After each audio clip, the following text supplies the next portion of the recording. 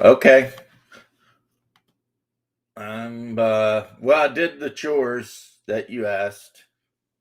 So you did the banana tree, and what was the other one? Was it the toilet? No, you didn't say anything about a toilet. Okay, I wasn't sure if I had or not. The front toilet is scary. What was the other chore? I don't remember any other chore. Oh, there were two. You said get all the dead leaves off the banana tree and put them in the green bin. Oh, the other chore was to prepare for recyclables tomorrow. That was the other. Yeah, but I do that all the time. That's not a chore. I do that. I mean, all a bunch of this will get thrown away again. Okay. Okay. Yeah, I mean, if you have, I do appreciate the banana tree. Thank you, babe. I told you I'd do it first thing before I even come in here to build anything or talk any I shit feel or like anything. there was something else really small, but I don't remember. You know what? No, just don't worry about it. It'll be fun.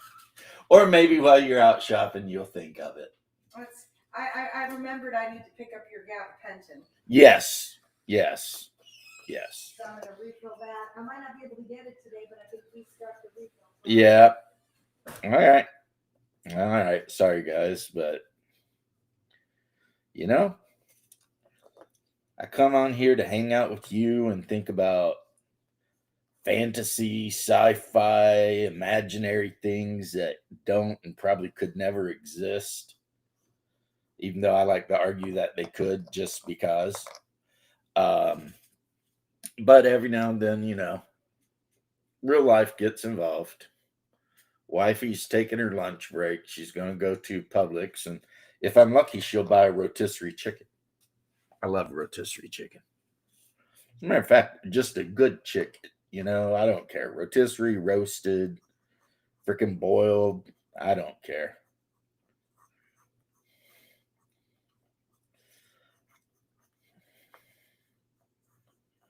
I mean, you guys can keep your soups and keep your pork and beans, and I eat more chicken than any man ever seen. Cause yeah, I'm a backdoor man. Anyway, what a horrible song. Freaking Doors. It's like they had some good songs, but man, they had some songs that were kind of like, get out of here. I think my favorite Doors song is probably Basic Bitch, Riders on the Storm, just because. It tells the whole story and everything. I like that. But yeah, imagine if Jim Morrison, right, had not had to move because, his dad was in the Navy and had stayed in Central Florida, Melbourne area. If that is even Central Florida, I don't know. But had still, when he got a certain age, put together a band. Except Jim Morrison would have been, instead of being all like wacky with the Haight Ashbury bullshit, he would have been like Florida Man. Basically, I guess, can you imagine if Jim Morrison had been like a member of Leonard Skinner? That'd been cool.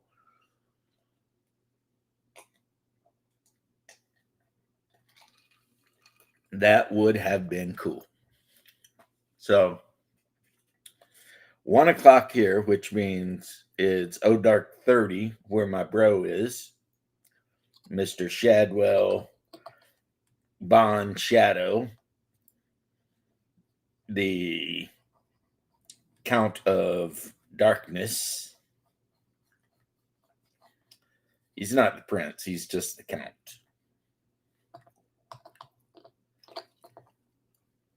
So I'm just sitting here painting bases on figures I'd already painted before I actually. Big James, what is up, sir? before I actually bust into actually building anything. I do have to admit to a lot of excitement though, because one thing I realized my solar auxiliary, which is Imperial Guard, did not have that they would probably need is air support. So I picked up this box of Avenger Strike Fighters that are, what they say, they're strike fighters. So I'm thinking like A10s or something like that. 10:30-ish in the AM where you are. Yeah, you're you must be West Coast too. You guys are like 3 hours behind us, which is fine. We still love you guys on the West Coast, even if sometimes it feels like you don't love yourself. One thing I did is I'm going to take this off and kind of scrape it off. Since I bought so many copies of the Conan boxed game by Modiphius, or not Modiphius, Monolith, with all the miniatures and stuff. One thing it came with, which at first I was like, I don't know. I was kind of like indifferent to, and now I totally am in love with. It's these little rings that you can put miniatures in. Because in Mansions of Madness, a lot of times you may be attacked by multiple miniatures. And if you've taken them off the square base and you put them on decent round bases like I have, then, you got to figure out a way to keep track of which deep one is which as far as combat and everything. So,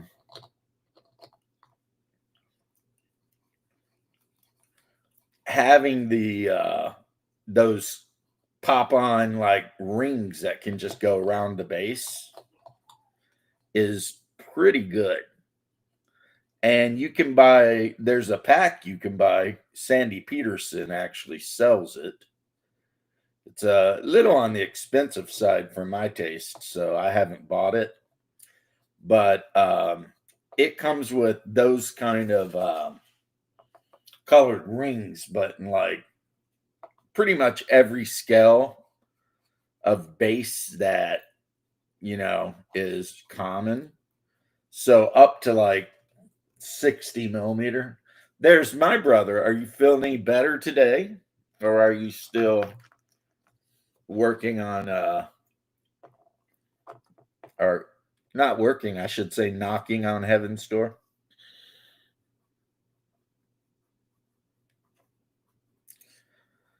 Knocking on heaven's door. Just got to the doctor's office, getting ready to go in. Yeah.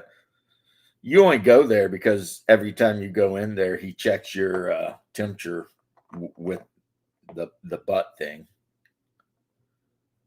If you keep doing that, they're going to start refusing service. You know that, right? They're going to be like, look, man, we know you're only in here because you like us to stick this thermometer in your butt. And sadly that makes the rest of our patients feel a little bit of a way, like we can't keep doing this a little bit, right? Well, I'll tell you what, Hungar, I am sick and tired of you being sick, because then every time I call you, you're asleep. And every time I stream, you can never come on. It's like your illness is really messing with my ability to hang out with my brother.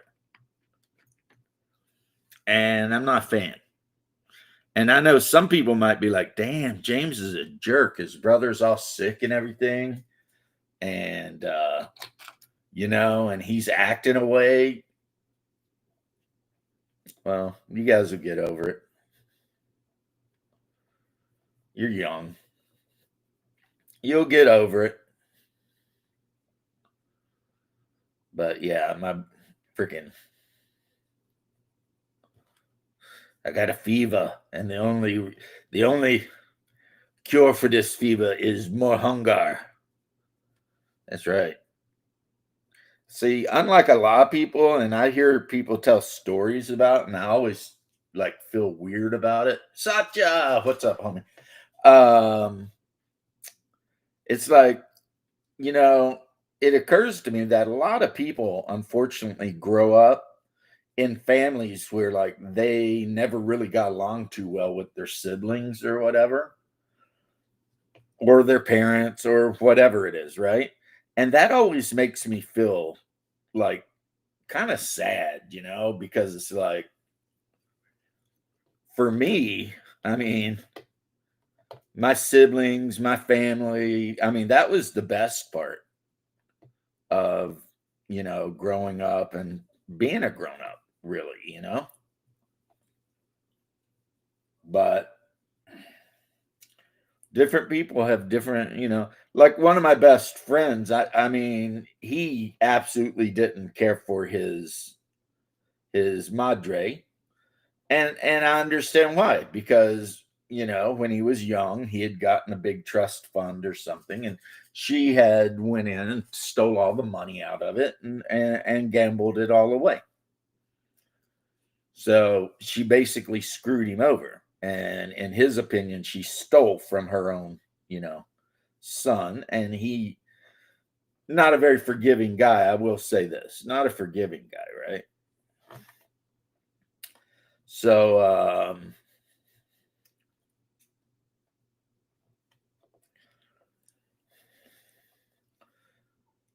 I guess I get it. It just makes me sad since. So I've got this 3D printed necromancer chick. I know I said I was going to build stuff and not spend all day, but she was here and I had the right color out for her. So she'll be wearing mostly black with like corpse light skin. But yeah. She's either a vampire or a necromancer or something hanging out in the graveyard. So, I mean, hanging out in a graveyard dressed like that, she could be one of my exes, honestly. I'd have to paint her hair black number one. Even though in her later age, we kind of met, you know, when we were both single, like years and years after we dated, we met again and kind of did some stuff, I guess, for old time's sake or something. And she was totally different, like no more black number one. She dyed her hair like some kind of freaking red. And of course, by that time, it had been like 20 years. I kid you not. Is like we dated when she was 20. I was in my 20s too. And then, like 20 years later, out of the blue, we hook up again. And, I called it off because that bitch was crazy. But, I mean, she was hot though. I give her that. Even in her mid 40s, she was still kind of smoking hot. She was one of those girls that like jogged all the time, you know, like every single day she'd put on her little running clothes and go running for like miles and shit. She tried to get me into that, and I was like, look, no. I'm not in the army anymore. This ain't basic. And or early morning PT. I'm not doing that shit. And she's like okay with it, but yeah, she just wasn't going to work out. And you know how it is when you're like, or maybe you guys don't, but sometimes you might be. Now I know my brother knows. You'll be dating some chick, and even if things are going pretty good at that moment, you can just tell that's all going to go to shit soon, right? Like something's gonna happen. It's gonna be bad. Well, that's kind of what happened. And instead of hanging out for that, what's sad is, see, Humpty once got busy in a Burger King bathroom, whereas I was out to eat at a Burger King with my brother, and she texted me about whether or not I was coming up to visit her, and I was like, nah, I don't think so, you know.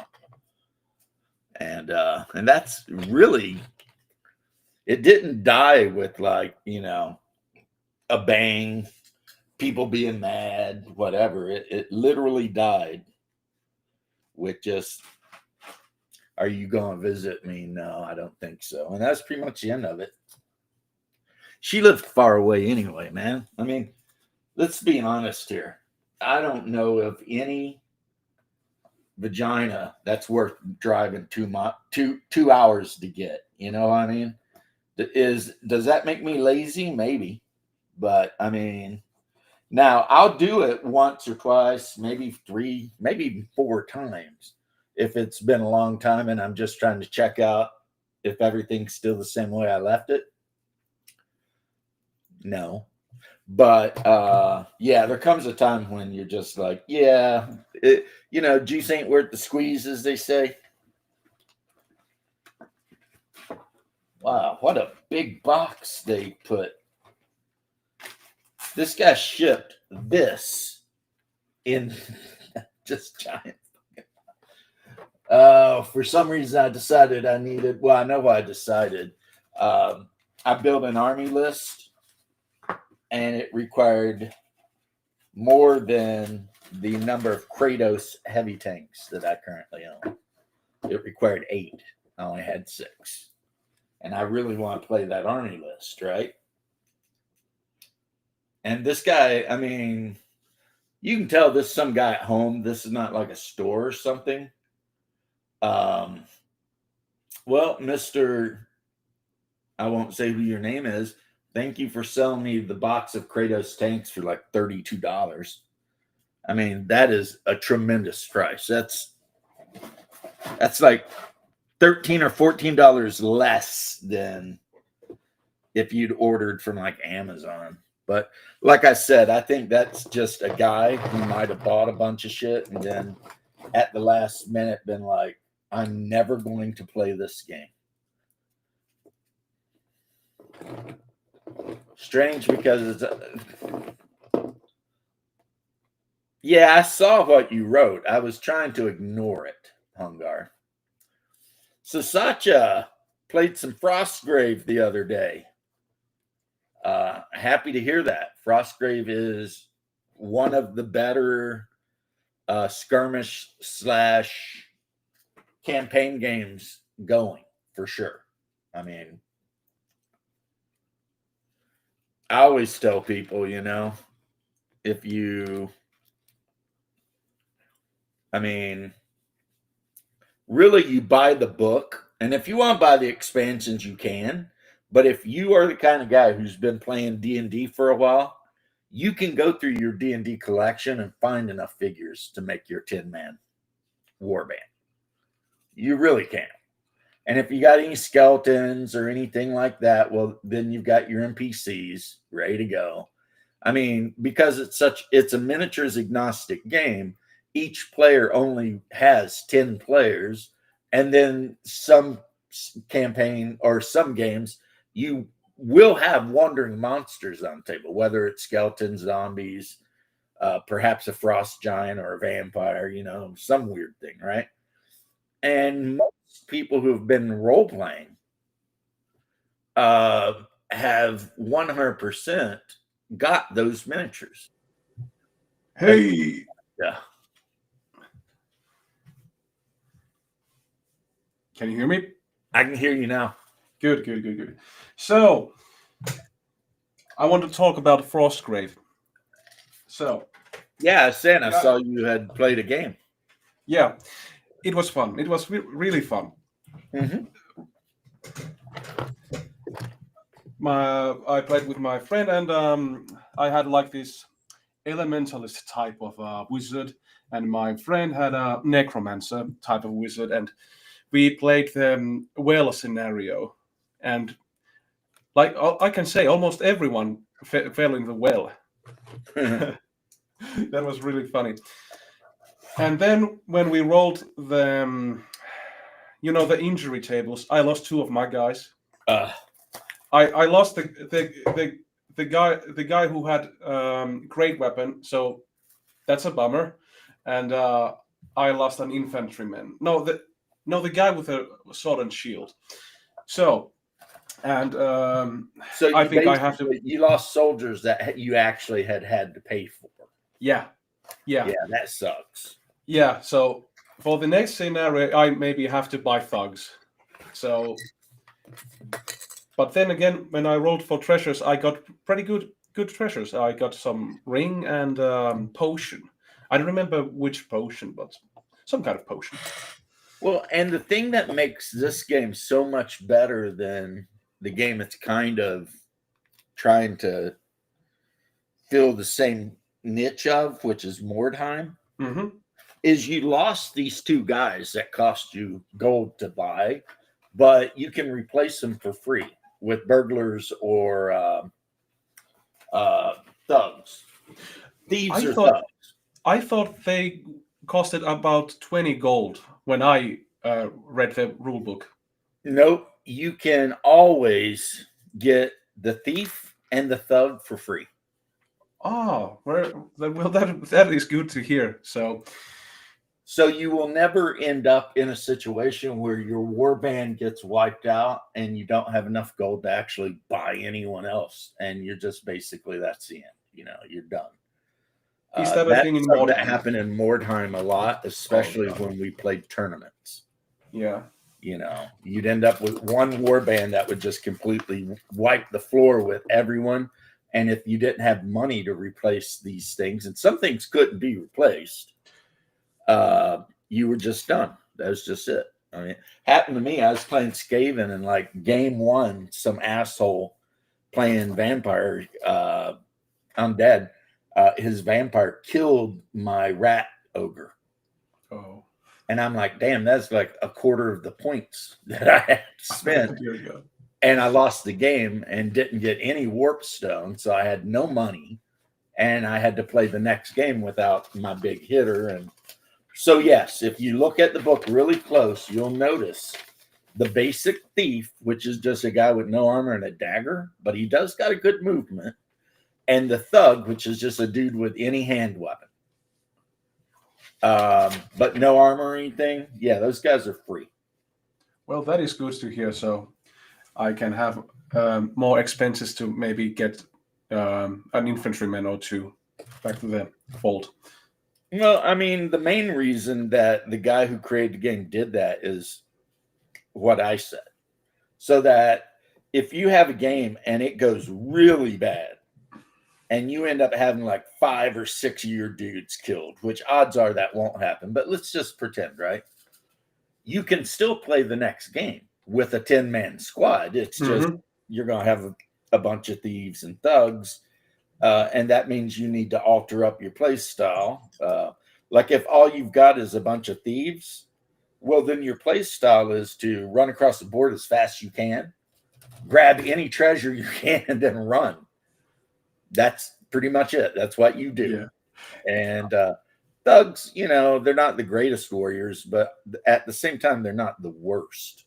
Mm-hmm. So, yeah. But of course, we all like to have the knight with, the heavy armor and shield. And the yes. I mean, of course. But yeah, when me and Hungar were playing, actually, there were a lot of us playing. We were playing like 3 and 4 player games. Hungar's whole army was made up of like the wizard's apprentice. What's up, George? And then like some halflings with daggers for thieves, and like he had like a couple of goblins, and that was his thugs. And because there's nothing saying you got to play anything you don't want to play. Yeah, it says it's a miniature agnostic game, so all that matters is what weapon and armor is the miniature actually wearing. Mm. But I So, really like them. I really like the North Star miniatures, so I bought a few boxes of Frostgrave miniature because I think they're really great looking.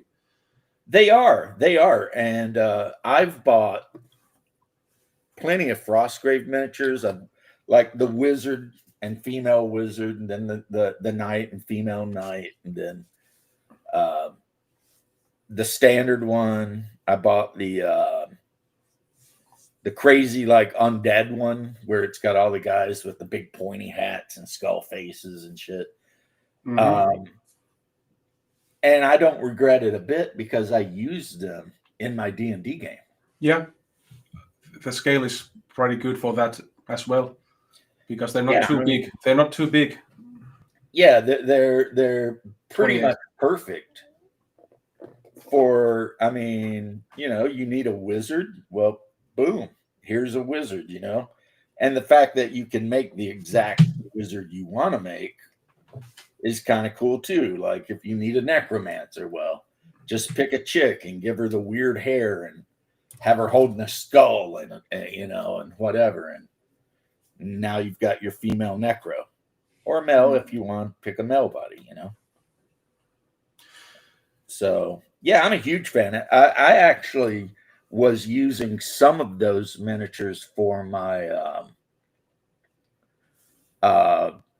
let me fumble over my own thoughts. Oathmark game. So I forgot what I was about to say. Sorry. Well, one thing. Recently, I bought these Warlord Games skeletons, and they are pain in the ass to assemble. I have to say, very, very fidgety. Yes, they are fidgety and fragile. The connection points are so small. Yeah, like a millimeter hole. It's it's not fun to assemble those. And I have what? Yeah, 40, like 47 to go. Maybe if you're lucky. I mean, it's like I appreciate that you have selections from Sprue, but for this case, maybe I want something solid. See, this is ridiculous when I try to assemble this. It's not fun. The worst time I ever had assembling anything ever in the history of my entire life was trying to assemble a Dark Elf Blood Bowl team, because the female players on that team were so small and just like, oh my God, I hated it so much. But that's neither here nor there. What I ended up doing, which ended up being very expensive, and now you can do it, but instead of going to Otherworld, you got to go to Badger Miniatures, is I ended up buying like 20 metal skeletons that were monopose with just like a shield and a sword or a spear, what the hell ever, and just paint them. And being I'm done with this shit, because I've bought War Games Atlantic, I bought Mantic, I bought like every kind of Games Workshop, you name it. Did you and the skeletons are always just so fragile. It's just like, but a thought is Reaper sells skeletons for dirt cheap in plastic, and they're monopose. Maybe I have to get those then. And depending on which Reaper skeletons you get, the plastic they're made out of is kind of flexible. Mm-hmm. So, that'll keep you from accidentally snapping an arm off or something. I of course, you can get the cheaper ones, and they are cheap. You get like 3 skeletons for like $4 or $5 or less. And then they have Reaper Black, which is kind of their high-end version. And the Reaper Black stuff is really good stuff. Yeah, it's still kind of cheap if you look up the Reaper thing. And I'm pretty sure they have a store in Europe. Yeah, they have. I've recently bought Reaper miniatures, and I was really, really I like those, and also get a nice keychain, and I got some candy from them. So I have to say, I'm a very satisfied customer. Yeah, it's kind of wild how they'll do that. And if you order a lot of stuff from them at one time, like say you drop 40 or 50 USD, they will like give you free stuff. Yeah, Like they'll be like, yeah, here's some more miniatures. And I got 2 miniatures as well for free. yeah, I mean, which is just kind of cool, you know? I mean, Yeah. all right. Now, War Games Atlantic has hinted about 6 months ago that they're coming out with a couple of sci-fi box sets specifically around Traveler 2300. So Kafers and Ebers and the different aliens in that setting. I'm looking forward to that. But otherwise, you know, it's like, whatever. I thought they made very good proxies for Imperial Guard. They do. Mm-hmm. They have a couple of different things that are great. They're under the Death Fields category, and you've got like the Frenchmen, German-looking guys with gas masks and laser guns, and then if you want to get really crazy, they have like the convict guys. They're all dressed like, if you paint their uniform orange, it looks like they're a bunch of prison inmates, you know? Oh, yeah. Which a long, long time ago used to be a thing in 40K. Oh, there was Penal Legion minis. Yeah, the Penal Legion was a thing. And the Legionnaires all had a collar around their neck that if they tried to run, it'd blow up. Yeah. And then, like everything they do, because I'm convinced that they're dumber than hell, they stopped, mm-hmm. you know, making the thing, and I will never know why. I've said this before, bro. I have no idea what their business plan is, because it's just like I just don't understand. It's the whales. It has to be the whales. The Welsh. No, whales, like the big fish whales. I used to be one of those whales for sure. Mm-hmm. Me as well. Well, I still sometimes buy GW stuff because I play the game with my friend, and I haven't convinced my friend to play another. Well, he played a Frostgrave for me, so that's a good thing. But like, I don't know, another type of game. 40K, it has a strong grip, I have to say, because of the story. Yeah. The rules are not that. I think the rule department is like other games do it better. Yeah. Oh, that's kind of the thing with 40K that almost every 40K player will agree on, is that Games Workshop cannot make a rule set to save their life. But the miniatures are awesome, and the lore behind the miniatures is awesome, you know. So you end up playing this game that you don't even really like, but you play it anyway because, you know, cost sunk fallacy. Because you love Sanguinius so much that you can't imagine, you know, playing anything without your $150 Sanguinius. I mean, get out of here, right? And I'm just talking about me personally. Of course, it's different, I'm sure, for other people, but I think that is a big part of it. It's just people are like, no, playing Sanguinius, don't give a shit. Did you ever play Stargrave? Stargrave is basically kind of, if they ever make a second edition Frostgrave, it will be Stargrave. Like Stargrave. Stargrave does some stuff I really like that I think Frostgrave could learn from. An example is the second command of your warband doesn't have to be whatever the commander of the warband is. And I kind of dig that, you know. But otherwise, it's just a game like Frostgrave, except everyone's got an automatic rifle. Yeah, So, so more shooting. yeah, it's just all about movement, cover, and then shooting people from range. There are some characters that specialize in psionic attacks or melee, but they're pretty rare. It's kind of like,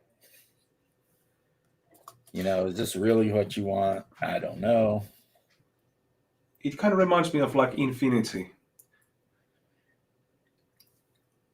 I actually, and no one will be surprised by this, have quite a bit of the Infinity stuff. Yeah, I have the Japanese and the Pan-Oceania. I have Pan-Oceania and I have the American/Russians, Oh yeah, Aryan or whatever. was it Ariadna or something like that? I don't Yeah, remember. it's something with A. I mean, it's been so long since I've looked at those things. And because, like, where I live in Florida, right? It's like every now and then a game will come out, and all the gamers will be like, this is going to be the game that's going to, replace 40K, whatever the hell they say. And no, not going to happen. And everyone starts playing it, and then like a month or two later, it's like they're all Go back. to 40K. Yeah, they go back to 40K. Yeah. Same thing happens here. Everyone is like, this is the new game, and they play it for a while, and then back to 40K. It even happens like even from other DW Games Workshop games that they might play sometime Horus Heresy or Age of Sigmar, or I don't know if they play Old World, but it goes always back to 40K. Always. 40K is the setting. 30K is for older grognards that have a little bit more money and don't mind. And I'm not even talking about Legion Imperialis. I'm talking about, Yeah, that game is for people who have a little bit more money and they're a little bit more hipstery, and they want to build their, super special 9th Legion led by Sanguinius, whatever. Most gamers are just not down with that. They just want, like a big issue you have not only with 30K, but with Legion Imperialis, there's a lot of people who are like, what do you mean I can't play elves or orcs? Like, well, I mean, which hopefully they do eventually release the orcs. At least they should. They were involved. What are the rules for demons in Horus Heresy?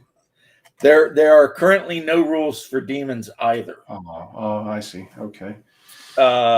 And that's enough. See, in the big scale one,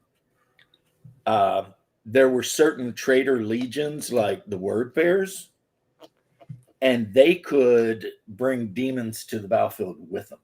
I sorry. You meant Legion Imperialis when you talked about Legion Imperialis. They're missing so many things. Like, well, it's a quite new game. It's a quite new game after all. Yeah, there's no Primarchs. There's no demons. There's no orcs. So hopefully that all gets fixed at some point. But in the actual big one, you could, if you're a traitor legion, like especially the Word Bears or the Thousand Sons, you can have like X amount of your army be demons, but they're not demons like from 40K. So you're not going to bring in a bunch of bloodletters. You have basically 3 types of demons: lesser, greater, and then like Samus level demon, right? Be right back. And so why they did that again, I don't know, but they definitely made it where you can't just use the demons that they'd already created, you know. Kind of weird. But anyway.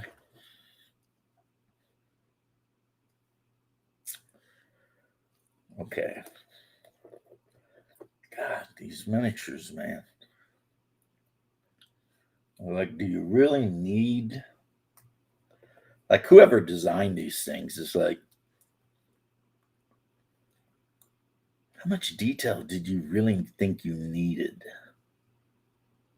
to make this miniature? That's a question I'd like to ask. It's like, you know, I mean, when they're done, they're going to look awesome, though. But Lorgar did nothing wrong.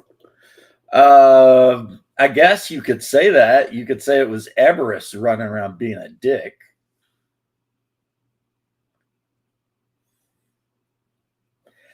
Necromunda Blood Ball fan there. Look here, PB. I loved Necromunda back when it very first come out. Modern Necromunda, which I own, and I'm considering getting rid of all of it, I just cannot really get behind. It's almost like it's too something. You know, I can't even exactly explain what it's too of, but whatever it's too of, it's just too much, you know. I think I would say complexity wise is the issue. Because with modern day Necromunda, man, every time you do anything, there's like 3 checks you've got to make, and then you've got to like look at your freaking whatever and this and that. Anyone who's played the new Necromunda knows what I'm talking about, like with the ammo dice and all that kind of bullshit. And it's just like, you remember good old fashioned Necromunda where you just didn't worry about a lot of shit, and then after the game you found out who lived and who died? Those were good times, weren't they? Those were definitely good times. I'm back. I had to take a cat back inside, so. Okay. All right. Welcome back. Yeah, I was just going off on it because, you know, we're still talking about Stargrave and Frostgrave a little bit. And honestly, yeah, Stargrave is far superior to Kill Team. Only because it's so much more playable. You can just sit down with a friend and play the damn game. Well, I have played Kill Team, but I have never played Stargrave, so. Well, Stargrave is like Kill Team, except a lot easier to play. Do you roll for some kind of loot, or is it just like skirmish war game? Yeah, it's just like Frostgrave. After you set up the terrain, you set up basically the loot. But Stargrave, the loot can be like high-tech programs from the past, you know, before everything went to shit.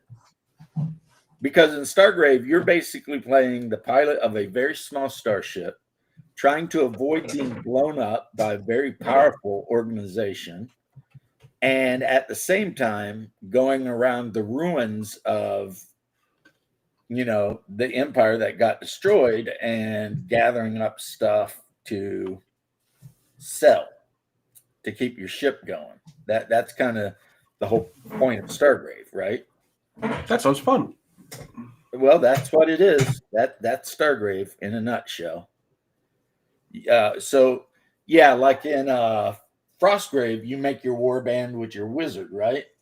In Stargrave, you're making the crew of a ship. So you've got your captain, and there's a ton of different like careers he might have had. You know, maybe he was a space marine that wore power armor, and you know, or a psyker or a tech guy or whatever, you know.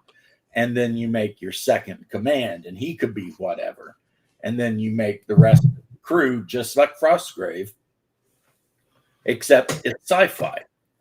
And just like Frostgrave, it works basically kind of the same way as far as the more armor, weapons, whatever a guy has, that's going to be how expensive he is. But you can always get like your basic scum for free. So, Yes. you know, and yeah, so it's basically kind of like you're playing in a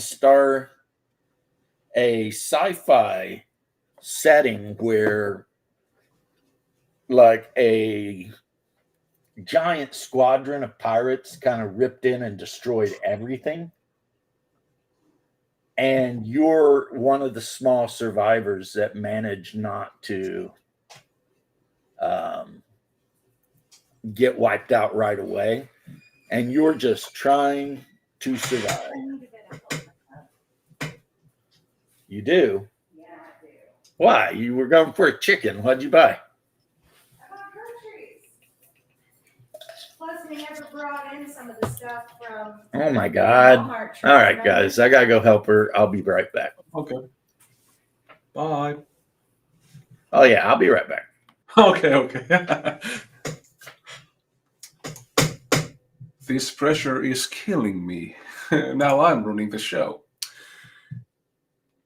Gentlemen, welcome to the James Show. How is everyone? How are you, Paul and George? I hope you are well. So, what are you guys' favorite role-playing game?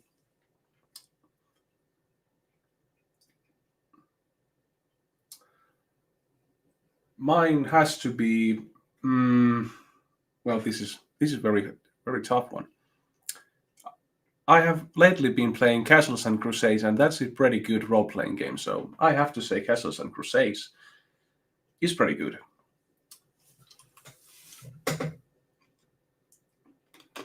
And I've been looking into Warhammer Fantasy Roleplay 4th edition. I might be running an Enemy Within campaign soonish. I don't know, maybe next year. There isn't really much days in this year, so that is quite soon.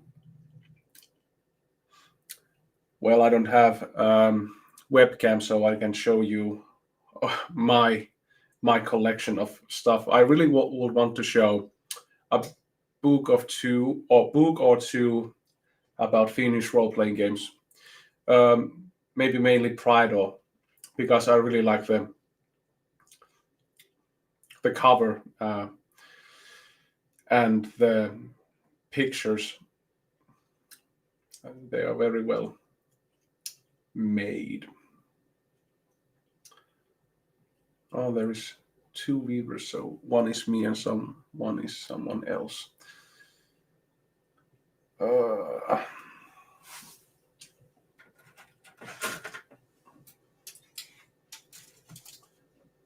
have to say, James has a tough job to keep you guys entertained.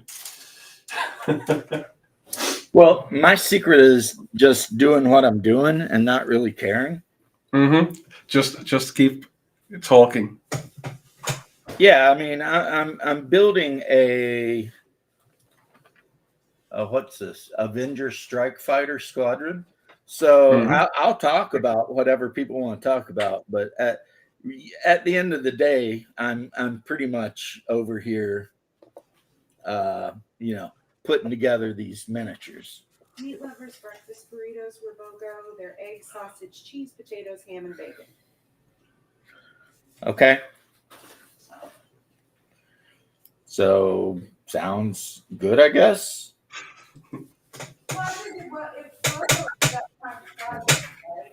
Yep. I know you do love the buy one, get ones. I do. I know you do. I love a bargain. I know you love a bargain. That's that Danish blood, I think. You're like, I won't buy anything unless it's on sale. That is a good principle. Yeah. Well, that's, whatever. That's my wife. So let's see. Stargrave is fun. Yeah. Frostgrave is fun too. Yes. Necromunda Blood Bowl fan. Blood Bowl I absolutely love, but the new Necromunda, they just made it too complicated and too expensive. It's $350 just to buy the box. And then there's not enough terrain in that box for shit. So you're going to buy more terrain.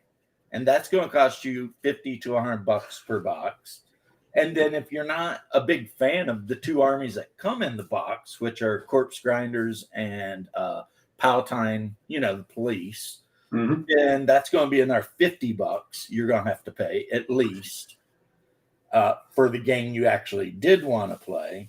And then they've rewritten the game to where they're not actually gangs. They're more like guilds that run parts of the underground.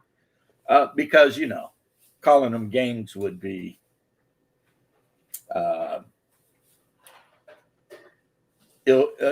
unpolitic, One of the reasons they stopped making the game in the first place actually was because people were like talking about in America, we went through a phase where rappers were singing about being gang members. Yeah, gang wars and stuff, yeah. And then when, your uptighty type of people found out that, Games Workshop makes a game where you actually play a gang of criminals, blah, blah, blah, with Juves and all that. People made complaints. But isn't Games Workshop British, so? Yeah, they're British, but they care what everyone else in the world thinks. I think it's just a little bit of shame that GW doesn't do that British in-jokes and stuff like in the old editions. I don't know, jokes about Margaret Thatcher and stuff. They had these inside jokes and references to British culture and stuff. And what happened to the Brits, unfortunately, is Games Workshop. I mean, not the Brits. What happened to the Brits is unfortunate, just because they happen to be born in Britain. Yes. But when the company went public and people started being able to buy stock and everything like that, that was pretty much the end of the fun. That's when they stopped giving away blueprints to make your own bunkers and orc tanks and all this kind of stuff, because all of a sudden, someone who was in sales was saying, we can't do that because that could be a missed opportunity to sell more shit, to sell more stuff. So things got you can definitely tell if you've been around long enough the difference between pre and post selling stocks and stuff. Yeah. Utah, get me too. Well, they come in a box. So she got 2 boxes of them. I don't know how many are in a box, but we do currently have 2 boxes of them. And hey, I'm just glad to get fed most of the time, honestly. I'm not here to be like too picky about it. And if she's not in the mood to cook or something some nights, I just make myself a big old batch of pinto beans and mustard greens or whatever, and I'll just eat that, Have I looked at my Discord today? I have not. Are there new memes making fun of Shadow and I? I miss Bear. I mean, well, I miss Bear too. And actually, Bear sent me a text yesterday inviting me to come and listen to his radio show and everything like that.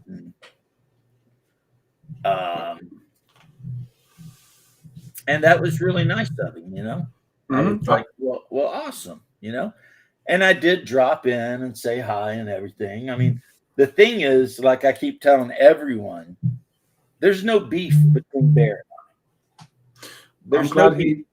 I'm glad he that time of year. I'm glad he keeps in touch at least.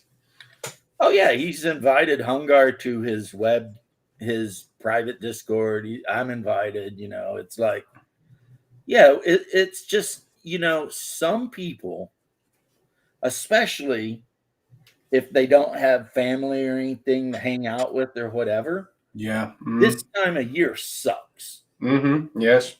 Now, I personally wish Bear would keep hanging out with me because then he wouldn't be alone. Yeah. Yeah. Because I would be here talking shit nonstop about whatever drives him nuts.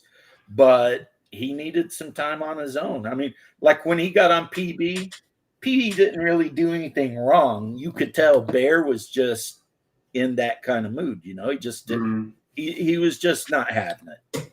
Yeah. And I totally get it. As somebody who has in my life dealt with depression and stuff like that, yeah, I totally 100% get where Bear's coming from.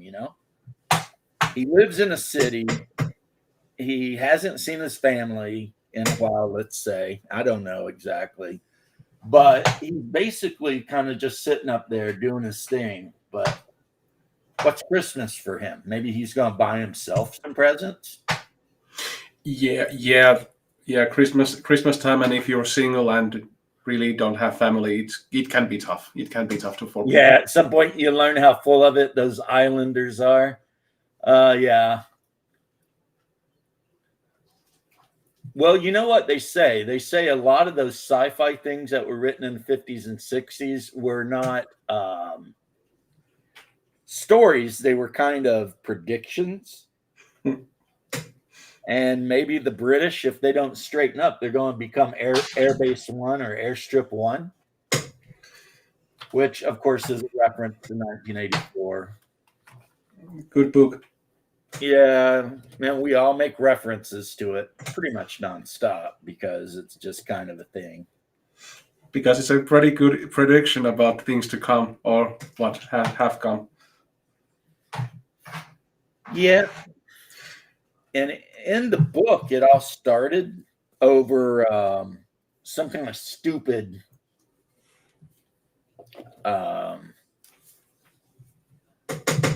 Ingsoc basically started as a response to like a failed economy and everything like that, and started like a rebellion in England.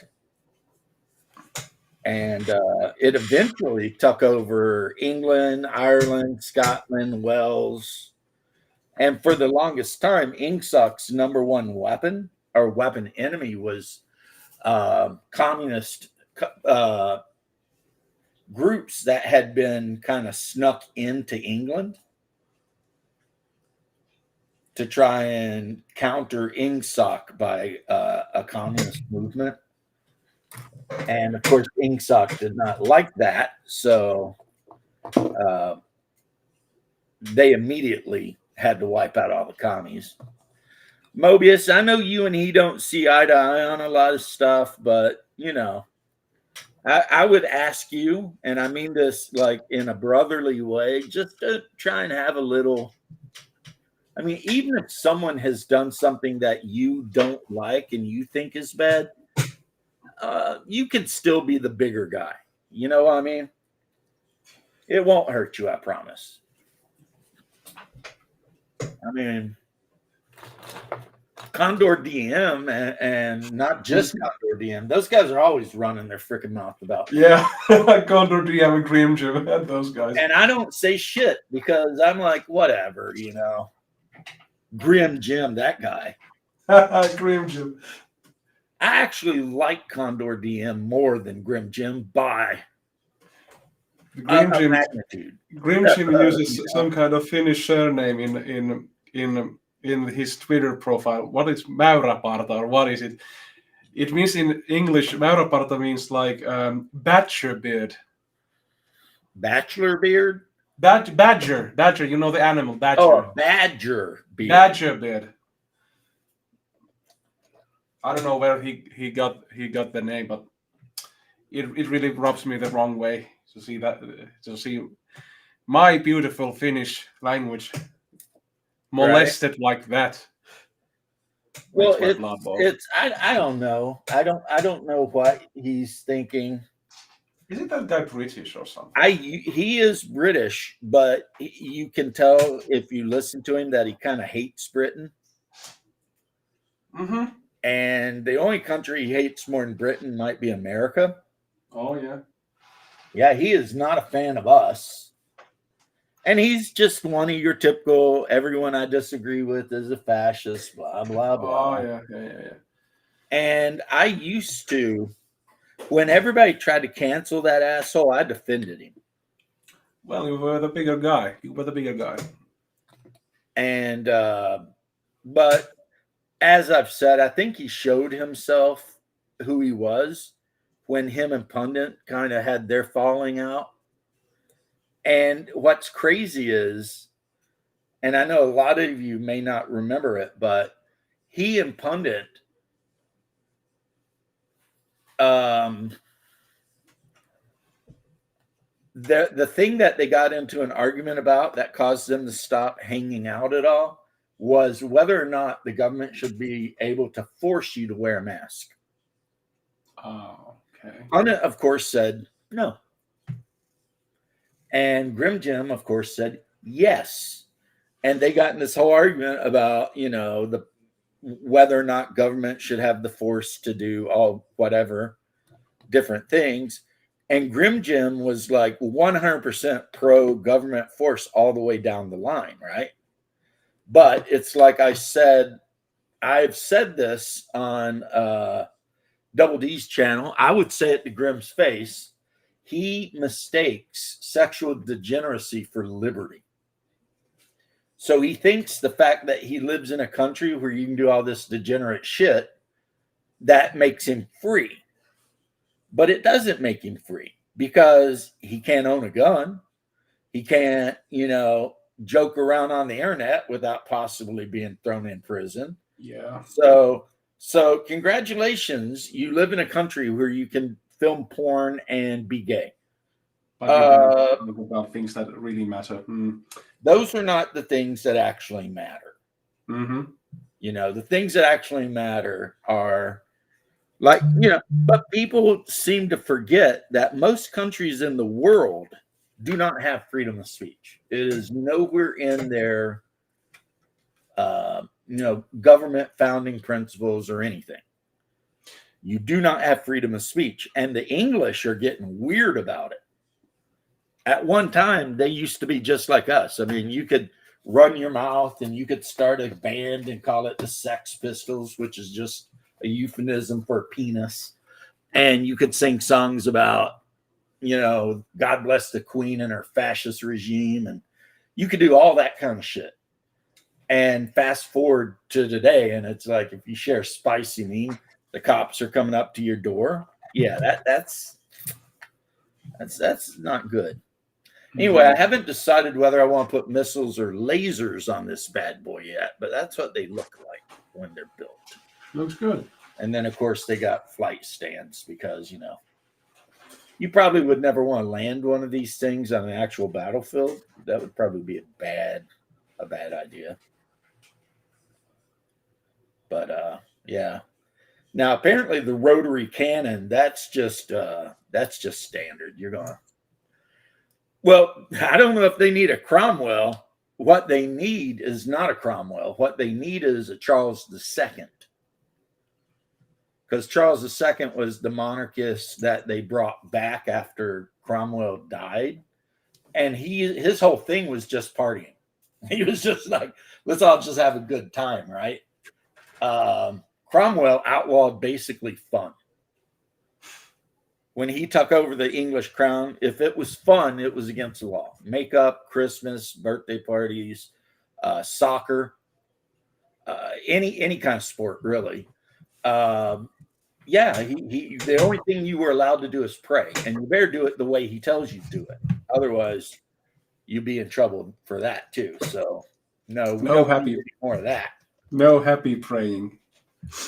Yeah, you're not allowed to be happy at all under Cromwell. Plus the cruelty that he showed to the Irish. Oh my God. Like Cromwell was the one that made the laws where if they caught Irish people speaking their own language, they'd be hung.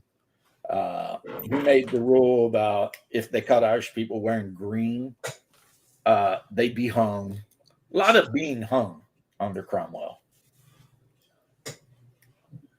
So yeah, not a good time. Cromwell was not a good time to be British, you know. But then they brought back Charles II, who had been living, I think, in Spain. And the first thing he did after the monarchy Reformation was just a massive party, like every week until he ended up dying. I mean, he was just like, let's freaking have a party, you know.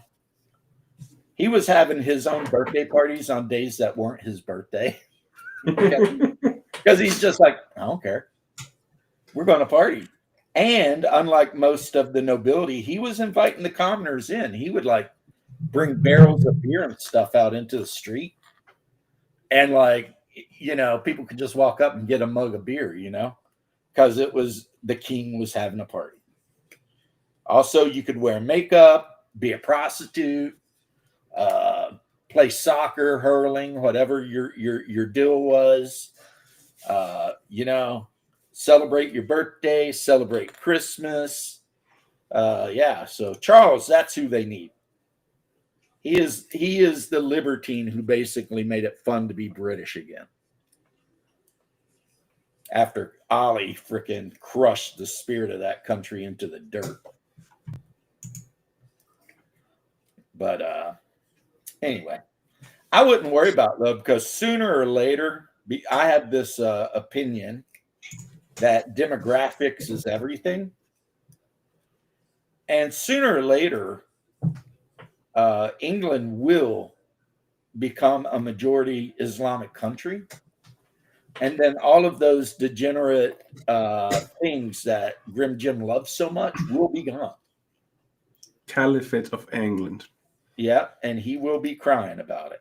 And I will be sitting over here being like, well, you know, you supported mass immigration and now, you know, they're coming to make it where you can't do shit without either paying the jizya or converting. So enjoy your life, man. You brought it on yourself.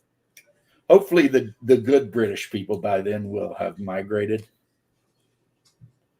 and just left that island to like the degenerate Labor Party and all them guys.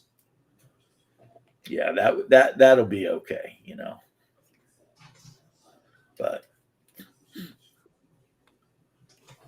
Paul PB, what's all right? We're getting PB in here. What's up, homie? What's going on? Well, you know, you've been here. I'm hoping to glean some info, I guess. Why was Grim Jim a thing at all? Was it because he made some OSR-ish type games or whatever? Because every opinion that guy's had has been terrible whenever I've seen him talk. Like every time he's opened his mouth. Well, okay. Way back in the great before times, Grim Jim was a free speech absolutist. Uh-huh. And an OSR guy. What changed? Yeah. So at least he and I had that in common, you know? Mm-hmm. But then COVID happened and Grim Jim lost his damn mind. It happened to a lot of people during that. Isn't that interesting? It is. And so Pundit, who I like to call a neocon, which is because I know it pisses him off real bad. Sometimes I also make fun of his ascot and say he got a degree from Hogwarts.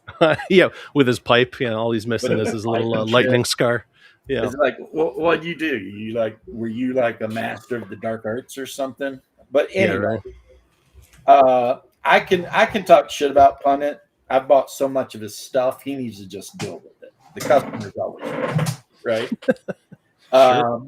But yeah. Pundit living in Uruguay, I don't even know if they knew COVID was happening.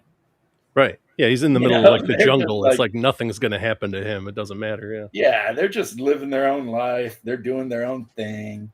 Grimm is talking about how people should be forcibly rounded up and given the shot whether they want it or not. hmm So again, the guy who used to be the free speech absolutist and argue for freedom, blah blah blah, just out of the blue, he become like a hardcore Stalinist. Like Sure. we're going to round everyone up and they're going to get the shot or go to a death camp, shit Right. like this. And so that was the end of And that was the problem with these people those was that guys. I would tell them like, hey, if you don't want to get sick, stay at home. And they're like, no, you're the problem. And I'm like, how exactly am I the problem here? I need to go out and work. I need to live my life. If you are terrified of the outside world now because of you watch too much news, stay at home. That's your choice, right? It's perfectly the thing fine. was too is that the 19 coup was not even that bad. It was weird And times. now That was there- living there's through that was people in something. Yeah, Europe that are it saying that feels the surreal. shot has killed more people than the disease did. Yeah, it was Yeah. crazy. I was working in banking at the time, and you had to schedule ahead if you wanted to see a banker. We had to question you at the door if you'd been traveling. All this stuff. It was crazy. It was like, it was like Stalinist level stuff where it was like, let's see your papers. Have you been anywhere? Are you lying to me? Okay, now you can see the banker to check on your checking account or open up a savings. Something like that. It was ridiculous. Yeah. And all of it was memory hold. No, nobody's even Yeah. batting the eye about it. Yeah, we- It's And like, yeah, this is we normal. were trying You to just act need to like- forget about all these people Yeah. that demanded you give up your freedoms because they were sitting at home terrified. This is ridiculous. because they're watching the news. And see, I was lucky because during that whole time period, I lived in the Free State. Yeah. And my Yeah. governor told the federal government to pound sand hmm that we weren't doing 6 feet away from each other, and we're not doing masks either. Sure. I think And, I was of course, talking to a it pissed buddy the of mine. government off, but Sure. who cares what they think? Reflecting on it, I was talking to a buddy of mine, and I think the biggest lesson learned from it was that intelligence was no longer like the one thing that sets people apart. It was courage, because you saw a lot of people who were like, I'm highly intelligent, but I know that it's going to upset people that if I don't, risk my own health, so I'm going to go ahead and do it anyway. So it's like, well, how you smart always how have the smart were people you? who go along. Yeah. And Yeah. unfortunately, that's most people. Like I was listening to a Jordan Peterson thing, and he was talking about how most people think if they lived in 1939 to 40, whatever, Germany, Mhm. that they would be some kind of hero out there Yeah. trying to liberate Yeah. all the bad. And he said the reality is you would probably be working at the death camp. Yeah, Oh, you yeah. will be raising your arm and saying, "Hey, mustache man," or something. Because something like that. yeah. Yeah. what's the option? Yeah. Getting shot in the head? That's not a good option. So, Right. Or having your business destroyed and burnt down. That was a thing. Even before they came into power, you had Kristallnacht and all that stuff happening. So it's like, yeah, you're going to stand up to these guys who just went up and down that entire city block, destroying every shop that's owned by an ethnic minority you're part of, or maybe not even. Maybe they're just your neighbors. What are you going to do? You're going to go, hey, you can't do that. Then they're going to destroy your livelihood too. You're just going to sit there meekly and let it happen. yeah.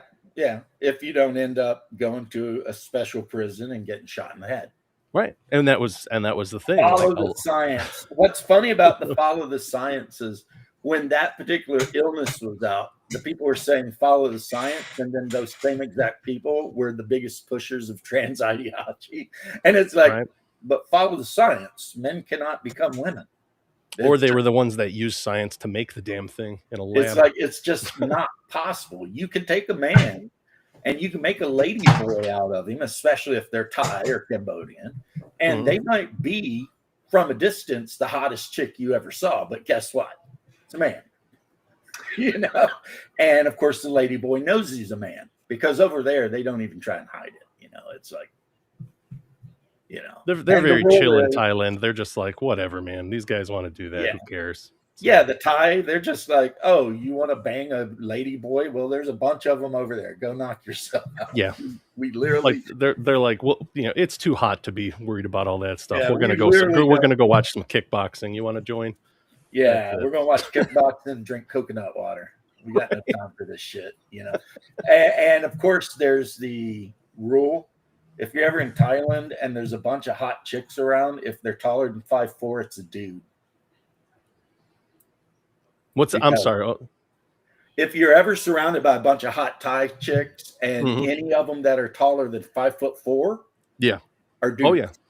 Oh yeah, for sure. But the other thing is, if you walk up to a Thai lady boy and you're like, "Hey, you're kind of hot. Are you a lady boy?" They'll say, "Yeah." And then if you want to mess around with them, I mean, it's all good. Yeah. They They're won't. not gonna hit you with the sneak attack. Well, they don't pretend to be women. That's the thing. They know they're men. They just dress up like women. It's like, it's sinful. It's against doctrinal teaching of the church, and I can respect it a little bit. Mhm. At least they're being honest. Yeah. It's like that's the very least you can do. You can be honest. But yes, no, my problem with Pundit isn't that he's a leftist, because whether he's a leftist with a questionable past or not, Mobius, my problem with him is he's a neocon. Now, he will claim he's not a neocon, but he has blocked me on Twitter so many times for being critical of Israel,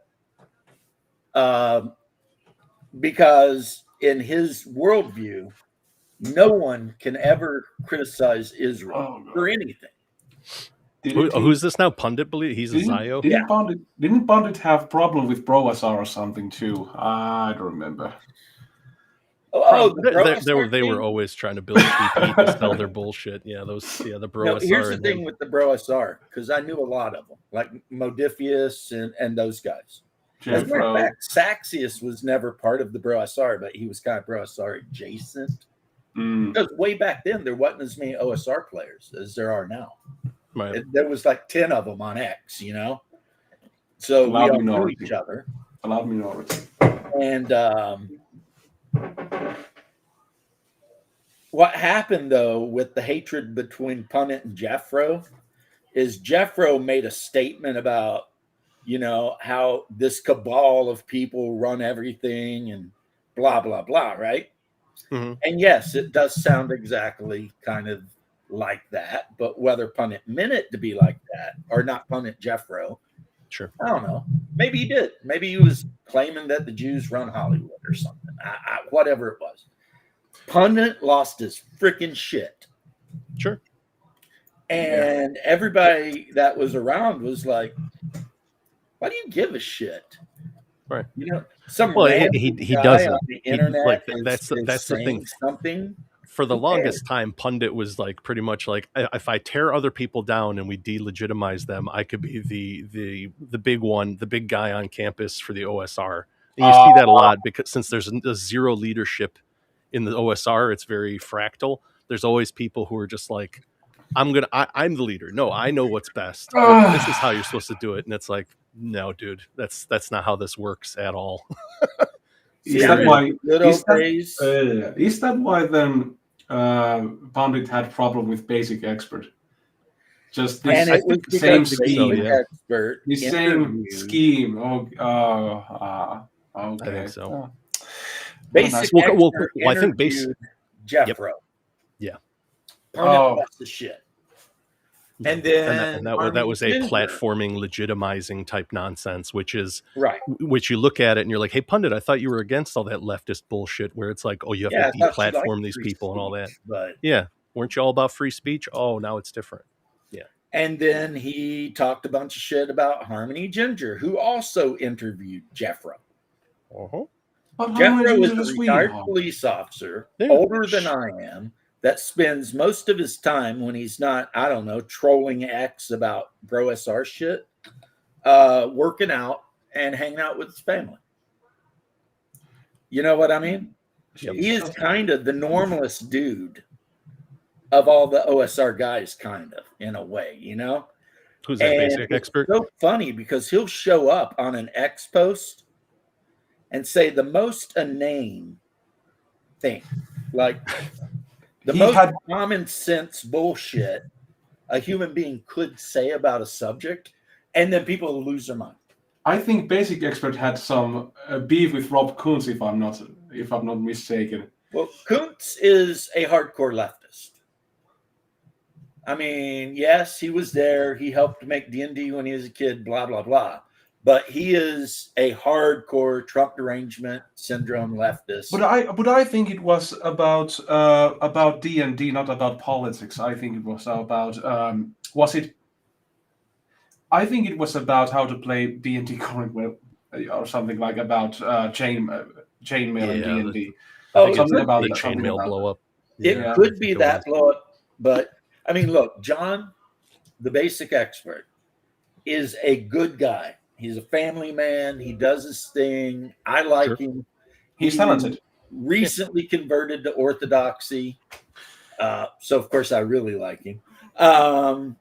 And I've never heard him really. I would watch his show. It's like nothing he's ever said offended me. I mean, I was just like, Yeah. all right, that's your, you know, I kind of do the Big Lebowski thing a lot of times. Somebody will say something and I'll be like, well, that's just like your opinion, man. Mhm. You know, and then I just We have a generally sip of water. we need more of that kind of attitude in the internet, so we don't have these petty squabbles or something like, I don't know. Yeah, the Every- alpha nerd brawls. Yeah, for sure. They need There to is go. one thing though I could be mad at John about, What's and that? that is he stole my little Dutch boy. Oh, Victor. Victor used to always come on my channel, Yeah. and then now he's only over there. And I'm like, every time we run into each other, I'm like, damn you, you stole my Dutch boy. And then I always tell Victor, I'm like, Victor, I'm on to you, bro. And he's like, what do you mean? I said, I know you're part of the Soviet mafia. Just, you know, they sent you to freaking Holland or the Netherlands or wherever, but I know. And he always laughs about it, you I know. was gonna say, it's not like you're short of Danes on your channel. They're always showing up. Well, that's a fact.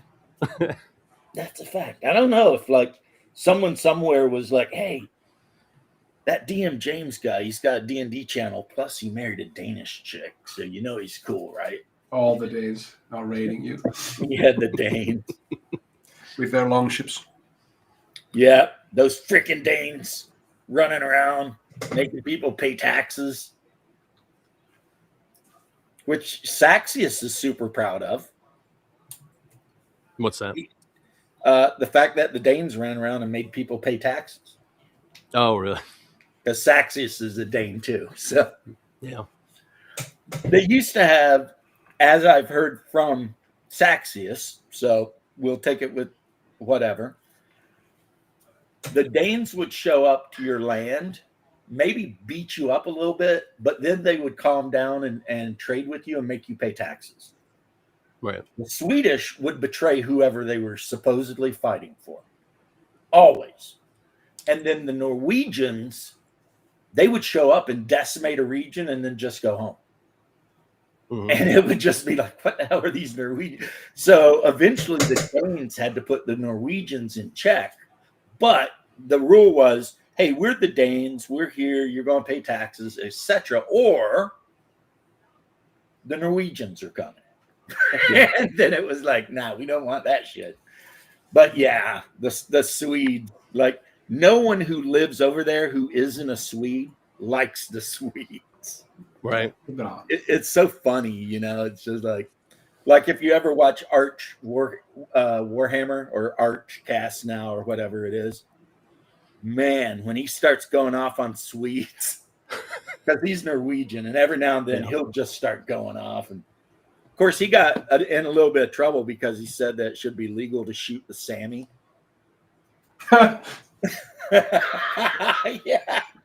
Because he's like, they just come around and steal shit. It should be legal. If you catch one of them on your property, it should be legal to shoot them. Well, not our Sami people. Don't do that. They just stand there. Then reindeer. No, they're not. They're not trouble. Yeah, well, apparently. Well, then again, he also got in trouble for comparing the Nobblers that hang out around Ogren in Warhammer Fantasy to a certain ethnic group in America. And people were like, "Oh my Hey. god!" And they went out of their way to try and cancel him, but didn't work. Yeah. Guy's still on the internet, still Yeah. doing shit. So Thank God for that American internet that lets you say stupid shit. Yeah. Because then if we disagree with you, we can just ignore you. It's as simple as that. You don't have to even take any if legal you action. happen to be a Norwegian, we can still let you talk all the shit you want. And be like, all right, whatever.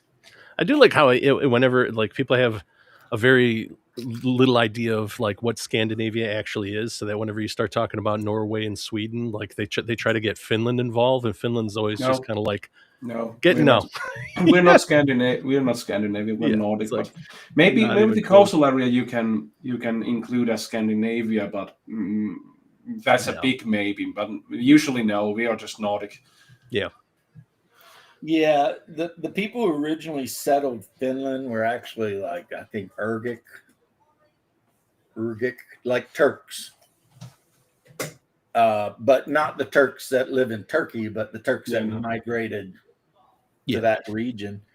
Yeah. And then Well, if you go to the very eastern parts of Finland, you will find that they mixed pretty heavily with the Russians. Karelians. Yeah, to the point that they use a lot of loan words back and forth. And the food culture, and from the East Orthodoxy too.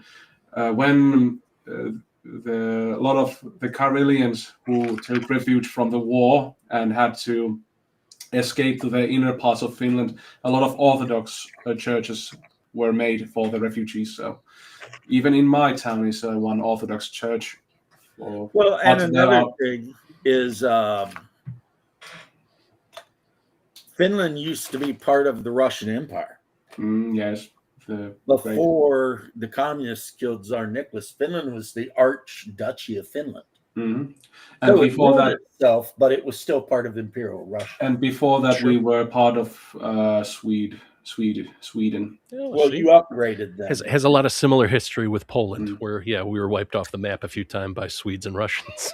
Well, I don't think anyone literally wiped Finland off the map. They tried. Yeah.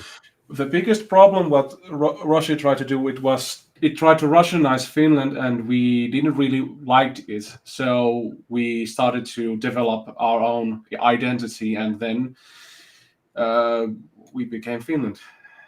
Yep. Right. Well, that's what the Russians did. They took over a place, and then, hey, congratulations, you're Russian. But before that, we were very loyal subjects, and under Russia rule, we had more privileges and our own currency, and we could use our own language, and we have more autonomy. Yeah. But things happened, and I'm really glad to be a Finn. I have to say that, but I'm happy that you're happy. Mm-hmm. That's an important thing. It's like me. I'm glad to be American. Mm-hmm. But if I was an American, I would like to be Greek. A Greek? Yeah, I think just chilling out all day and not doing shit and eating good food by a sunny beach would be nice. And I think they have really nice Orthodox churches, so. Oh, yeah, but I wasn't even thinking about that. I was just thinking about hanging out, eating calamari, maybe get myself a big-nosed Greek woman to marry. Freaking, just living that dream, like my big fat Greek wedding. And then like on weekends, maybe me and my homies would go up in the woods and roast a goat over a fire. I have to say, feta cheese is pretty good. Then we'd all get completely hammered on ouzo and, wake up scattered across the hillside. Any place that's got a good sheep cheese, I'm a big fan of. Yeah. Yeah. They're like one of the longest lived people in the world, too. It has to be the climate. And olive oil. Supposedly, it's the second thing mixed with another thing. your average Greek eats a shit ton of olive oil, but on top of that, they eat a ton of greens. Mm-hmm. So like daffodil greens, mustard greens, turnip, just tons of greens with everything, even for breakfast, the greens. And they say that the combination of the olive oil and the greens and stuff, it just keeps them cleaned out, man. And they're just like, Yeah, George has got a point there. It's nice, probably, like if you live near some swimmable water, but I can see it during the summertime being just a horrible mess.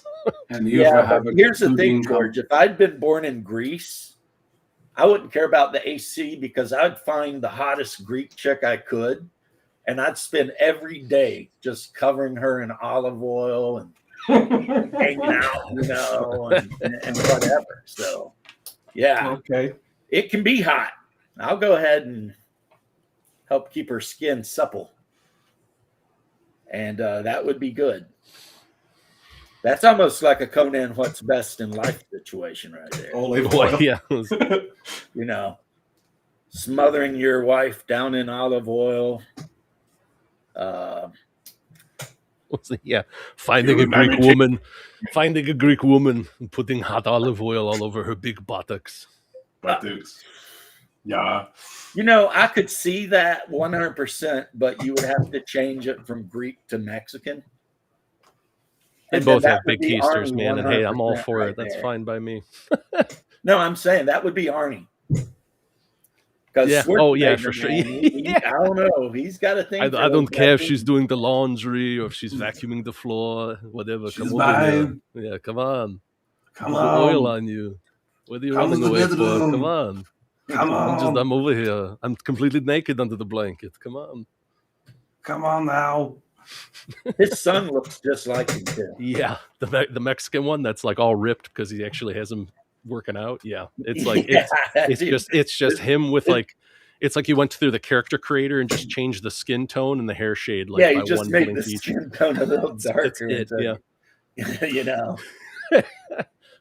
Isn't Clint Eastwood kid too looks like his father, if I remember correctly? To a degree, he was in Gran Torino. If you Man, haven't Clint seen that Eastwood. movie, that was Clint Eastwood's son that got punked out by the three black guys on the corner. Yeah. When he's walking down the sidewalk with the Asian girl. They don't want to be your bro. They don't want to be your bro, and I don't blame them. You know? So why don't you take your fake patty ass? Shut on up, down pussy. the street? Which The I next guess Zorba. means that either, I don't know, is Clint Eastwood of Irish extraction? I don't know. Or was Clint Eastwood just playing an angry Polish guy? I mean, who knows? That was a great movie, though. I love it when he's talking to the black dudes and he's like, you know, have you ever met somebody that you just knew you shouldn't fuck with? And they're like, what? Yeah. Or when he walks up just out of the blue and he's like, where are you spooks up to? They're just like, what? You know? And he tells the girl, get in the truck. Yeah. Yeah. Pulls up in that old rickety truck. Yeah. He's Yeah. like, you don't listen too well, do you? I said, get in the truck. And then he pulls that pistol out on him, and they're all like, oh, shit. And then when he's leaving, they're like, you have a good day. And he's just like, oh, He just goes, oh yeah, and just drives away. just drives away. And then you hear them bitching. They're like, why didn't you do something? It's Yeah, crazy man, how why many people didn't you miss do them. something? It's crazy how many people miss the message of that movie just because of some of the language used. It's just ridiculous. They're like, oh, he used all kinds of terms that are just like what bigots would use. And it's like, yeah, you're halfway there. Keep peeling back layers here. You're starting to understand. Well, I mean, yet the way he talked to all of his best friends was like, Yep. you know, when he went to talk to the We- Irish guy that was the you Irish piece of crap. What are you doing besides jerking off all day or some shit like that? Yeah, or he goes to see the Italian barber and stuff. Yeah, they're always just throwing that around. Just, yeah. And he takes that poor Asian kid in there, and the Asian kid says something. The dude pulls a shotgun out. The guy's like, oh, shit. Or when he's talking, oh, man, I just had to go and I get a transmission done, and they really screwed me over, and my ass really hurts. And they're just looking at him like, what are you doing, man? But in the end, he redeemed himself. He was like completely maybe an asshole. But in the end, he went to church, did confession, and then sacrificed his own life to save the two kids. And then that was the thing. He the shit family and gave his car to that kid. Yeah. You know? that was rough. He had that one scene where he's trying to tell his son that he's got like some kind of terminal lung illness because he's coughing up blood. And the son's just like, what do you need, Dad? What's going on? What are you calling me for? And he's just like, it's all right. And he just hangs up on him. You're like, yeah, that was the thing. It was a lot about how, sometimes your family doesn't appreciate. It's not all like in the fairy tales where it's one big happy family. Sometimes people are just waiting for Grandpa to die to sell his house so you can have a little bit of money. That's how little they care. They do go to his house and try and get him to sign over bullshit so they can put him in an old folks home. Yep. Yeah. It's like, no. No. So he does what he does. He ends up being the big damn hero. And okay, good movie. Yep. You know? Plus, a lot of the terms he was using, 99% of the time, he was not being a bigot. He was just talking shit to buddies. Now, when he's talking to those black dudes, I think he is being a bigot. Right. But this is a guy this is a Korean War veteran from the 40s. It's like, how are you expecting him to talk exactly? That's the problem, is a lot of these people need to just get outside and meet people, because sometimes these guys talk this way, and that's how you know they're just old fashioned. That's how it is. People go after authors from like the aughts, 1800 to 1950. They're like, oh, that guy was it's like, you can't judge him by our standards. That guy was out there doing his own shit, Right. Life was different. He was out living in western Nebraska when the Indians were still running around killing people. Like, so that's how it is. Like, sometimes they're going to have bad ideas, and you just need to be like, okay, like if you read those old Tarzan books and the guy who wrote them, when he's talking all that shit about the natives, you have to understand. He was a British guy. Yeah. They were colonizing Africa. Yeah. And hey, what's up, Shadow, my bro? And their opinion of the native Africans was not super great. Sure. And he had the unfortunate circumstance of being an Englishman too. So, my opinion of them, that's how they are. They're always like, well, you need to know your place. It's kind of like how Shadow thinks the elves should be with everybody, where it's like, well, you should know your place. You're all below us. And it's like, you're just a bunch of inbred people on an island, man. Don't go spouting off like you're better than anybody. But apparently all it takes is one English lord to become Lord of the Jungle or whatever in the middle of Africa. Not that I'm going to throw too much shade on Tarzan. I love Tarzan. It's a cool story, but when you get rid of the whole he's a British lord nonsense. Yeah, I like Tarzan better as random kid that washed up from a shipwreck and figured it out. You know what I mean? Yeah. I'm not a huge fan, of course, of Disney's Tarzan, where apparently he's talking to the apes and all that shit. Oh, yeah, where it's very anthropomorphic. And then he can, actually. I am a big fan, though, of, who was that? Doyle? Conan Arthur Doyle or something? Oh, for Sherlock Holmes? And I think Tarzan, too, maybe. Shadow, I'm sorry. Elves are just such garbage. They're just the worst. No, you know what? I changed my opinion, because for the longest time I thought elves were garbage. I think they're fine in Tolkien as written as those elves. It's players who play as elves and then try to act superior. And it's like, dude, I'll kill you in your sleep. Like, you're not superior. We'll turn this into a PvP game real quick. I think the problem with elves is that people see elves like Tolkien wrote them, and they don't understand that is just Tolkien's concept of elves and has nothing to do with the actual Scandinavian concept of the elf. Yeah. Whether it's the Svart elf or whatever, Yep. And then, of course, they want to waffle the Thena She, who, the Irish people, into that whole elf thing, You know what I mean? And you end up with this weird, like elves. A lot of times were not nice to you in Scandinavian myth. They, Elfheim was not where you wanted to end up if you're a human. It wasn't going to work out.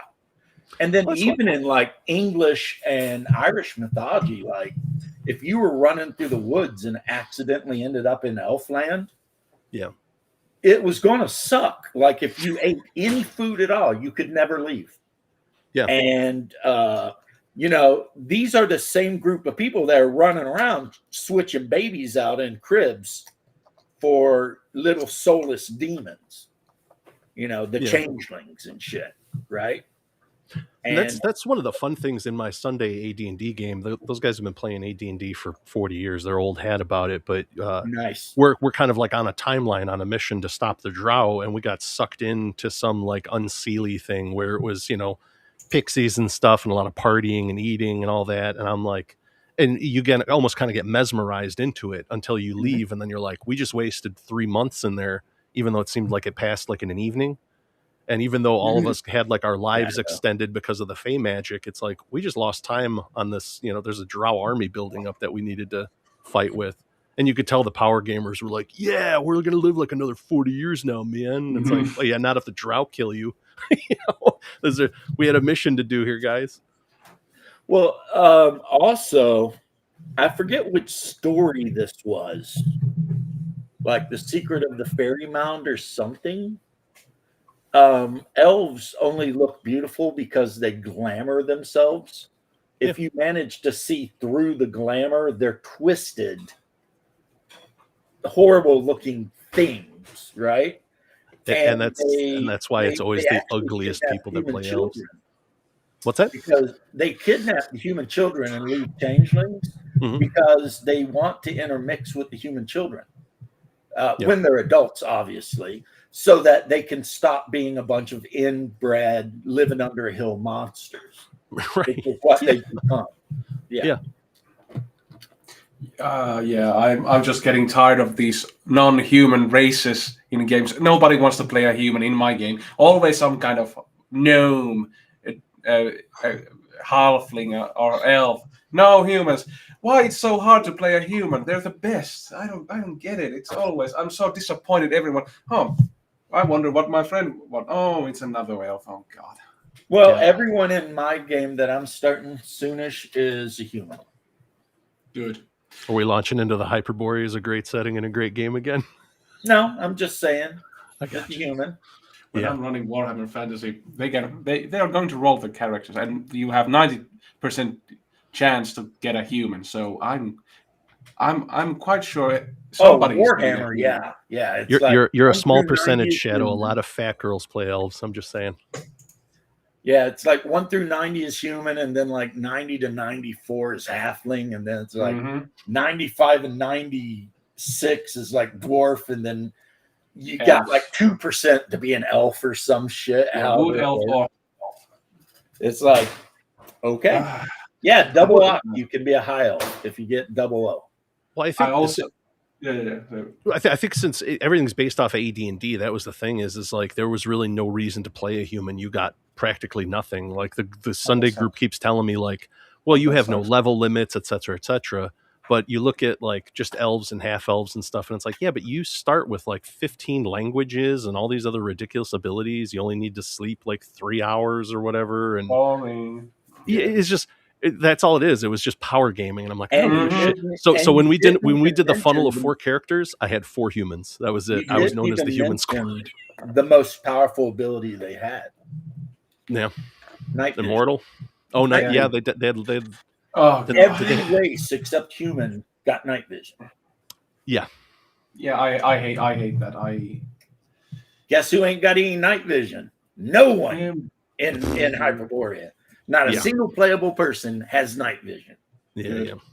So if you're a mage, you might want to take that light spell. And you might want to make sure you got some torches before you decide to go climbing down into the crypt. Humans stuck. And what is this? Hold on here. It's going to end bad. I'm reading the pro elf screed that Shadow is vomiting out over here. Look at Humans all this. Humans are boring. I disagree. No, you are boring. Shadow, you are boring. Solomon Kane's pretty awesome. You were Conan's born- pretty awesome. Like Call the Flat Conqueror is pretty Coast, awesome. Well, he's Atlantean, but either way, a lot of cool Yeah, humans. around Tarzan, we were the just world. talking about. He's Far pretty Runner is awesome. pretty. Far Runner is pretty awesome. Yeah, Faramir, Aragorn. A lot of pretty Yeah. awesome characters. Boromir was pretty cool. Boromir was Aragorn. the best, man. Is Talk Aragorn about, like, high Get them. human? Redemption cycle. Great arc. Yeah. Yeah, he starts Yeah. out as an arrogant kind of a prick.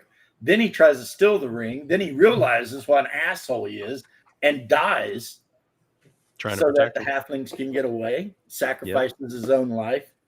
Yeah, It's Boromir. like, yeah, Boromir was great.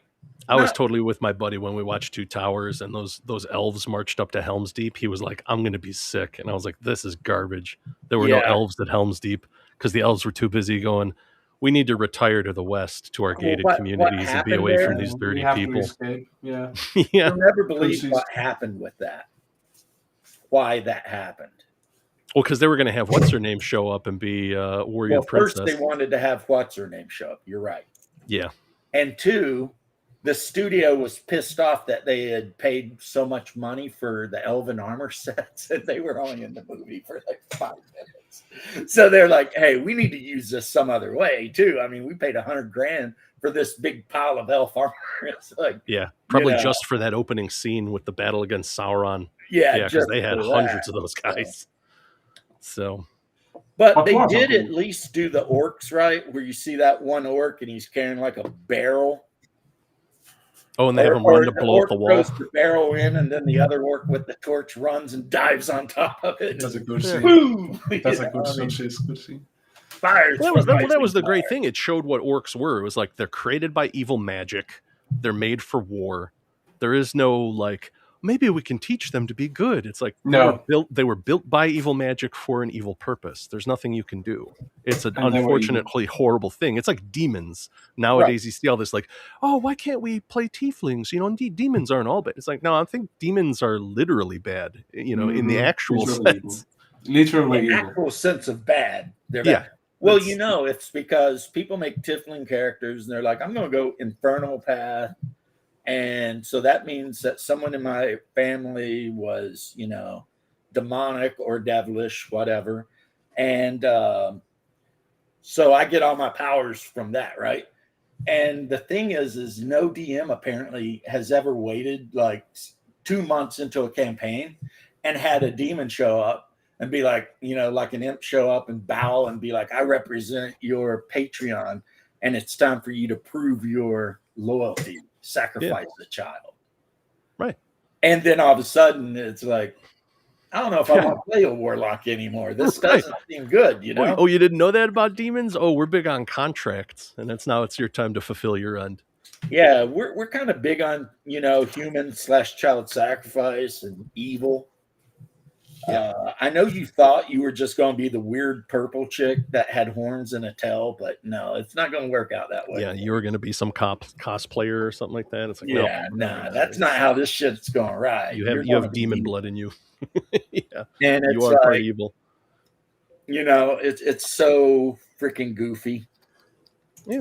But you may not know this, Shadow, but the root word for elf is the same root word for white.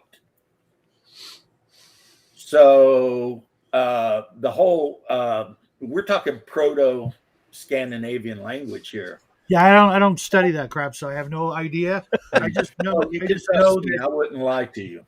No, I do believe you. I think that once again you've fallen into the trap of using somebody else's imagination and not making up your own shit. No, I'm not using anyone else's imagination. I'm basing my opinions on elves on the actual historical writings. Well, of since the they whole never book. existed, they're a figment of somebody's imagination at some point, and you're Are using they? that. Are you sure? Prove it. Absolutely 100% positive. I don't remember them mentioned in the Bible. Oh, they mention all kinds of shit in the Bible. A lot of Not them. elves. The Nephilim will run around sleeping with literally everything on the earth. Show me the page and verse for elves. You're really going to do this? Penguins aren't in the Bible either. You know they're not. They're imaginary. What, penguins? Those two, yes, those two. Penguins are not real. Yeah, penguins aren't real because they're not in the Bible. You Come know they're on, not Shadow. real. Don't be You know that they're not guy. real. I Don't mean, be that there's a whole guy. lot of things we wish were real, like justice. And there's none of that going on. Come on. Don't be that You know guy. they're- Those knife ears. I said, don't be that Don't guy. trust the knife ears, Sam. You're talking about you can't use your imagination, and then you're telling me since it wasn't written in the Bible, it can't exist. I know it doesn't exist. I know for a fact it doesn't exist. You don't know for a fact it doesn't. There's never been a single archaeological discovery to prove otherwise. Well, It's just like gnomes and pixies and fairies. There's no little smurf houses they're digging up, going, hey, look at this tiny furniture. I wonder where it came from. Tiny, Right? Oh, yeah, they were small. Yeah, there's no evidence. It's just made Okay, up shit. okay. We have yet to find any evidence that there were humans living in Doggerland. Are you saying there were no humans in Doggerland? Where is Doggerland? It is currently under the North Sea, connecting Britain to Yeah, Scandinavia. Pretty much anything they made would have deteriorated within like a year or two. That's from my being- point. Around 12,000 years ago, Doggerland sunk. Yeah, but you go over At to the end of Ireland, that- you're not going Well, to find actually, any more Doggerland tiny stayed the furniture. same. It's just the Ice Age made the ocean raise up. And there's no reason why elves can't actually be awesome. If you choose to make them awesome in your game, they can be awesome. But nobody does that because they use everybody else's preconceived notions. My what biggest if- what's- problem was elves were not that they're not awesome. I think they are pretty cool, but them they play too much elves. I want more humans in my campaigns. I do not want another elf. I want a human. In your People's situation, ideas that's themselves, fair. yeah. In my situation, it's the exact opposite. Everybody just wants to run humans, or the few people that do want to play something else, they only play dwarves. And those are boring. Those are boring. No, Dwarves dwarves are are awesome. All I love dwarf game. dwarves. All I love dwarf dwarves. game. I've had a lot of fun with all I'm dwarf currently game. writing a Book game of where Grudges dwarves are going to touches be the you. bad guys. So Poor Shadow. Shadow, you're a little outnumbered here. That goes to the it doesn't blue. bother me once. Well, no, that's- come on. That, I no, still that's think the thing though. It really depends because I mentioned World of Warcraft a little bit ago. They have like 5 different elf races now in that game, and it's because who There's shows so up? many. It's the Elves, cosplay. It's the shadow cosplay elves. girls, the people that don't give a shit. They just want to play Shadow dress up with their cute little Elves. character. Who doesn't And- want to play something better than a human? You know what I mean? They're not better than a They're human. not I I want to didn't be better say than a that. human I at didn't I all. love say playing that. as a human. They're I not said, better than a who human at all. doesn't want to play something better than a human? Elves aren't better than a human. Humans Elves are the better than a best. human. What They do- could be. What do they got? What do they got? That's They what- can live a little longer. Okay. Long ears. The speed, the grace, the knowledge, the mastery of the supernatural, the night vision. I didn't see any of that in Dragon Age. They were slaves. That's So- true, but I don't know what that is. if we're using AD&D rules, Shadow, just so we can keep it in your wheelhouse here, right? Elves can have all that. And the second they run into a human with a high strength, say a barbarian or fighter, they're dead. That fighter's going to run up on that elf and carve him into bits. Is that every single encounter? Is that the way humans are? They see something different and they just have to murder it? Is that your The opinion? Or majority of That's encounters. 40K. No, we're talking about which one's better. I mean, for the well, Emperor. I know, but the way you Kill phrase the it mutants. is like they can't ever have peace. I don't know. Could they? I mean, you would think the elves would get pretty pissed off at the humans cutting all the trees down all the damn time. And at the same time, they have the ability to make more trees like that. So that's kind of dumb. I'm fine with elves living in the woods. They can screw off to the woods. That's the way it should be. But when you you guys didn't when you answer have the question. when you have these like pearlescent palaces and they're like, oh, we're the masters of magic and the masters of, and it's like, well, why is there any bad in the world then if the elves are so awesome? Every time there's fiction with elves in it, they're terrible. Usually Again, denigrating empires and stuff. that's They are plot like armor. That's plot armor. You know, whoever's writing that situation is making it that way. But you guys never answered the question. Well, they're dying out of What's- they're dying race. What's the what's the According question? to you and a few other people, but on my side of the things, elves are just on the rise. You know, there was a point where they were on the rise, and everybody's afraid of doing that because the basic premise, the basic reason is nobody wants to admit that there's something better than humans, and there could be. Okay. Mm. See, I Okay, don't man. think that's true Whatever. because I think everyone would absolutely happily admit that dragons are better than humans. Again, Yeah. would you let someone play a dragon? The AD&D DMG gives you instructions on exactly how I to was do gonna that. say, Yes. I played But Council of would you Worms. personally? On master. Would you let Would it happen? I don't know. Maybe depends. Yeah, I played But Council of Worms. I think Everybody the starts as a basic dragon. problem, the basic problem is most people don't want to let something into their game that's better than a human, and there's going to be something better. I think you're imagining things, I think you're crazy. Grandpa. I I've think you're seen drunk. it. It's not just you guys. I've seen it all over the place. You're just Most a mod people- of the. You're the Most right people one. don't want there You're to just be like this, something like better that. than humans because that's what we are. Yeah, I But- think you're drunk, Grandpa. No, not at all. You know I don't drink. It's weird when you have the character come in and play a race and go, these guys are better than humans. We're racially superior, so we should be in charge. And there's people who are like, as somebody who's studied recent history, I don't want to play my escapism with this piece of shit. So Well, that's just the way it goes. you don't want to play Hyperborea then. Oh no, I'm in Bloodworth's game where we're all going to be playing Hyperboreans, and like Because the that's the thing. Hyperboreans are 100% supremacists and Oh, yeah. consider all other humans. Well, to be that's scumbags. that's the difference, though. They think they're better. They're not. They're not immortal. They're nothing. They're just these. They were just these Sure, weird that's tall what I'm talking albinos. That's it. They don't have any magical powers or True. pluses to stats. So They're just tall albinos. They really don't have. and they lost. That's the big And thing. they did They lose, lost. and that's why they're pissed off because they Yeah. had an empire, and now it's Just like anybody who was Being part of a overrun by fallen common empire, they go, humanity. "Oh, if only we did X, Y, and Z, we'd still be in charge." And it's like, but you didn't, because you know. lost. I 'cause you actually fucking- posted a picture of Elric of Melno Bonet Mhm. on my Discord just so people could see what a Hyborian looks like. Most that's what- images I have of him, though, he's an elf.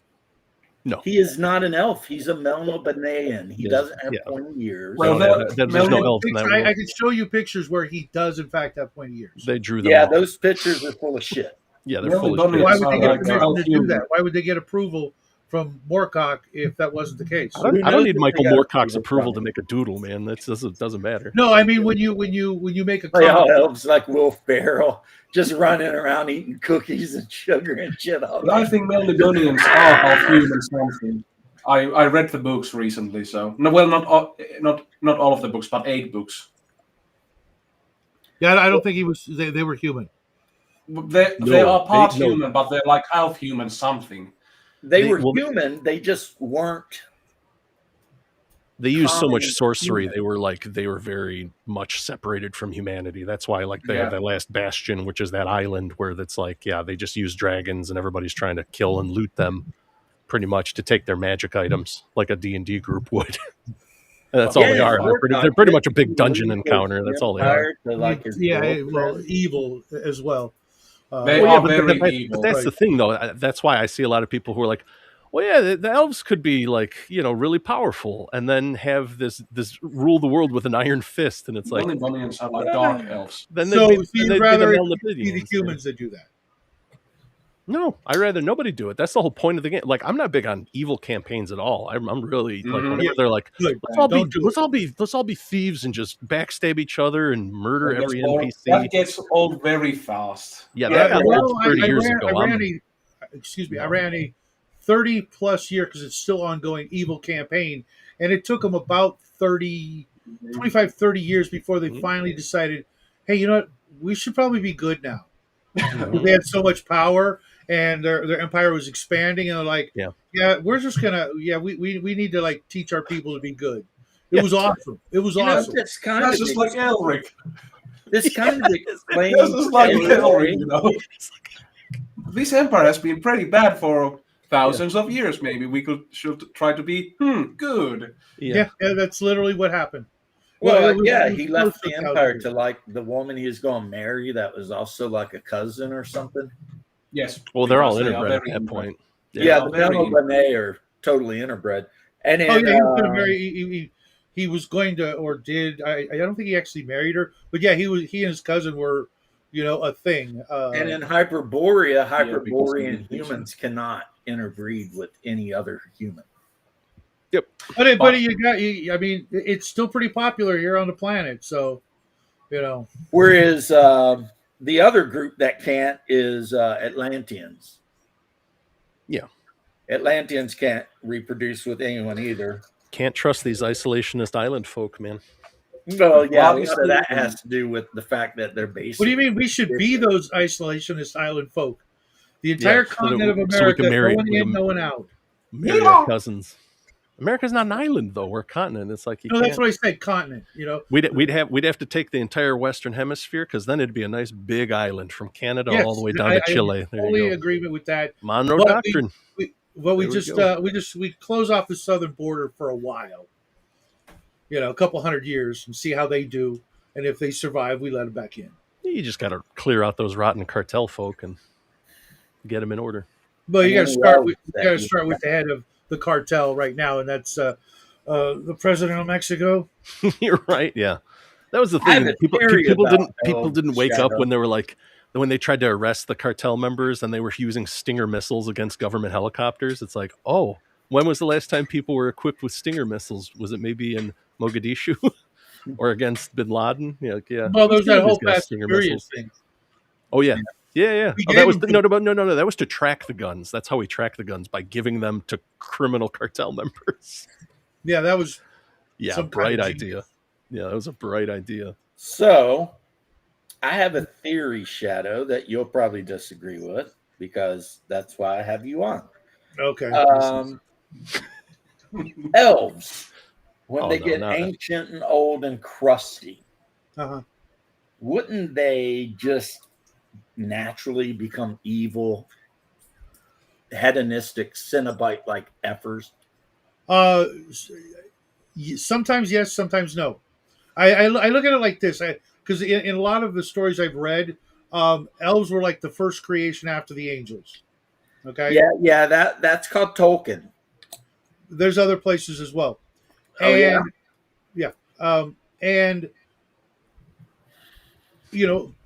ultimate power corrupts ultimately. So if you give anything a bunch of power, there's going to be a bunch of them that are going to turn to evil. And then you get the dark elves, and then you have the ones that refuse that and stay good, and those are your other elves, and see what happens.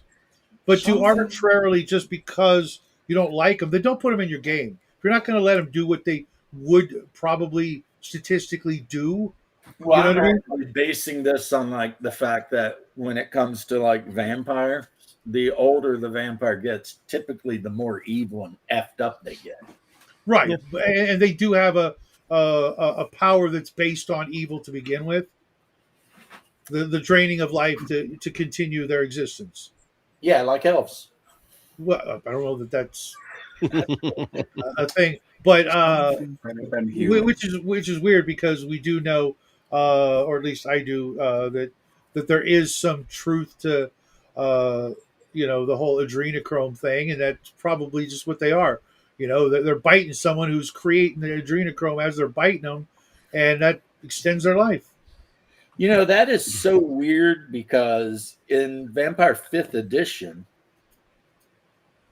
the mood that your prey is in can actually affect your abilities. It's funny because I was talking to someone a while ago. If you go back, in human history, back to the people that cut out people's hearts and then chomped on them, that had to be chock full of that stuff. You know what I mean? I'm just like, okay. I don't know what. No, you mean. I think there's just too much kind of like, how do we scientifically rationalize that some people had a crazy animistic belief that if you ate something's heart, you got its strength? It's like, Always. Because you probably did get a rush from it, from the process of that. Or the maybe fear, you the did it adrenaline. because you were an ignorant Stone Age people who had been told if they didn't do it, the sun would not rise. Right, but think about it like this: what if let's No, we're not allowed to play what ifs. I was telling you about actual Proto-Norse descriptions of Alphen. And There's no way to And you told me legal to way go to to hell. test this, I'm but so it lost. warrants at least consideration. If the human body creates adrenochrome when it's in a heightened state of fear and panic and about to die because someone's about to plunge a knife into your heart, and then the person who chomps on that and drinks the blood and eats the meat actually has a chemical reaction happen to their body, a form of intoxication or adrenaline rush from doing that, you could see why they would continue that practice, thinking that what they're doing is actually working, and maybe it is working on a chemical level, and that's why they continued to do it. Okay. Yeah. I know it's morbid as fuck. There It we sounds go. like something that showed up maybe on a Joe Rogan podcast once, and he was like, "Oh, that's good. Did you ever see that gorilla beat a lion to death?" And it's Jamie, pull Jamie, that up. pull that up. Pull up the eating the elk. elk I part. used to work for Quick. people who Yeah. brought children back from places they didn't belong. Yeah. Okay, and oftentimes one of the things they found besides video cameras and stuff like that Like Idaho? were containers of blood. Sure. And Well, That I don't think that's not an adrenochrome thing, because there's that one health nut guy who I think he admitted that he takes his son's blood and then injects it into his system. There is a science behind it. this wasn't that. This was in the early 80s. This was something completely different, and Sure. not like that. Now, whether it's true or not, as in the effect, I don't know. But I know people can get themselves worked up into a state believing a thing, so that if they purchased a vial of a certain liquid, thinking it's going to do that, it might very well have a placebo effect. What the of hell doing does this that. got to do with elves? I don't know. Well, but you're on a different tangent. That's why. Sure, but no, that's the thing though. You look at like Elizabeth Bathory; she's like 16th century, and she was bathing in Virgin's maiden's blood or virgin's blood and stuff like that. So she's not. There's not going to be a lot of tomes of knowledge or wizards saying, "Oh, if you do this, you're Right. going to get adrenochrome or oxygenated blood." They just thought, because at that point you got to understand the science was bodily humors. Oh, the bodily humor of blood brings life. If when you run out of blood, you die. But so there blood could equals actually life. be some scientific things going on that Keep we your don't damn really want science to, out of my game. That's Um, where and we that's travel. and that's why I bring up RuneQuest all the time, because it's like when people play that game, if anybody at the System. table is like, "What's the atmospheric pressure? How how is this planet exactly spinning? How's the gravity magic. work?" It's like It's magic. well, it's not just magic. It's like you're a Bronze Age person. You don't know what gravity is. You don't know what atmospheric pressure is. The sky is a blanket, and the stars are the lights that come through the cloth. Only when the gods allow. And then you look Yeah, around that's at the what other. it You look sounds around like. at the other Bronze Age knuckleheads around the fire and go, Uh-oh, "Ugh," and that's that's how you not understand it. Oh no! Yeah, you might be lucky to run into a wizard that has talked to other people and did an experiment so they know the earth is actually round. And that's about as good as you're going to get. Not in RuneQuest, because the ground's literally a square floating in water. Like, and Is that's the it? entire world. Yeah, the entire world is a glass globe. And so What? there is like it is a dome. It's a sphere. It's just that's the way the Bronze Age understand it. There is no. Yeah, see, I'm I going don't to I don't- advance I don't my do knowledge that, of economics, and I'm going to change the world. It's like, no, you're playing in mythology. Take all that bullshit that you learned in college, because that's the problem. Is it's usually a lot of college kids that sit around and play role playing games. So then they sit there and argue their majors at each other, and it's like, dude, I'm here to play Conan and kill people. Like, I don't care about all this. Like, you read about scientific nonsense. That's cool. I'm glad you're into phlebotomy or whatever. I don't emulate. There we go. I don't emulate Earth's Actually- scientific discovery the way most people do. If it happens, and people want to do it, then they're going to be the first people to do it. I don't like say, "Oh, you can't invent gravity until such and such time, or discover or come up with those thoughts." Why? I'm not trying to mimic Earth's history when it comes to discovery. I don't mind things happening early. That way, my world's even more different. Because what he's saying is in RuneQuest, as a Bronze Age knobhead, it would never occur to you to even question gravity. So, You would- In yeah. fact, the only What? it was a complete accident that it happened on our planet, because what's his name, Isaac Newton, just happened to be sitting underneath a damn tree and an apple hit him on the head, and he was like, well, I'm how pretty does that work? certain. I'm pretty certain other people thought those same thoughts before him. He just got credit for it first. You know, Yeah, that's Could be because that- he wrote a whole They should have book wrote it about down, but they when he were was primitive 20 screwheads. something. and why can't my primitive screwheads be the first? Because it's Primitive RuneQuest. Take screwhead. that shit elsewhere. Yeah, I hear that's you. RuneQuest. But is RuneQuest Earth or is it a completely? No. Glorantha. It's entirely different It's fantasy. That's what I thought. I have the totally book. totally Yeah. different gods, but it's more like Greek. So like, No, the I've Hellenistic come through the book. I just Yeah. just curious because I haven't read them like so many other books that I own. Sure. Just curious. you Even know? though there is a culture on there, Just that like me. people like Yeah, I was fight. gonna say. I think you're in good company here. I'm pretty sure all of us have books that were just like, And I it buy- looked really cool. And I Yeah. needed to buy more. Like just Yes. a few weeks ago, I ordered Mithras core rule book, and it's in the mail, so I have to get it. Right. Same here. I've got a crap ton Okay, of you things could on be the right. That all could be lies that were made up so that they could lock a noble, I think Hungarian noble, in a room. Yeah, she was with a Hungarian, star yeah. card. Yeah, Because it's, you couldn't just kill her because she's a noble. Yeah. And that was just not done to have noble blood on your hands. sure. So they would let But him just start. but just What's even the up, idea Madeline? of it, someone had to have thought of that too, of just like, oh, she bathes in virgin's blood, and then it's like, well, why? What would be the point of it? And it's like, well, it's cruel, but she is crazy, so she thinks it keeps her young, or what, whatever. That's. But the what thing. if it It's- did? What if it did? Well, I she don't died think of so. old age, so or no, didn't. Well, she whatever. She probably died of She- hepatitis. She to be honest. aged. She aged. Or yeah, something else. But what if it did? What if She it does aged have those effects? until her political opponents Did away with her? finally convinced the right people that she should be locked in a room and just left there. That could be it too. I mean, she could have been making horrible decisions, or she had like a whatever, some burgomeister as an assistant who was like, I want to assume more power, so I'm going to convince her to go take blood baths over there, and then I can run things and convince everyone she's crazy. Cleopatra bathed in the milk of donkeys. That's another one who I think got slandered really hard. They said all kinds of crazy stuff about her. Who knows? Some of it may be true, probably. Well, But supposedly in ancient Egyptian belief, bathing in the milk of a donkey would help keep your skin beautiful and radiant and blah blah blah. And who knows? Yeah, but her face was already kind of fugly to begin with, so there ain't no curing that. A lot of accounts say she was not very attractive physically. It was her charisma and her charm. Well, there's that channel that brings old statues to like life, and she was kind of a cute little redhead. I have not seen that. I'd be willing to take a Look look. it up.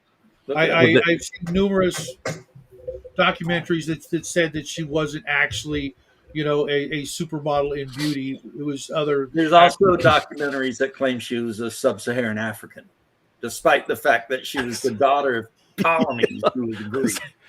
Documentaries, and by that you mean something on Netflix, which was Yeah, Netflix. I'm not really sure where. The group I that think it was does all the History Channel. taking But I ancient mean, pictures- you say Hold on, documentaries, I say history books.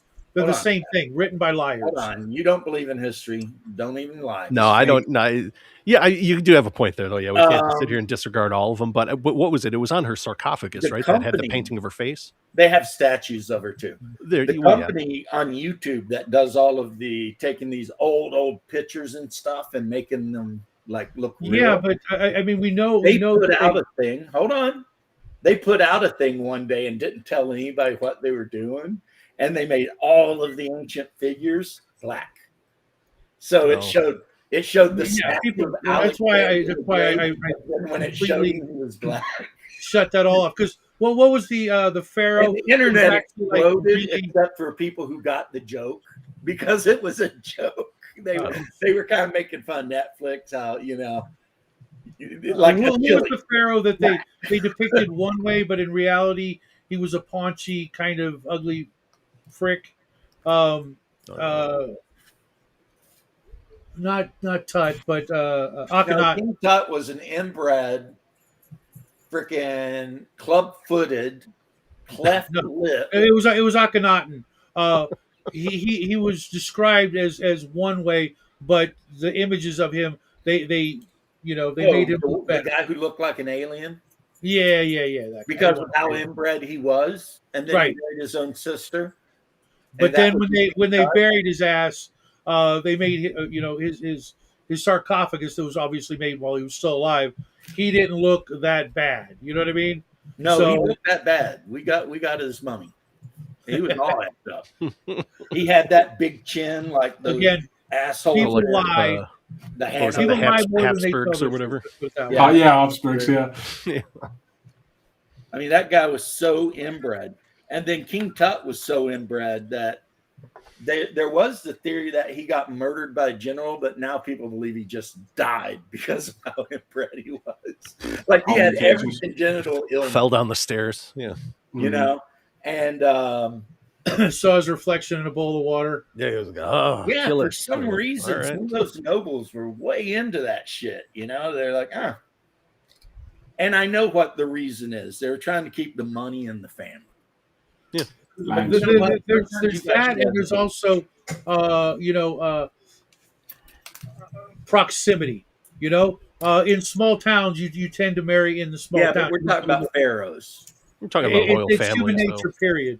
Everywhere you go, people tend to hook up with people who are available and nearby, as opposed to Oh, it's just like shit. the whole thing when a couple is a couple in high school, and hey, what's up, Bear? Long time no Hey. see. And Yep. one person goes off to college, Hey, Bear. they don't tend to No, stay no. together. Shadow's telling a hilarious story. We must listen carefully. Easy They went off to Pharaoh College.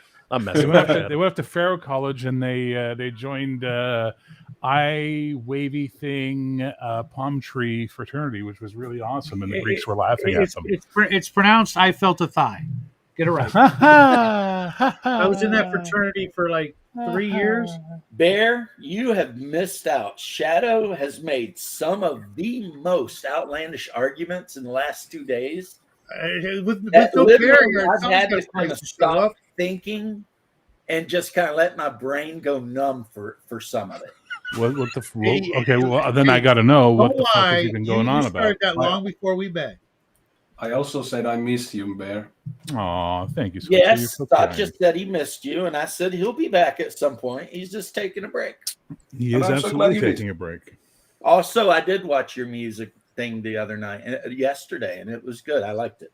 Yeah, Oh, that was- I mean, That was a very different one last night. It wasn't the usual show. It was just me talking about the lore and stuff like that. So it was really Yeah, interesting it's for still me. good. yeah, So Thank you. anyway, Shadow told me when I started quoting the Proto-Scandinavian version of elves that I'm full of shit And why are you full of shit?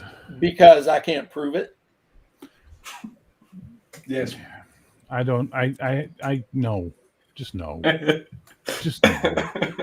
Just every fucking level of no with you guys. Like I swear to fuck. The shit And you then guys my believe mouth that is can't shut be up. proved, but then you argue with each other over shit that can't be proved. It's like the oldest of men That's being what the I was oldest of saying. friends. well, it It's depends. like If if it's my opinion of the Alfs from Scandinavian myth has to be discarded because it can't be proved, well, then everything about elves ever has to be discarded. Everything about everything ever. yes, that's my point. There. Well, except my mom. Yes. I know. Well, I can I can prove your mom exists because I can't prove it, but you can prove it. That's for sure. I can prove it. I've and, seen it. and you can't mix up faith and belief with proof and facts. So then James, hang on. In real life because the Bible doesn't mention them. Hang on. And If then I James said has penguins faith- aren't in the Bible either. If James has faith in what he believes in, then shut the fuck up, Shadow. It's that simple. Well, You it's can't not use the faith argument without it not cutting both stones. fucking ways, brother. Yeah, I was talking about religious faith, not faith in everything, because then I could just go with Faith that. is faith, son. Faith is faith. It doesn't matter if it's religious, sacrilegious, pie on a fucking counter. It's faith. You have faith Well, in I something. wasn't that I don't exists. think. I don't think. Okay. I don't think James is going to preface everything with that. You know what I mean? No, I guess I was kind of going on faith in that they found a bunch of rune stones, and when they finally managed to read them, they mentioned all kinds of crazy shit. And I'm going on faith that the scientists or linguistic guys that read the rune stones got it right. Mm-hmm. Do you know what they do in Iceland? And you're telling me since elves aren't in the Bible, they can't exist. Yeah. Well, Again, dinosaurs aren't in the Bible, so they can't exist. They actually are. The king of trolls should recognize a Lord. troll when it's coming along. Just saying. Yeah, dinosaurs are mentioned multiple times. Behemoths. Really? um, Yeah, those the Leviathan, Behemoth, Doing those all- are not not dinosaurs. Those are Leviathan, but, specifically creatures. So Yeah. I don't think they're saying about thunder lizards in the Bible, James. Be careful when you do that. Well, that's I'll a tell little you that. Christian scientist of you. I'll tell. Well, ooh, calm Saying down. Noah's going to need a bigger boat. Yeah, seriously, I'm Right, not right? fucking bigger. Yeah.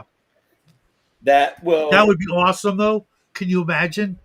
That would be. no, because Wow, I feel like I awesome. never Yeah, left. We're having pointless, stupid arguments about pointless, stupid shit, just like the old days. Great, it's good to be back. I Welcome just back, wanted to Bear. hear about the Wow. Iceland thing. What about the Iceland bear? Oh, they fucking have like sacred spaces for elves out in the fucking wilds of the Iceland. There's hills you're not allowed to go on because they're believed to be, elf homes and stuff like that. And the fucking Icelandic people take it super fucking seriously.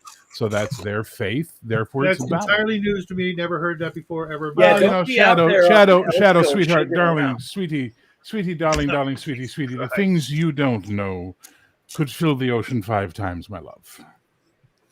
And yet, Yeah, I must be doing something right. that's really is a thing Shadow, in you're not Iceland. going to try Iceland is- running to Iceland now. And Iceland going is a to really these- bizarre country. But no, I wouldn't be caught dead outside the United States. Hey, did you hear they finally have mosquitoes in Iceland and they're really pissed off about it? Serves them right.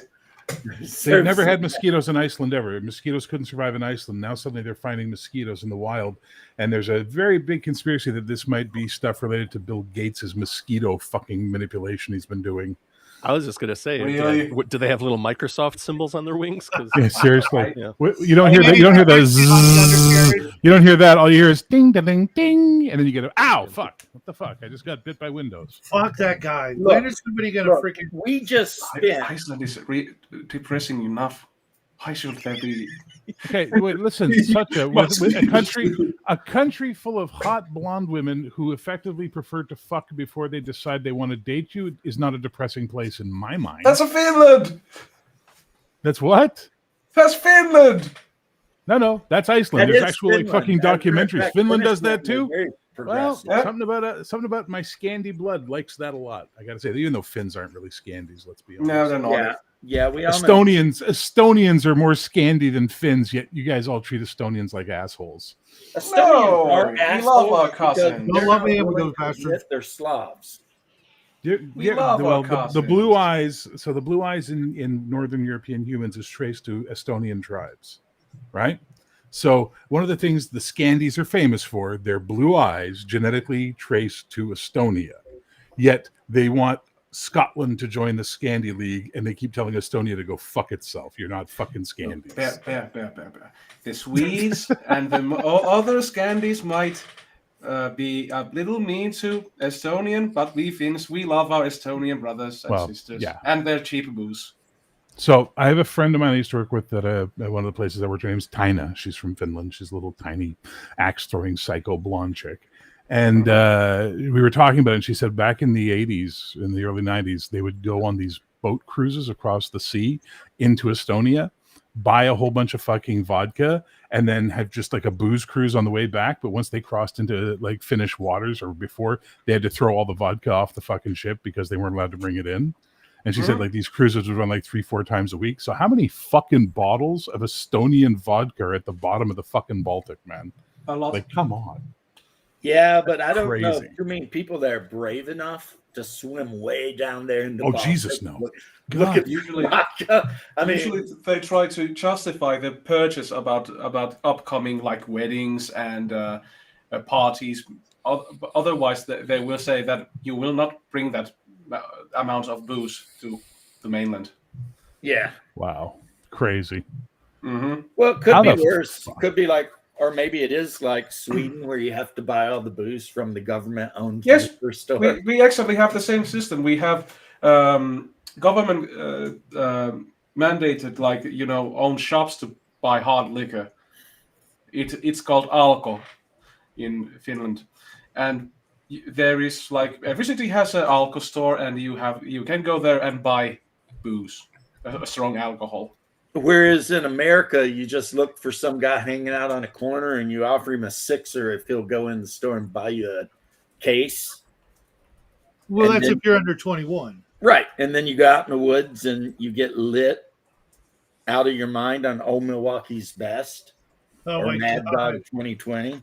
It's Or very Old English funny. 800. We have this kind of that you can buy beer and something lighter at age 18, and if you want to buy hard liquor, you have to be 20. Kind of like, yeah.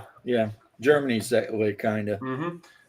And then we have, like, time limits when you can buy alcohol. It's like 9 to the morning, like 8 to the morning, 9 to the morning, and 9 to the evening, and that is the time limit you can buy alcohol at the store. I'll tell you what, Finland is definitely a magical place. Is it?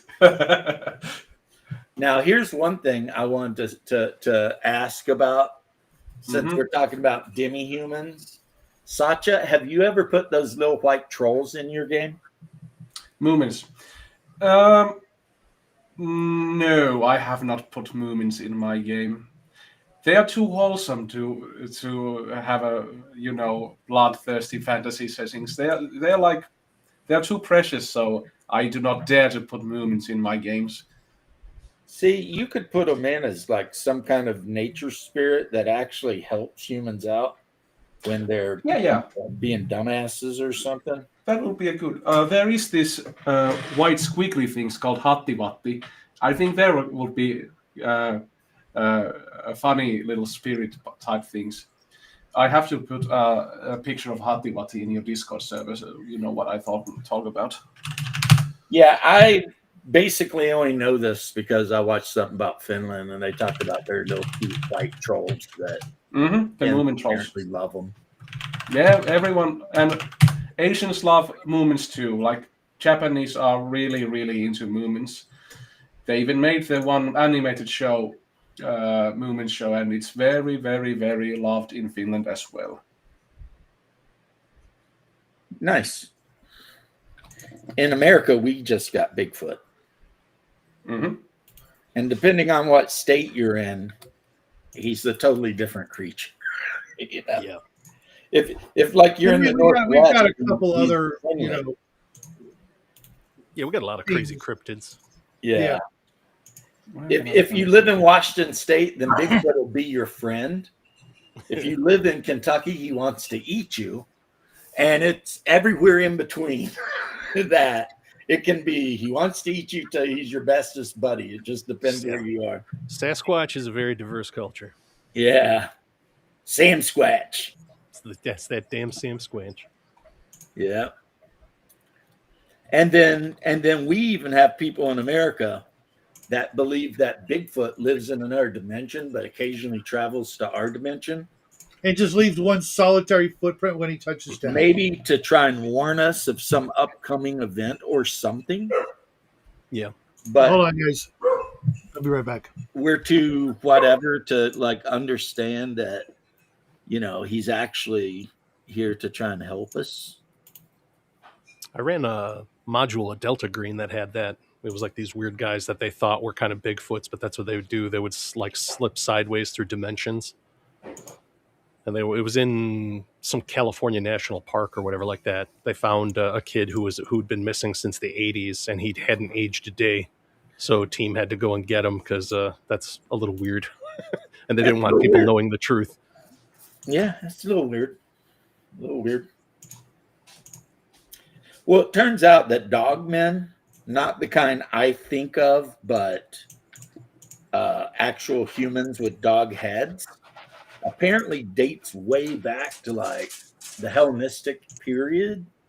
And priests used to argue nonstop about whether they had souls or not, whether I'm they back. were descendants of Adam. Yeah. Like it was some wild ass shit. And, Whether or not one of them discovered gravity, but would lose out to Isaac Newton, all that Yeah. stuff. I uploaded of image of Hattivatti in your Discord general channel, Okay. so you can I, see what kind of spirits they are. Well, I wanted to I don't jump in know, because I was maybe- making coffee when you started talking about Sam Squanches and all that, and you forgot to Mm. mention there are also people who believe that they've telepathically sent letters to people and written stories, and they're also on UFOs. And what other woo-woo bullshit have I heard in my life from people about Sasquatch? But he's Canadian. It's more so like what haven't you heard, really? seriously, at this point, he invented steam power. You know, it's like, come on. You know? Tesla was a shaved down Sasquatch. What? Shut up. Jesus Christ. I love that in Venture Brothers when Brock has to shave the Sasquatch. Big fucking $6 million man's lover. Yeah, the $6 million man's lover is a Sasquatch. And then you just see Brock and he's like, ugh. And he's like, what? He's like, you could have warned me it's a man. He shaved that thing down. In this neck, we have the Honey Island swamp monster, as well as, well, Rougarou is just your Cajun werewolf. Because, you know, you Cajuns got to speak some really jacked up version of French. Seriously, I love how loup-garou becomes rougarou. Like that's Yeah. just fucking epic. Sounds like Scooby Doo pronouncing it. yeah. Raggy is a rougarou. It's going into its Krenos form. Oh, like wow, Scoob. Chinkies! It's like Scoob. It looks like it's get a Fenris. We gotta run. Yeah. You can tell because it's got a bunch of Aryan Brotherhood tattoos on Yeah. it. Jankies. What's that? Some sort of breakfast cereal? Did you know I found out something yesterday that's super interesting to me and maybe no one else in the world? By Tell all us. means, share. When Congress says that we have a white supremacy problem by crime, they're actually counting prison crime, Mm-hmm. which is true. And- If you count all of the times an Aryan Brotherhood or one of those other Yeah. guys jank some bitch, yeah, it would appear there's a white supremacy problem in America, but it's all in the prisons. It's not like out in the street. Don't forget also, they've been caught a lot lately in the last 4 or 5 years of listing non-Caucasian offenders I as saw Caucasian on the arrest reports. That's pretty fucking sketchy, if you ask me, man. I saw that. I think it was Chicago even, and they arrested a guy for whatever it was. And you see a picture of this dude, and he is just pavement black. He's like Kareem But under Abdul-Jabbar or the something. report, it Yeah. says Caucasian. It's Mm. like, what? You know, I will admit the people of the Caucasus Mountain region, they're not pearly pink skinned people like myself. A lot of them tend to look more like Mongols and Yakut, basically, some kind of Siberian Indian tribe, but they damn sure don't look black as bitch, so not Caucasian. I do love watching videos though about the Altai Mountain region and that big freaking lake they got over there. Oh, we lost Socha. He's back. Oh, yeah. It's sounds named the like- lake, but I don't know. This really. I don't know. It's a restream magical chair or a musical Yeah, chair. it kicks me out. This is second Yeah. time. oh yeah, you just gotta be like me and like, meditate, enhance your calm, and get used to it Mhm. because it's gonna happen. Is this the restream or my internet or what is No, it? it's probably Restream. restream, seriously. Uh-huh. And Is this just me and James' problem, or does this happen to Paul or Bear? Or It Shadow? happened to me Oh, like yeah. 5 minutes ago. it Happens happened all to the me. time. I got kicked out of my own stream. Yeah. Well, what a lousy program. And for a Yeah. long time, I was bitching about my internet and everything, which I will continue to do. But that doesn't change the fact that Restream No. sucks. Restream does Mhm. kind of suck. It literally just does whatever it wants. We have to go back to Google Hangouts or something. Oh my god! Don't Nice. even. Don't even. We gotta get our ICQ up and running. That's what we gotta do. Dude, I remember when Google killed Plus. Hangouts Oh, or I whatever remember, it well, I was. remember when they killed Plus, all the role playing stuff that got lost. Yeah, Yeah, because I wasn't, that's where I people wasn't were around back starting. then. I wasn't around back then. A lot of good stuff went down the toilet. Yeah. That is Tons. really. I was bummer. in a Buffy Eden Unisystem hangout, and there was so much fucking material that was put up by people, including some of the writers that did work for Eden. They put up their own stuff as well, and I mean, it was amazing. It was like a treasure trove, right? And then one day it was just all fucking gone. Fuck It's all you. lost.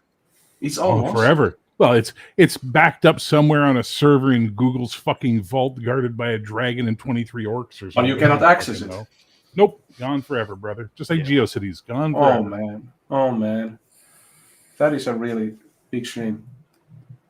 Yeah, I mean, Yep. what the fun part was? People were Mhm. a lot more civilized in those days, or at least they were. Yeah, there. yeah. Everyone is just an asshole.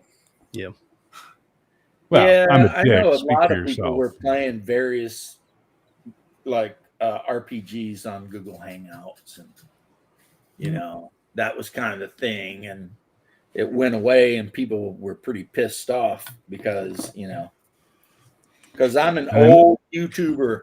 I remember the crazy shit. Like I was saying, I remember the internet atheist uprising. I remember Thunderfoot. I I remember Atheism Plus destroying all that too. Irrelevant. Yeah, and then Irrelevant. feminism hit and completely destroyed the shit. Oh, wait. Okay, actually, James, this is awesome. I was looking this up the other day because I was a buddy of mine was giving me shit about my repeal the 19th jokes, and I started pointing out all the stuff women have ruined in Western civilization and in world history, and I kept pointing out, and then finally he's like, "Yeah, well, they haven't ruined communism." I went, "No, they fucking created it." He goes, "What do you mean?" And I just went, "Rasputin," and he just went, "Oh fuck, you might have a point." It's like, yes, the stupid Tsarina was so wet for fucking Rasputin, he got into the fucking palace, started making the entire royal family ignore all the problems in their fucking country, which laid all the groundwork for the later fucking uprising that led to the communist state. Well, So, I mean, it fucking pissed a lot of women. the peasants off for sure. Oh yeah. So once again, my friend, women, they're the best and worst thing that have ever happened to mankind. Also, they lost a war with Japan, so Yeah, well, more than once. Mhm. They lost a war with Japan.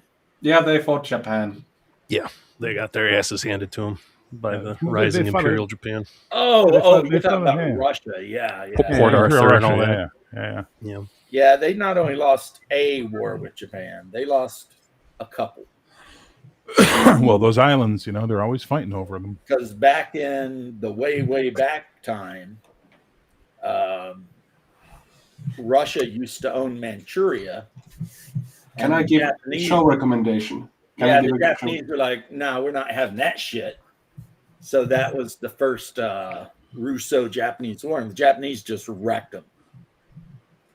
Can I give a recommendation? A show Yes. recommendation. There is this anime called Golden Kamuy, and it's about that war or after the war, and it's very, very insane. Well, the war was insane. Yeah, but everyone Russian in that fleet show they is sent fucking was a joke. insane.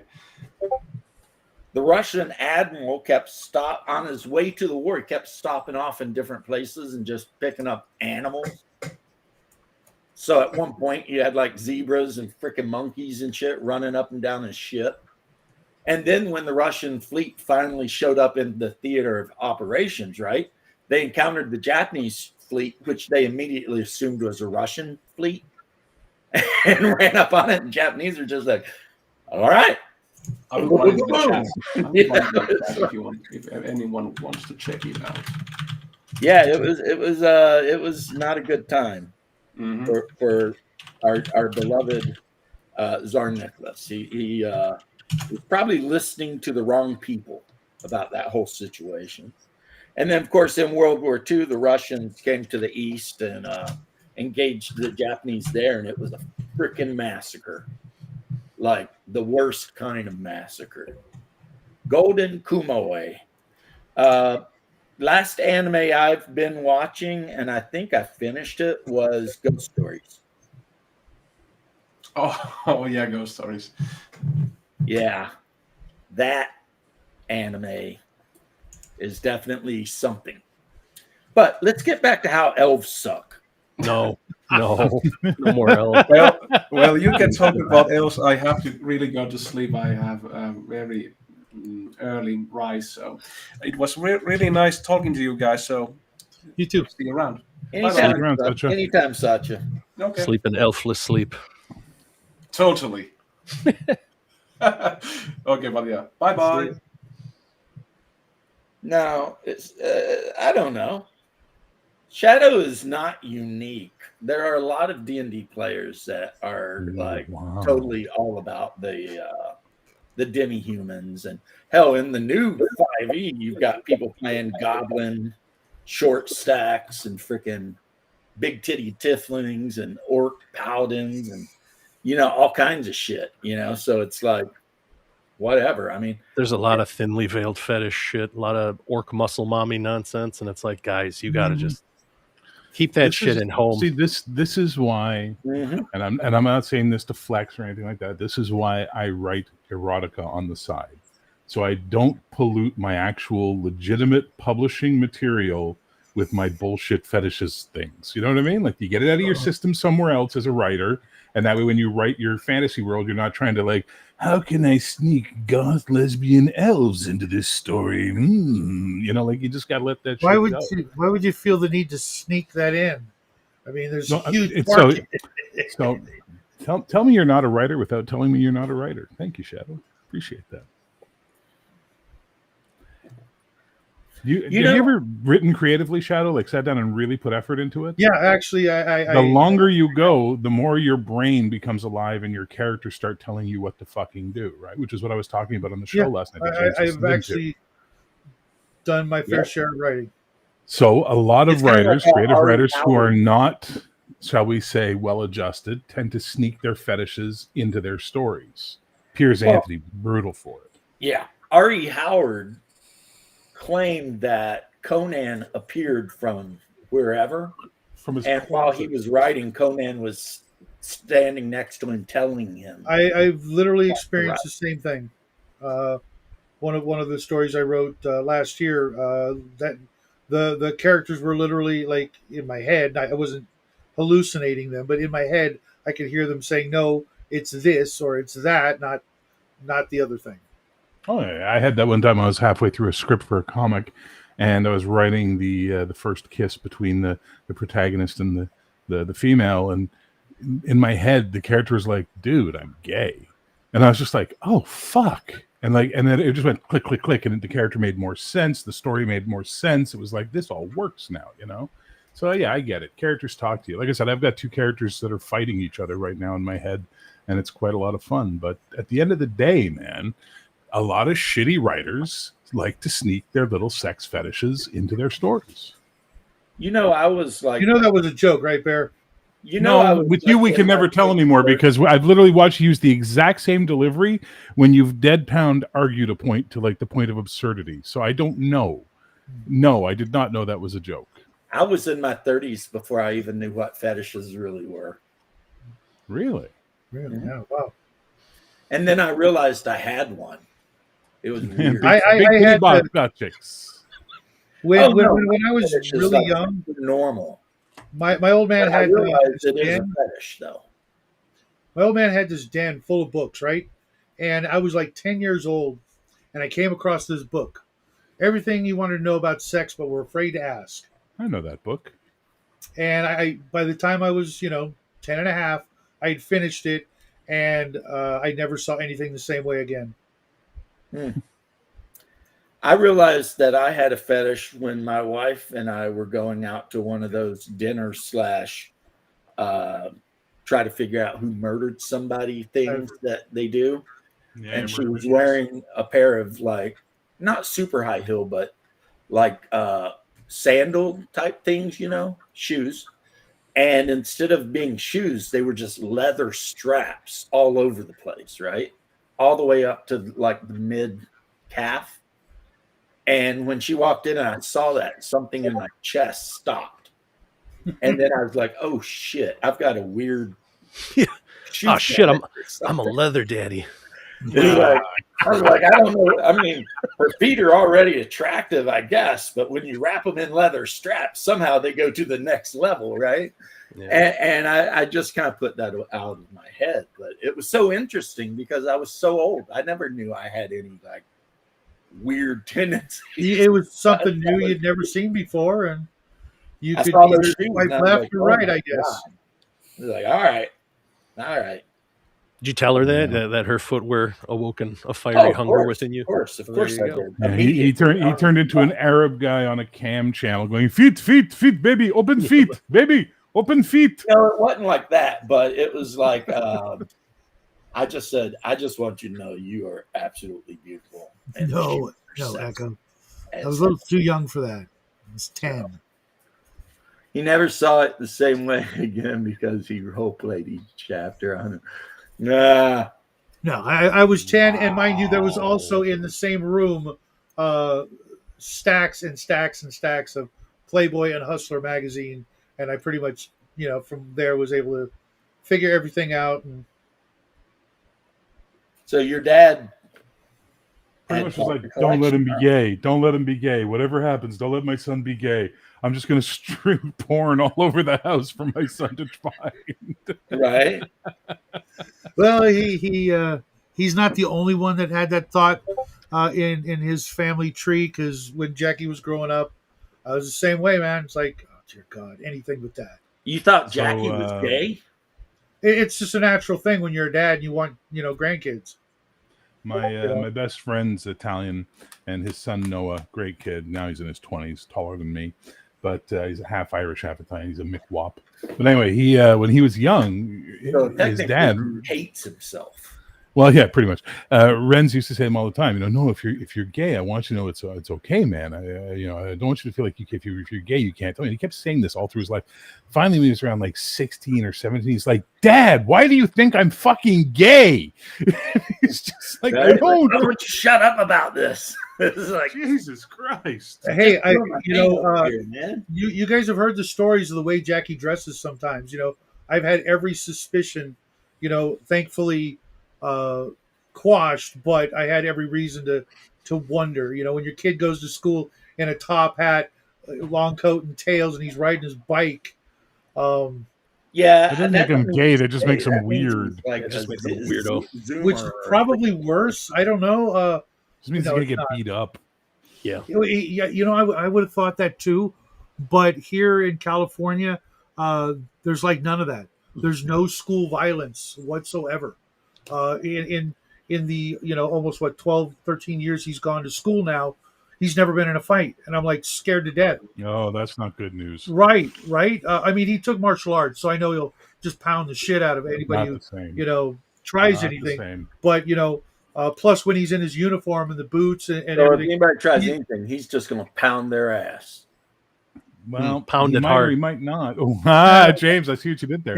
No, that won't happen. Yeah, but you got to be careful with that, Shadow, Slowly. because it doesn't necessarily mean he's going to kick ass just because he did martial arts. I mean, I knew a girl when I was doing Taekwondo. She was probably the best fighter in the fucking entire class, and she had a fucking back fist like a cobra. And a guy came up around in a bar one night, and she froze. She'd never been in an actual fight. She'd never had to defend herself actually, and she froze. And I've seen that with security guys I've worked with, bodyguards I've worked with, bouncers I've worked with. They might have all the training in the world, but until they go through their first fight, they won't know how their reaction's going to be, right? Yeah. All the training in the world won't prepare you for your human reaction. Yeah, Fight, flight, or freeze. I'm more worried that he's actually gonna, not stop as opposed to not start. That's why I'm glad when I get mad enough that I want to fight somebody, I kind of black out. So I don't have to worry about it. My body just kind of does whatever it's going to do. Yeah, I knew a guy who was like that. He was like, when I get mad, man, I just black out and go crazy. And I was like, all right, that's cool. And then one day he did that shit on me and found out exactly what training does versus go crazy motherfuckers. Well, I mean, He was like, yeah. I'm not saying I go crazy. I just say I black out.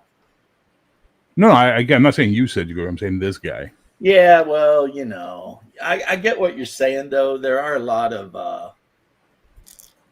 there's one of my favorite Russian videos where they're in a bar and this Russian woman walks up to this dude that literally looks like he might have ate a lotta before he went to the bar, and which is a Russian car. Anyway, he's big. She smacks him. He smacks her back, and it literally knocks her like 10 feet away from him against the bar. And then she just stands up and neatens her hair up and everything and goes out of her business. It's just like, okay, lessons were learned. Don't walk up to the 6.5 foot tall, shaved head Slav who's been drinking vodka for an hour and a half and slap him, because it's not going to work out for you too well. Well, that's so. I was working on a film, Andre. That's pretty much me.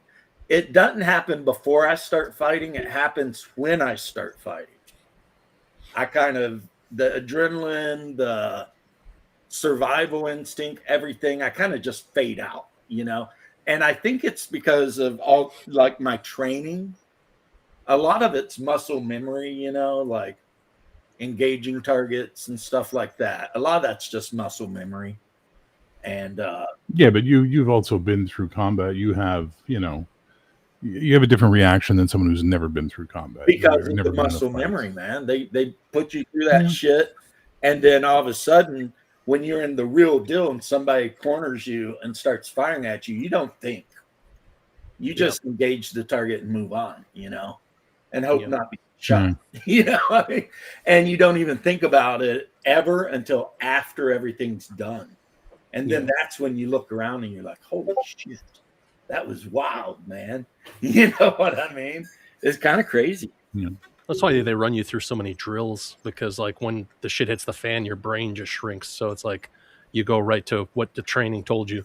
What's the situation? Man. Do this, and it's not always optimal, but it's better than freezing, and that's really well. But the other thing is, not everybody always remembers their training in that first instance, which they discovered in Vietnam really hardcore. Was a lot of people would just panic in that first instance. You know what I mean? Yep. But the thing is once you survive that first instance, that first encounter, you get well, you get a little bit of padding in your psyche all of a sudden, right? Like I've lived through this before, so I can live through this again. You know what I mean? Yeah. Whereas the first time, I'm going to die. That's the only thought you're going to have for some people in their head. Yeah, but you're also a little bit disassociative sometimes. I am, you know what but I mean? I never had any thoughts. It's like see target, engage target. Yeah. All right. So fine. I won't say you're a bit of a fucking psychopath, and we'll just leave it at that. How about that? I was trying to be nice, but you pull it out. I'll pull it out and give it to you. It is true that I have what they call an empathy deficit. Nope. Chosen phrasing on purpose, actually.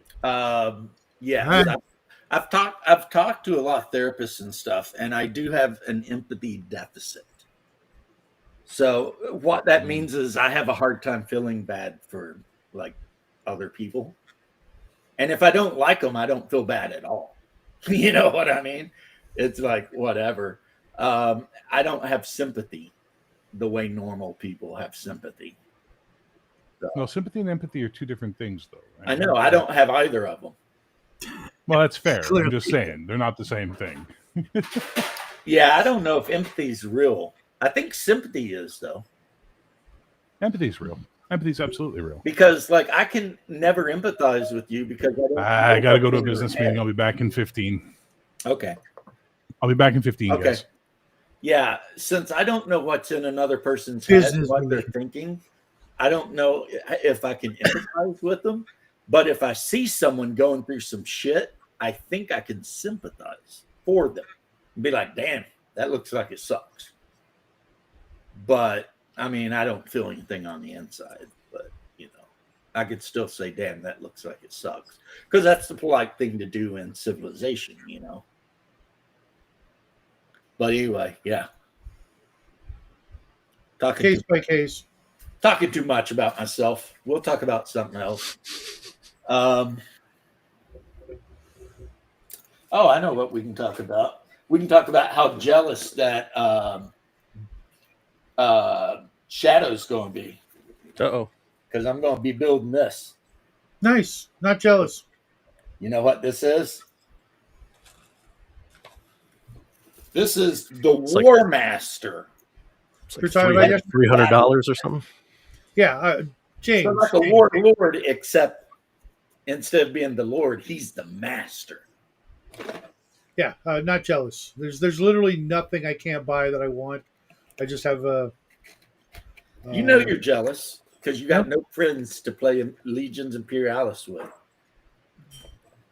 Well, yeah, I can't really buy that. I mean, I could, but I have I'm bigger not saying you're problems. jealous because you're broke, bro. I'm saying you're jealous because I've got all these armies and friends to play with and having the best time ever. And you're trapped in a desert in California somewhere. And even though I know There is a Games Workshop 2 blocks from my house. than I do. If I wanted to play, I would be playing. Yeah, but you would have to hire like a neighbor kid to come by your house. Dude, there's a Games Workshop 2 blocks from my house. Then I don't understand. You would love this game. It's the best game. Yeah, It's but probably the second best game Games Workshop made after Man of War. I don't know. And Epic. Some and people Epic, could Necromunda. rightly argue for Aeronauticus Imperialis. I can list a few other games I think I'd enjoy more. But you have to remember, just because they like the game and the Games Workshop is, like I said, 2 blocks from my house, I've met those people. I don't want to, do anything more. I've met them. I don't want to hang out with them. They're not my tribe. You know what I mean? Wow. I'd show up with my Trump shirt and there'd be problems. Do what there's a guy that used to be on the internet a lot. You don't see him so much anymore. Gamza.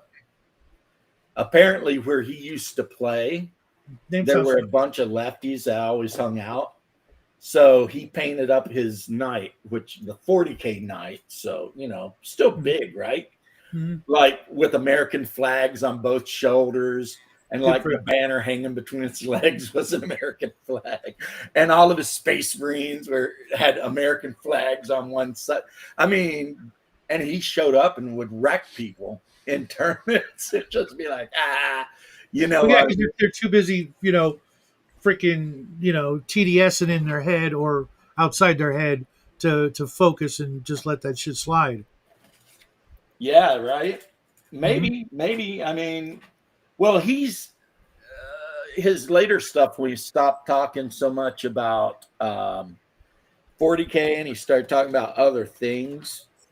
It turns out he's like very religious and married, and you know what I mean. So I think he's doing that just to be mean.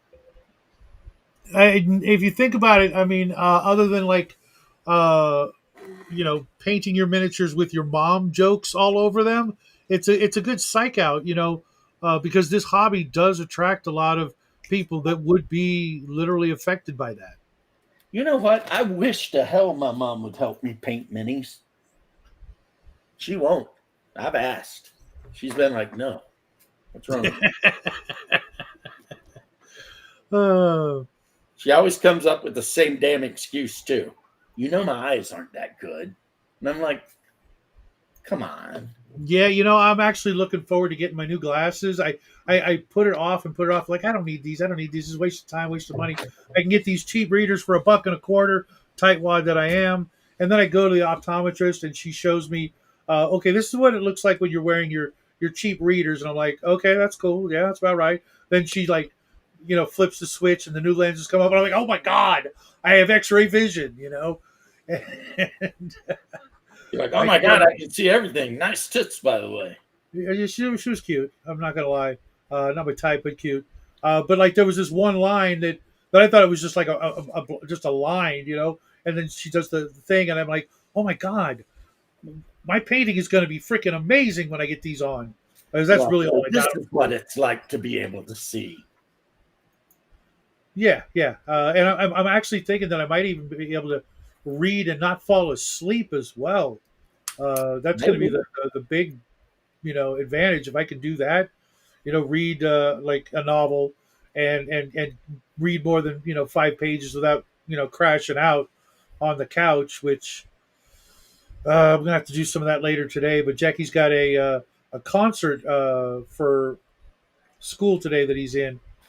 Nice. I find this out this morning as he's scrambling to try to find a sport coat to go with what he's wearing, because he's got to wear a black sport coat or some sort of black jacket. And we've got like 50 of them, and they either don't fit or they're not allowed for the dress code for the concert. And I'm like, this is what happens when you tell me last minute.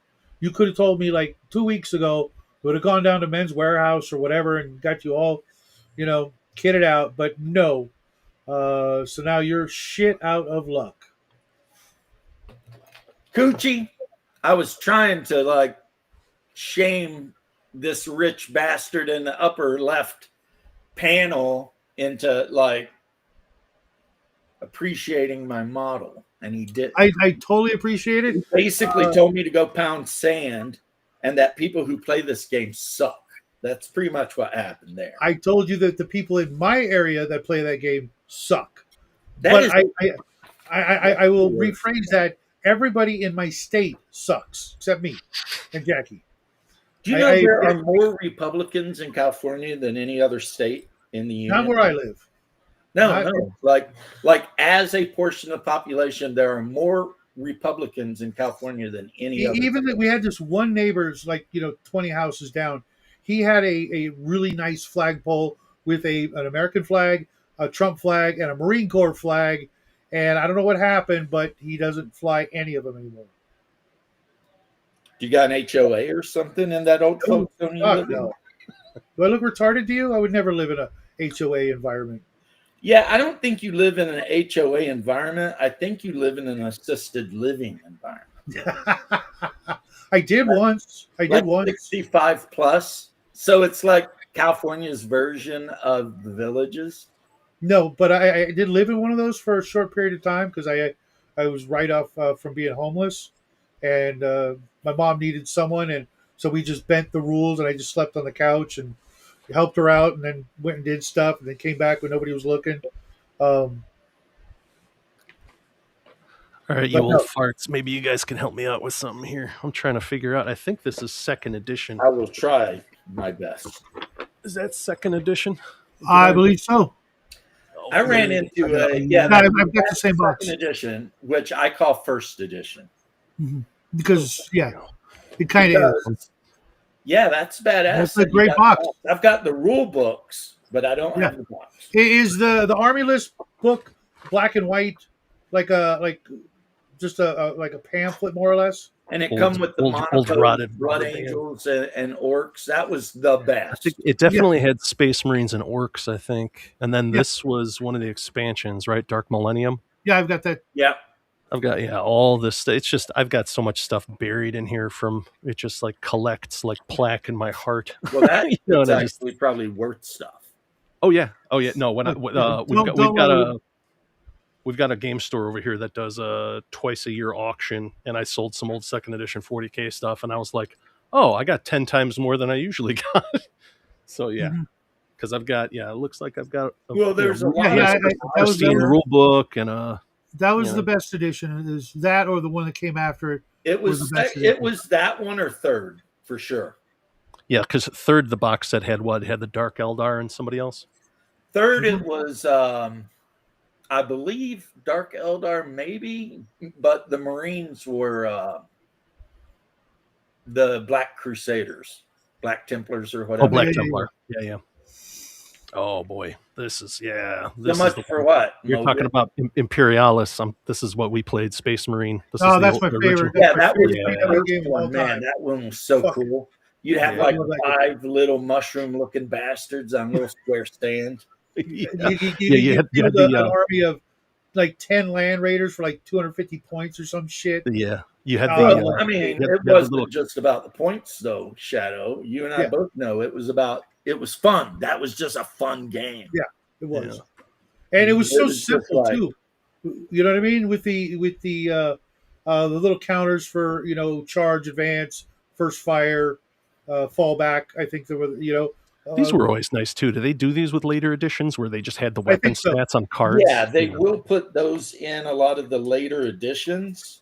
Yeah. but I don't think they do that much anymore. Or at least, what was the edition that had the Space Marine? It came with some Space Marines and Chaos, and the Chaos actually included a Dreadnought and the Space Marines. I think they were Oh, that's like Dark the Angels? fifth edition. It's Dark Angels versus Red Chaos. Corsairs, and it came with like a shit ton of cultists. Yes. I bought all the miniatures, but I didn't buy the game because there was just some really cool minis in it. I'm like, I can get these for cheap Nice. because people were I bought 3 of those because And- my bro and I. That was back when you could get the box set for like $89.99 or something. Right. And my something bro and I affordable. went in and bought like 3 of them, and he got all of the Dark Angel stuff, and I got all of the Chaos stuff. Mhm. So it is the only thing I didn't like about that box set is that all the Chaos Warriors were monopose, Uh-huh. so you had to have every one of them exactly the same.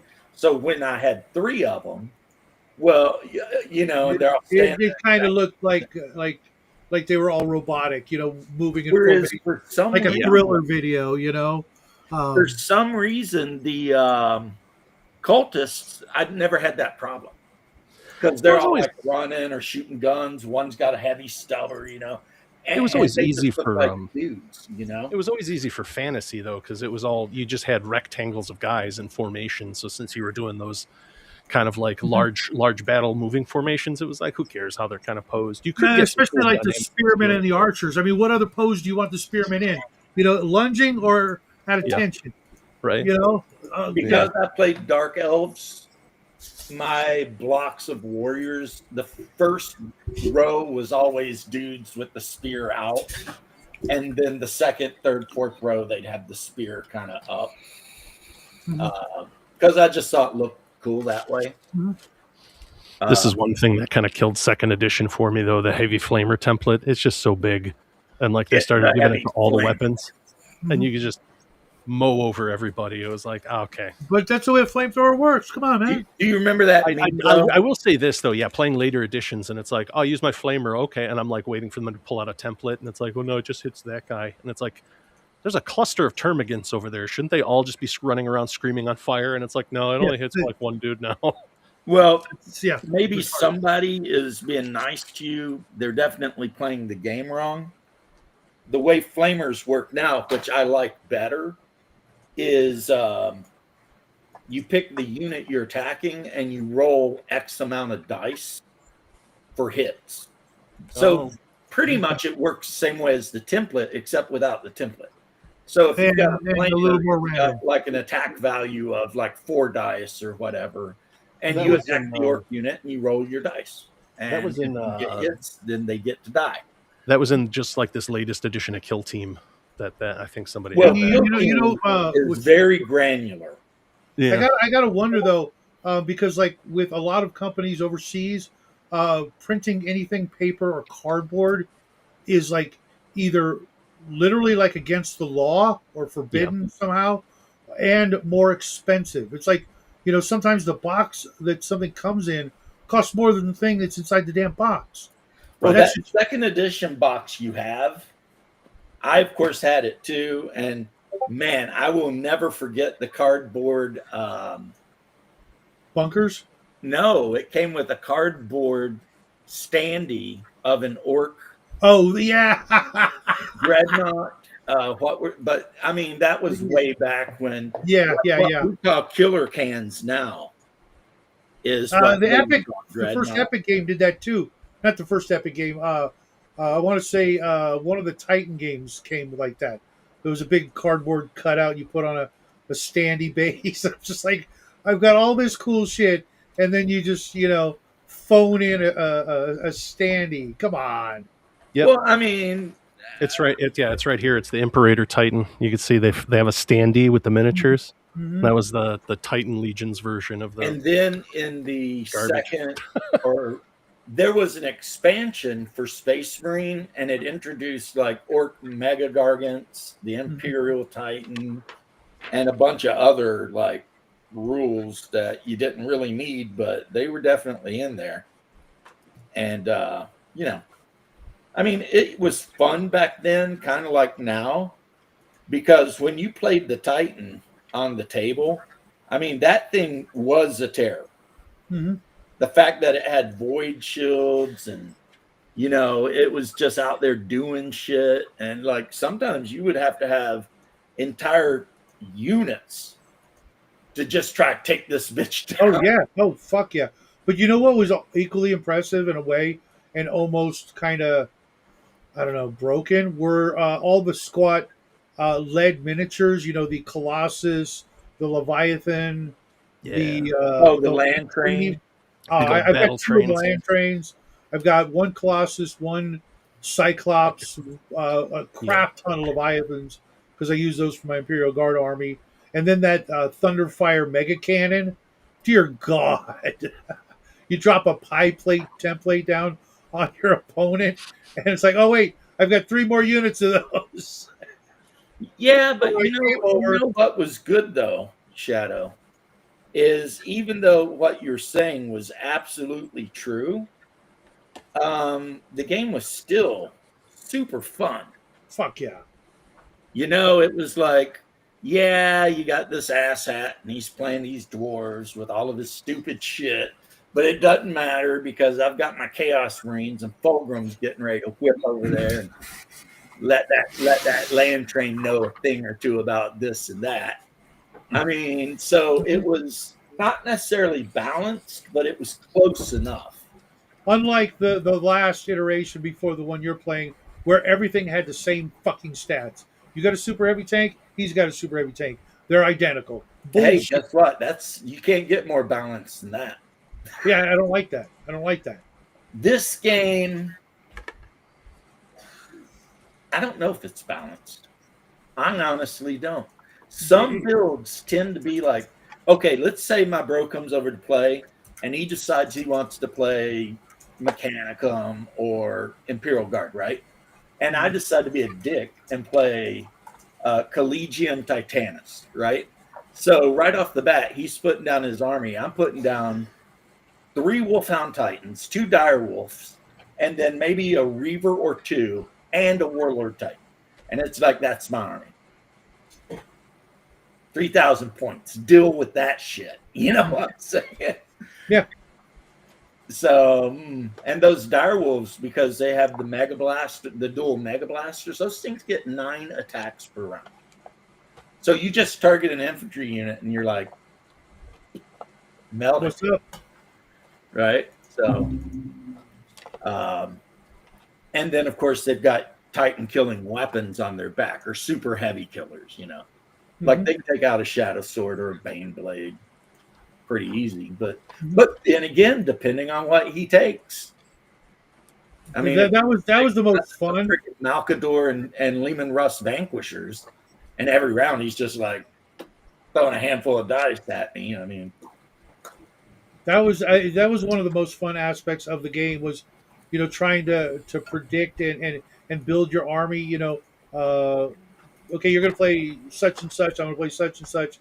Okay, now what is he most likely to pick, and use for his army, and then if you were like right or close to guessing. what Unger and I did? There were times when we didn't have like a lot of time to play a game, but we wanted to play a game. So we would just each take like one of the Reaver Titans or something I'd bought, and we would just pop the weapons on and then be like, okay, and we'd start at opposite ends of the board and just be all like, We You know, a couple of friends of mine and I used to do void that. shields and launching shit at each other. I ever tell you about Titan football? No. Okay, we had a ping pong table, and we'd use that as our game table. But we'd use it as a football table. Just clear the table, no terrain, and we'd play football using. It was either I think it was the Imperial Guard mole as the football, and we'd each build a team of Titans and just play some football with Titans. Yeah. That is that kind of shit is just fun, you know. Yeah, because I mean, at the And I time I think a had lot of people just Hungar and I, when we were young, we only really knew about BX D&D. We didn't really know about any other kind of D&D. And Mom had bought him nothing but G.I. Joe one Christmas. So he had like shit tons of G.I. Joes. And I had got He-Man. I had the castle and everything, right? And we would go out in the yard with a couple of die tins and just make shit up. And then, I'd be like, my guy's going to run over and punch you. And he'd be like, well, I'm trying to block. And then we would negotiate what you needed to roll over on a die 10. Mhm. And when we both agreed, then roll the die 10 and see what happened. I mean, so we were actually playing role-playing games or miniature games or whatever kind of games Mhm. using He-Man and G.I. Joes and shit. It was awesome. it was a lot of fun, you know. It was just like a cool thing. But yeah, PB, I have the second edition rule books and everything, my box, and I might even still have a couple of the Monopose Marines from that. Yeah. Because They were all just like one piece that just sat like this, and then you just plugged like the bolter in. You with just the put the hand bolter in, and they're just standing there. Yeah. And you had the sergeant, and he was like with a chainsword up and a pistol. Yeah. Because I think you could plug the bolter in, or you could put like a flamer, and then that was it. They just Right. had like two pegs where the hands were, and you just. Well, yeah, that was, you got like a 10-man squad of Blood Angels, or however you wanted to paint them. Yep. And one guy had a flamer, and the other guy had the missile launcher. And the missile launcher guy just had a peg on the shoulder, and you just push the missile. So he's just standing there like Yeah, that with it's the like missile this. launcher. Yep. Sorry, I have nothing to say to this conversation, so I'm just listening to you guys froth out, and it's quite entertaining. Well, you know what? What the hell? That is not a good thing, what you just said. That's not a No, it's not, and we're going to leave it alone. We're not going to talk about it in the public. But you understand? Like, this is what I'm talking about. I've done I nothing. don't And- understand, but okay. Well, crazy people do crazy things, my friend. That's what I'm trying Well, I to say. mean, yeah, that's a fact. You know, 100% in color. I don't get it. I don't either, but you know what? That's okay. I'm not going to fucking worry. I'm not going to lose my sleep, and I'm just going to keep doing what I do Don't and be worry. happy. Oh, shit. Sorry, hang on. I meant to turn my camera on when I was all talking because I'm done work Be now. happy. Don't worry. Don't worry. Be happy now. Suck the blood from your victims, right, Shadow? Shadow, you ever watch Greg the Bunny? I think I've seen a couple, but it's been a long time. So you have to see the ones they did on the was the Independent Film Channel before they got the series on Fox, and they were doing these little short films. They were way funnier. And at one point, Greg meets Count Blah, whose whole routine, he's the Count from Sesame Street, but his whole routine is that he says blah at the end of everything. So he's like, "Oh, it's nice to meet you. I'm Count Blah Blah." He goes, "Oh, it's nice to meet you, Count Blah Blah." No, it's just blah blah. He's like, "Yeah, I got it, Count Blah Blah." He's like, "Well, don't turn this to a fucking Abbott and Costello routine." So that's what I often feel like here is we get into these Abbott and Costello routines, all of us. So you know what? Respect. Apparently, in the last memes I was looking at, Shadow's really mad at me. Is he? Yeah, because we were trying to go through the dungeon rapping Athuk or something, and I'm I like, I saw that, and I tried to click on it, and wouldn't let me enlarge it so I could actually see it with my grandpa eyes. okay, with your grandpa eyes, I'm raising hell because somehow on the first level of the dungeon we found a +3 dagger, and I'm like, what? You know, because yesterday when we were talking about magic items, and you're like, I want everyone to have everything, and I'm like, nah, I have to. And you're sitting there, and you're all like, "F you, James," or some shit like that. And then there's I don't want I them to need, have everything. I want them to have access to it without it breaking the game. So I've developed a style that can't happen. Well, the other one, we're near the Frog God's temple or some shit in Rapanathuk, and you're like saying to me, you're like, James, you know we're getting ready to die here, right? And I'm not saying anything. I'm just chugging a potion. Mhm. And it just shows a picture of me chugging out my Game Master. I'm just like, James chugs big potion. It's like, all right. Poor Shadow. His character must be missing all those hot goth chicks in that graveyard. They'll be there when I get know home. what you're talking about. And here's what's crazy. I never got any of that. Even though in one meme I was thinking about staking you and taking them. Yeah, that's That was a thing. It was like Yeah, James I saw that. considers staking Count Shadow and taking all of his hot goth chicks. yeah. It doesn't work that way.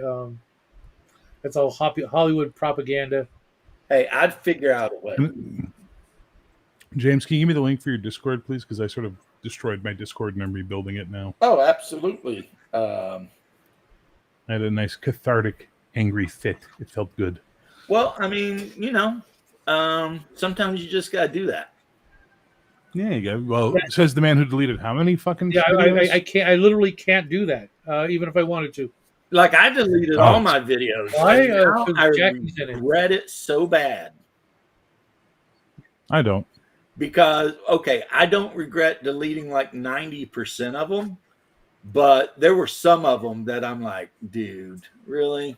Like the videos where I did a review of every single Modiphius Conan thing. I regret that. Yep. Because the I episode worked with so Hungar, hard on that. all those episodes with Hungar, I would regret that. Yep. The episodes with Hungar, it was just me being an idiot. I don't even know what I was thinking. And I get you, but for me, it wasn't. It was just sometimes you got to let the world go. You got to step back, burn down, and rebuild. yep. And that's what I thought I was doing. And now I realize that I regret it. I don't know how to do that. I just keep going. There's some things that Where is my damn channel at? There's your channel. This freaking computer, which is actually a good computer, but the problem is I don't have a mouse. So it's a lot more difficult for me to do things that a mouse would be required to do. Makes sense. So, yeah. But I should be able to hit this button up top here and just hit the, invite thing. You'd think, but I thought, but apparently it's giving me a hard time with that. Okay, so direct messages, no. Friends. Okay, I Romans can add country. friends. Okay, but how do I get the... Oh, okay, hold on. I might have it, Bear. If I can find Bear here in my list of Bear things. There are a lot of bear things in this world. There are. Bicycle. Damn it. How do I not have you as a friend? You do have me as a friend. We talk all the time. I'm smart ass. Yeah, there, I'm adding you as a friend now. I'm sending you a friend request on Oh, Discord. see, that's going to work better since I'm retarded. That's okay. You still make Shadow feel smart, so think about that. I wouldn't be just sure about that. So I am now your friend, which should mean you can Aw. join my Discord. Well, I don't see the link yet, but let me see if I can go and do it through talking to you. Can I join your Discord? It was so funny, President Trump calling that guy retarded, and then the reporter being like, that word's very like offensive to some Americans, and he's like, well, there is something wrong with that guy. It's like, Yeah.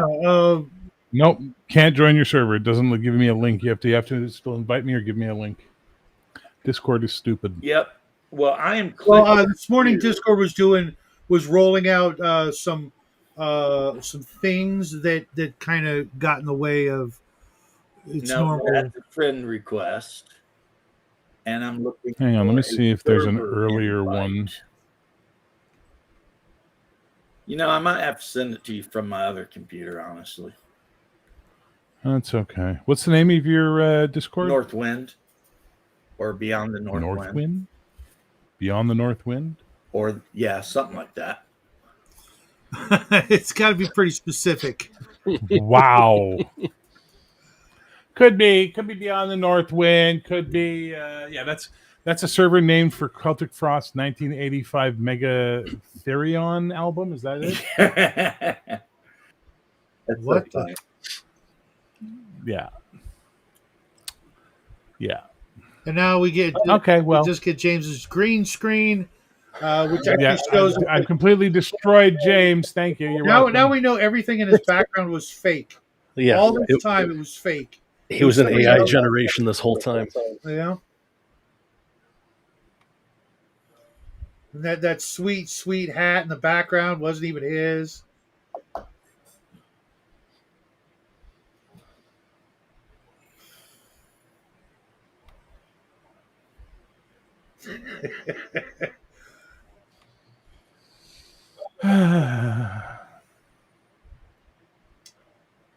So how you doing, Bear? Sorry I haven't been on your shows in a while. Oh, Your shows are on, haven't done a show in a while. I don't, Well, I you don't did do a shows couple. anymore. and they're Never have panels anymore, brother. Yeah, no, I mean your I don't do radio panels. stuff. Oh, that's different. Yeah, because a lot of times they're on the same time I'm on, and I can't be in two places at once. I haven't figured that out yet. But I do That want to give sounds you a like a you rat problem. shit for the day you were on Max's in Max's chat for his review of your game, but you had your Yeah, what it was. we had people What a jerk I was. waiting for your radio show. There's like 12 people waiting. I was one of them. And I'm like, Well, then I got a notification for Max reviewing your game, and I'm like, $5 says he's over there instead. yeah, it was. That's life. Yeah, but it would have been easy I'm for sorry. you to just clicked it and canceled the show. Yeah, or just set the wrong time, which is what happened. Humans, we Yeah, make, you we know make what? errors, Fredo. Restream did the same thing to me last night. I set up the show, and it told when I sent the link to everybody, it told all my friends that the show was at like 4 a.m. in the morning tomorrow, and I'm like, what? Or no, 1 a.m. tomorrow morning, which Yeah. is today, and It's done that to me a few times. yeah, because they're apparently 6 hours ahead of time from us, and I don't know where they are. That's the time, zone they're in, and I think they're in Europe. okay, and so like Omen is like, okay, I'll look forward to it. See you tomorrow. I'm like, no, it's like in 30 minutes. It's like, oh, okay. Like, Valorous looks all right. I'm almost positive it wouldn't be my preferred game, but it looks like someone who knows pulpy sword and sorcery would love it. Well, it wasn't written for pulpy sword and sorcery, but if you could convert it, which you could, go for it, bro. Yeah, I but like, see. if I give you like $5, could you convert it for me? That's like $5 worth of work, right? Yeah, Come on, bro. Just do a PDF that does it. Come on, bro. For sure, bro. I'll absolutely do that. Absolutely. My pleasure, bro. Completely on that for you, bro. Wait, first I have to solve the riddle of the Sphinx and then build a pyramid. But after that, hey, I'm on. Bear, growing up, did you ever read any Prince Valiant? I've tried reading them as an adult and they're fucking boring and I don't like them. Okay. The world's interesting. It's good art. But the way the comics are presented, yeah, the art's nice. But the way that the story is told, I don't like it. Okay. It's like it's like it's not a comic, it's not an illustrated novel. It's somewhere in between the two, so it fails kind of at both for me. You know? If it's a comic, I want panel to panel things, storytelling and narrative. And if it's an illustrated book, I want a picture and then a whole fucking page of dialogue telling me what the picture's about and what's happening in the story. I get neither of those things. That sort of leaves me sort of feeling very every time I try and read them. I try though. Every couple of years I go back. I have the collection digitally and I try and go back and read them. I'm looking Just for a can't nice get there. physical copy, and Fantagraphics. yeah, Those are the ones you want. I got the big slip cases right up over there. yeah. Nice. I just started picking up the original. Well, not the original, but the Flash Gordon as well, Yeah. and love those. Yeah. I don't like the format of the sideways. Yeah. I got don't that like too. that. Well, because it was it newspaper? Was it like comic strip? Yeah, I've got Starhawks that's like that, where it's like the book is elongated because it's like the newspaper strips, and it's like, this is awful to put on a shelf. Yeah, it's right over freaking there. Yeah, because you look at it and you see the page is not the spine. You know what I mean? Yep. And I'm like, but I'm glad I have them, and I'll probably read them next year. And I'm not touching the creepy box set that I got sent. I'm not touching that till way late next year. Yeah. But I really do appreciate whoever sent that. Lucy. Seriously, that was going to be my gift to myself under the tree this year. Yep. And that freed up like $400. So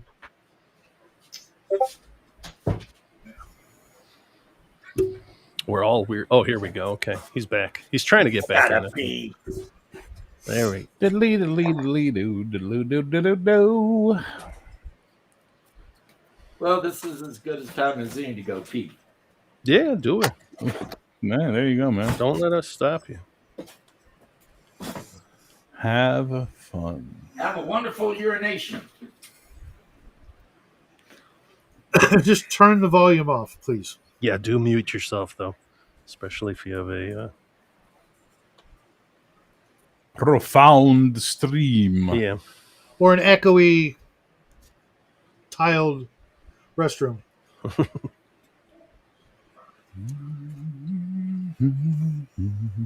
Why would I want to convert it to Sword and Sorcery? Bruce, I don't run Sword and Sorcery. I have no interest in Sword and Sorcery. I'm not a Conan guy, so it's what I want it to be as it is. Yeah. That makes me happy. Yeah, you can get all kinds of questions like, why isn't this just another BX clone? And it's like, Why? there's reasons. Why? Like, that's just what it is all the time. Yeah. Why? Ew, brother. Yeah, another Ooh, BX no. clone, sure. Yeah, give me 5 minutes. I'll shit that out real quick. BX clone. Exactly. Hang on. Wait. There it is. Yeah, I would respond to Bruce with something along the lines of, "Why don't you write your own damn game?" He did. I haven't received my autographed copy yet. Jesus Christ. Someone is fucking tetchy about things. Jesus, Shadow. Bruce, get on top of that. Get him an autographed copy ASAP. I let Bear slide because I know shipping from Canada is just insane. So I'll just I'll wait. I'll hit him up at Claricon. Okay, I need you to autograph this. Oh, and this blank piece of paper. Yeah, don't ask.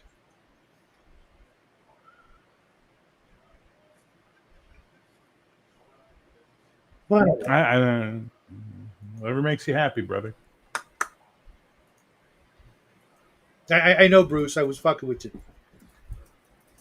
I played in, I think, play test of it a couple of years ago. Dude, speaking of which, where the hell is Jade? I went to send him a Thanksgiving greeting on Discord, and he ain't there no more.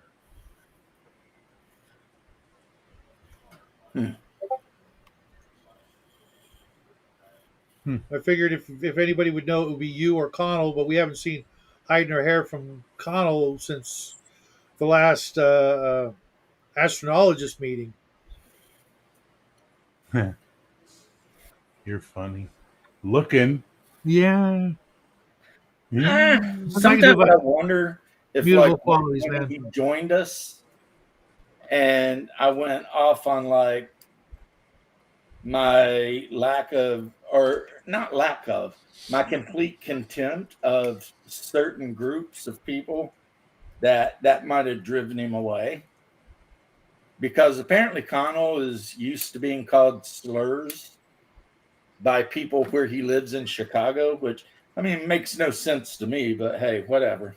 You know? Yeah, I don't know. I think one of two things: either he got his feelings hurt and needed mama to kiss his boo boo, or he's just been busy. Probably the second thing, Yeah, honestly. yeah. I mean, because if you go around telling everybody you're a gypsy, and then someone calls you out and starts making fun of you for being a gypsy, I mean, that's kind of your fault, really. Who are we talking about? Connell? Jay or Connell. Connell's butthurt because we called him a gypsy? I don't think I don't so. know, but he may be. I don't know. He popped in the radio show last night and said hi. Yeah. Well, You got well, Bruce, tell Jay to reach out to me. It's been like 3 years now. In 3 You know, years. Jesus. Yeah. If someone don't talk to you for like 3 years, there's a chance that they're going out of their way not to. No. It's been 3 There years. might be a reason. Yeah. It's been 3 right. years They're since afraid all you're of going to us drink hung their out. blood. No, it's been 3 years since we all hung out doing shows together. But it's been like a year and a half or so that Jay's been just nonstop, hammered at work. All right. It happens. Yeah. Usually that means, though, priorities have changed. If you can't find Well, time yeah. for I mean, hobbies. it's at his age, married, etc. That's a possibility. Some of our age, that's not the way it works. The halflings have an impending population decrease.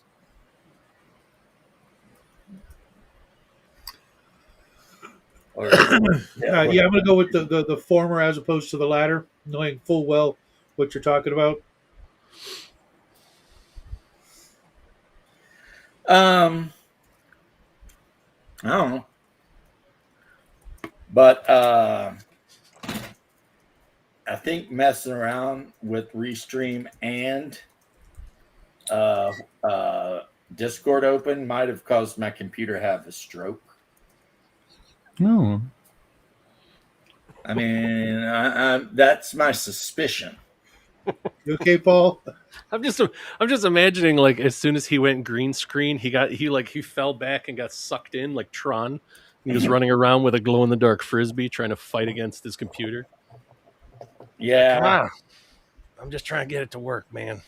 I need to go on to like Chat AI and be like, does my computer smell toast? Dr. Penfield. I'm smelling burning nickels. What's the matter with my computer? It's like, you might have some kind of tumor in your brain. Burning nickels? You might have sudden onset tumor. To be fair, this computer is very old.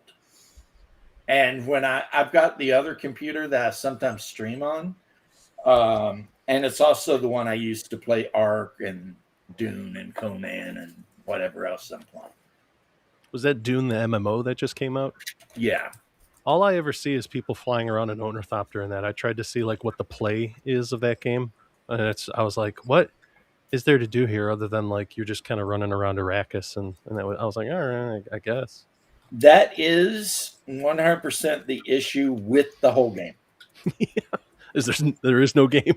The game is they take your money. Start out as some scumbag. You Right. do a bunch of quests, and then you finish all the quests, but you can build your own house and stuff. And then you realize, hey, I'd like to have, I don't know, whatever the hell it is you'd like to have, like a giant ornithopter that can carry a harvester or something, right? So then you spend like a month just gathering shit to build the thing. And that's the gameplay. That is the entire gameplay. Is you run around trying to do shit, and yeah. That's the whole game, which is why I haven't logged on in like a couple weeks. For all I know, my giant ass house I made in the Harkonnen style is long gone. Squatters have taken it over. Dirty Well, what Fremen, the happens neighborhood's is if gone you to don't- shit. Dirty if you Fremen don't are living pay in it. Rent. The dirty Fremen just doing what they want. Those dirty Fremen. If you don't pay rent, then your house shields go down, which means every time hmm a windstorm comes through, it just rips your house to shit. Yep. So, Well, that's how they get you to keep logging on. It's that whole mobile game thing of like, oh, you've logged in today. We give you now this little gift. Enjoy it, and it gets progressively better. If you log in 365 days in a row, it becomes a very great gift, and it's like, and then you become a slave to this garbage little game. and yeah, I know about that, but Yeah. But it's the same thing. They're just like, you gotta pay your rent, and it's like, I pay rent in real life, dude. I'm not paying a game to pay rent. this, and the so better this is stuff why I you don't have- enjoy games of reason. Go ahead. Go ahead, James. No, go ahead, James. The better stuff you have, the higher your rent, which means the more often you gotta go out and do shit to make money to pay your rent. Meanwhile, in Ark, I just build like a lean-to next to a river and fight dinosaurs all day. Much more relaxing. Okay, Bear, what were you going to say? I hate games about resource management because I live a world of resource management in my real fucking life. When I play a role-playing game or a video game, I want to escape that shit. I don't want to grind. I don't want to, I have to go kill 78 fucking rats before I can do something else. No, fuck no. Give me a game. Yeah, you're not in Imagine if back in the day you were playing Galaga for the first time, and the first level of Galaga was like boot camp, where you had to get your guy to learn how to fly and do his push-ups. You'd be like, Jesus, fuck this game. This is stupid, Instead, you played a thing, you shot things, and you moved on with your fucking day, I don't like slice of life reality video games. They're very strange to me. Okay, well, that's different though, because in slice of life video games, you get to like flirt and possibly marry super hot big titty. Oh, in the Japanese ones, absolutely. I mean, you don't get to see any nudity or do anything, but hey, So it's like real No, life. the Koreans Maybe would, not in man. the games you're playing, brother. Yeah, seriously. I can hook you up, Jay. it's I'm called just saying. Five Hearts Under One Roof, and the whole point of the game is it's these actresses, and you're supposed to be some losery kind of guy whose dad and mom own a Fucking Paul trying to keep it in, man. a house with a lot of bedrooms. So Yeah. all of these girls end up renting rooms from you, and Oh. depending on like conversation paths, you might date one or die a lonely loser in Korea. I mean, anything's possible. That's I'd not possible. I'd like Me- to see them redo that with Dennis from It's Always Sunny, and he's always talking to his buddies about like, but you see, I'm their landlord, so I can evict them, but I won't because it's about the implication. And he talks about that's how he builds his harem with these. Yeah, those games are really weird. You have like the personalityless Japanese salary man, and then all of a sudden you have all these Japanese starlets who are just throwing themselves at him. It's like, this is ridiculous. Yeah, in this game, you're basically an absolute loser. Yeah. But you live in Gangnam, Seoul, Nice, Bruce. and your parents have went on vacation again because they're constantly just leaving you. And your dad, of course, yells at you about get a job, stop being a loser before he leaves. And then you come up with the idea that you're going to like create this you're going to rent rooms out. And that's how it happens. Yeah. Now, what sucks is I've never played part 2, but I played part 1. And in part 1, I got the ending I wanted, which is I got married to the older lady named Grand Dong, who's a millionaire. That's a Korean name, apparently, right? Mhm. So this Heart 2, Sure I'm all is. like, am I the same guy? Because I was happily married to the big tittied millionaire. So yeah, it's weird. But Asmongold's been playing it and bitching the whole time, let me tell you. Just nonstop bitching from Asmongold. But to be fair, when Asmongold plays it, he's streaming and he asks people in the audience what he should do.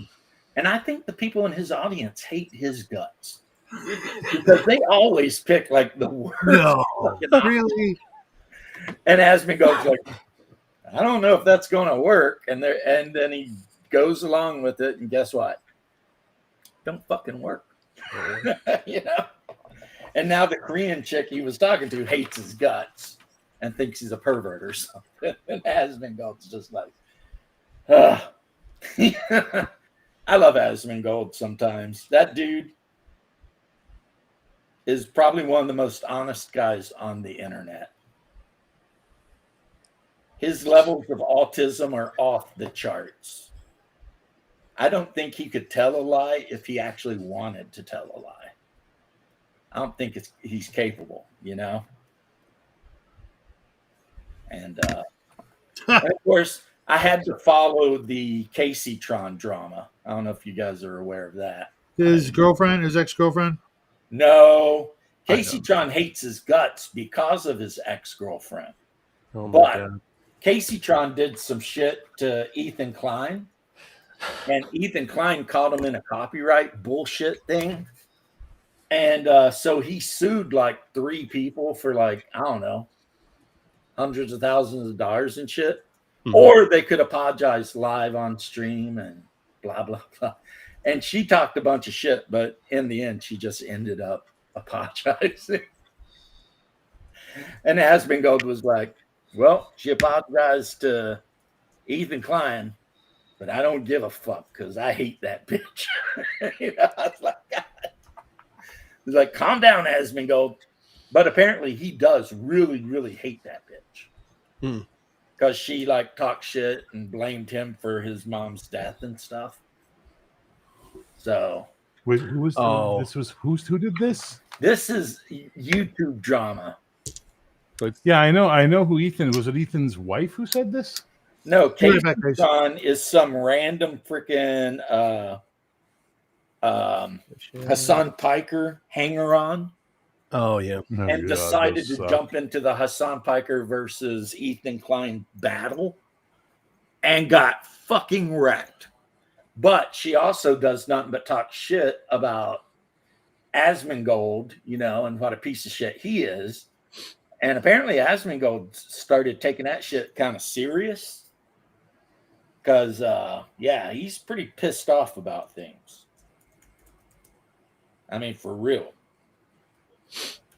And Checks in the mail for your Pepperbox comment there, Bruce. Thank you for supporting Pepperbox as usual. Ukrainian snuff war foot. Yeah. yeah, it's getting bad over there, man. I don't even want to Who look at it. knows? Who knows even what's actual and factual that's coming out of there? I like the ones where they're like, yeah, this is a volunteer battalion. We found an entire unit of Spetsnaz hiding in this house. Watch us take them out. And it's like, yeah, I'm sure the Russian guys we never see on your camera were all special forces, and you volunteer guys killed them all. Okay, but you've got some Well- cool GoPro footage, so you tell me whatever lies you want. What I saw today is basically Pokrovsk is completely fallen, and the Ukrainians are surrendering in the tens and hundreds. From the middle area there that's been completely encircled. And next up will be Zaporozhye, which the Ukrainians can't defend. They're just pulling back. Also, one of their top generals or whatever got in trouble. There's people talking about wanting to get rid of Zelensky for, you know, being a douchebag. So, I mean, it's Right. getting pretty freaking lively over there, you know? I mean, no matter where you stand on it. Yes, baby? I'm off. Okay. Just letting you know.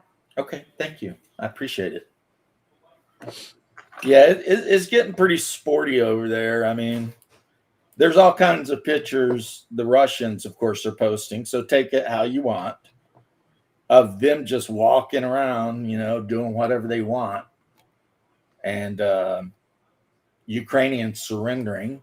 When they liberated Pokrovsk, the civilians who were still living there were coming out and like thanking them for showing up and liberating them from the Ukrainians and shit like that. So now somebody come up with this interesting idea where we would give Western Ukraine to Poland, and then Eastern Ukraine could become either their Republic of Donbass or part of Russia, and that would pretty much settle the whole thing. Yeah, for that's not, good. that's not happening. I'm doubting the Poles are going to trust Russia with any deal of any sort, especially like that. That sounds like a Molotov von Ribbentrop splitting via, You're not wrong. Yeah, You're not it's like, oh yeah, we're going to trust Putin to do this. No, that and the rest of Europe, I'm sure would not be okay with that either. Just being like, oh yeah, just annex, all that. Well, all that fertile land that we want to grab up for us. The problem though that with the rest of Europe is I don't think Poland gives a shit what they think about anything. Like literally, they're too locked in bureaucratically with the EU. They wouldn't just be able to be like, hey, we're gonna annex half of the Ukraine, even though they did take in like pretty much the majority of the refugees that were running away. Yeah, ever since for the past like 10 years over there. But whatever. It is what it is. Like I don't trust. And as soon as they got rid of all the press in there, I don't believe anything. It doesn't it'll end when it ends. It's like I said, open air weapons test. That's all it is. They're testing out all their drone tech for the next big one. So you don't believe our beloved Ukrainska media? No. Yeah, I was gonna say I had relatives along with the Jews in Western Ukraine that got pushed out in the 40s. So when I saw those kids doing that stiff-armed salute to the armored carriers, I was like, that checks out. Yeah. that happened. Yeah, long time My ago. relatives left in like 1916 because same deal. When they realized the way things were going and the communist revolution and shit, they're like, yeah, time to go. Yeah, it's time to get the hell out of here. It's nice to be in here, and they moved to Germany for a little while. And as soon as they got enough money saved up, they brought their asses to America and never looked back. They're like, yep, because that place did not get better. It's like, ugh. Now, me personally, my stance is I just want the war to be over. Oh, yeah. And if that means, Russia has to conquer all of Ukraine to do it, that's good. As long as we don't do a World War III situation. I don't want that. Sure. It just goes to show though, like, yeah, if you want to have a rolling conflict, just get the media out of there. They're still doing ethnic cleansing in Darfur, and that's been going on for like 18 years. And it's just like, they just don't talk about it anymore. And people are like, yeah, one of these guys, he's an African leader, and they asked him why he's never visited Trump, or any president of the United States. And he said because his country has been nonstop genocide for like 10 years and no one's helping it. Yeah. And like, he's like, I guess we don't have resources and stuff that they need because, we're over here, and he started naming numbers like 100,000 people died in South Congo last year and all this kind of shit. And he's like, so why would I go to the U.S. to talk to them? Because they're not going to help me. But if they come over here and want to talk to me, I would talk to them. But so that poor guy just has no faith at all that, our government has any good intentions towards what's going on over there, which is apparently, a genocidal war, or no, I think it's a religious war. they're complaining about. Like terrorist Muslims are kidnapping and murdering the African Christians, and Well, that's happening in Nigeria, and that's supposed to be one of the more developed areas of Africa. yeah, Nigeria is just supposed to be like, you know, a good place to go, but and in a weird twist of whatever, like Donald Trump thanked Cardi B because in some speech Cardi B mentioned Yeah, she the brought it up before the genocide UN. Yeah, shit going on over there. right. And Trump was like, I appreciate, you know, her using her platform to, you know, let people know what's going on over there because it's very bad. But hey, what are you going to do, you know? I don't know, guys. I don't know. I don't know. I don't know either. All I know is I'm reading this Bruce comment here about a slow XP Pathfinder game, 1 to 20 over 6 years, and that sounds like a sentence I would get for a manslaughter conviction. I would blow my brains out. I think you might, depending on the situation, in the state of Florida, get less than 6 years. It sounds less like a manslaughter charge and more like the fucking, middle of a suicide note, Right. Just like, I can't take it anymore. So, yeah, if they sentence me to any Pathfinder, I'd be like, I don't know, man. It After about the sounds to first me like 5-hour they combat, legally I'd be like, just couldn't kill do me that. now. You hear me? What's that? I said, it sounds to me like they legally just couldn't even do that because it would be considered cruel and unusual punishment. Yeah. They would have to like do some other thing. Now, if I had my I way, get to that pick, other- I'd be like, as long as the game doesn't have a D20 in it, just whatever. Fine, I'll play it. What are we doing? if I had my withers, the game they would just cane you a couple times and send you home. You remember they made that big shit about that transfer student that brothers. went over there? About What him is getting it? caning, and they were like, how barbaric. He went to Brothers or withers? Singapore. And it's like, Singapore ain't the third world there, brother. He was sitting there like tagging cars and doing all kinds of larceny. Give him the cane and then ship him out. Yeah, do not fuck around in Singapore. Singapore is one of the safest countries in the world, and there is a reason. Well, because there's one government. It's a single party government, and they keep things clean and on time. And it's like, all right. They're not trying to conquer the They rest do of not fuck the around. region. They just And like they it nice will and clean. straight up whip your ass. Yeah. And like literally, they will straight up whip your ass. Yep. That's Yeah, not even like a joke. Yeah, my buddy lives over there now. He used to game in our White Wolf group. He moved over. I think he got a job doing info security for Deutsche Bank or something like that. He's over in Singapore. It's crazy how many like Westerners move to Singapore, you know? It's crazy how people like a nice, clean, safe environment where nobody's getting killed. I was just Yeah. watching. I was over at the Thai restaurant I like, and they were saying like they were complaining over here in Chicago. They have like this. You can go and window shop. They have like a little Christmas village type thing. They're like, oh, it's the lowest attendance it's been in years. And I just looked at them and I'm like, see what people getting stabbed and lit on fire will do to tourism? Isn't that crazy? Crazy. Yeah. It's like people just want to celebrate Christmas and maybe not get stabbed and lit on fire in the And subway. then to make it even better though, guys, Weird Al wrote a song and mentioned it. Mentioned that what? About The getting lit song on was fire in the based train? on the once there was and the lyrics are like, once there was this kid who went to Singapore and brought along a can of spray paint. Oh, yeah, And it just goes off, and it's like talks about when he got home, he couldn't sit on his backside.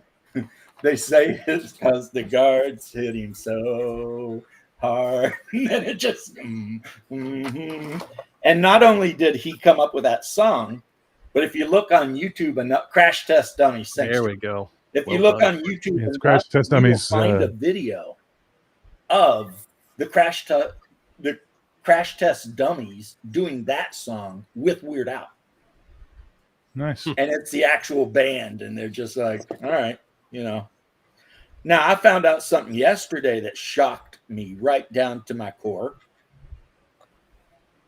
apparently Kurt Cobain and Dave Grohl were Yes. not friends there at the end. They were not buddies at all. And Dave Grohl, in an interview, they asked him about it. He said, what happened with Kurt Cobain is basically, if you did heroin, you got to be a part of his friend group. But if you didn't, then you couldn't be part of his friend group. And since, Dave Grohl, he'll drink beer, but he's not, shooting up and shit. He basically got pushed out of the friend group. And before Kurt Cobain killed himself, he was literally thinking about firing Dave Grohl and the bassist, but not the drummer, because the drummer was doing heroin with Kurt Cobain. It's like, Drummer's usually pretty easy going. He's like, hey, whatever. yeah, so the drummer's like, yeah, I'll do whatever. And I heard that, and it like all of my life wondering, everything I knew was supposedly that Kurt Cobain and Dave Grohl had been very close. But yeah, it was towards the end, they were not at all close. Because it turns out Kurt Cobain's an asshole. And I'm okay with that, because let's be honest, I mean, Foo Fighters is a better band anyway. Yeah. Not to take away from Nirvana for completely changing an entire genre of music, which they did. Not for the better. Not Yeah, I was for going to the say, better. I'm not sure it improved it, but Yeah, Changed I'm not it. a big Nirvana fan. They did Never have been, change it, never will though. be. That they did. And now as far as that grunge era, I'd probably say Alice in Chains. Probably the Alice most in Chains is listenable. really good. Yeah. Soundgarden, great band. Yeah. Yeah. Pearl Jam. Soundgarden- You can't deny the effect Pearl Jam had on modern music. Pearl Jam was the one of that scene that was able to chart. You know what I mean? They were the one that reached Middle America in a big, big way. And that's something. Look, you got all the other bands. Trust me, I worked in Vancouver as a bouncer at the time. They all fucking played there. It was insane. But Pearl Jam, I respect what they did. I really do. Yeah. Especially for a lead singer who looks like Wolverine.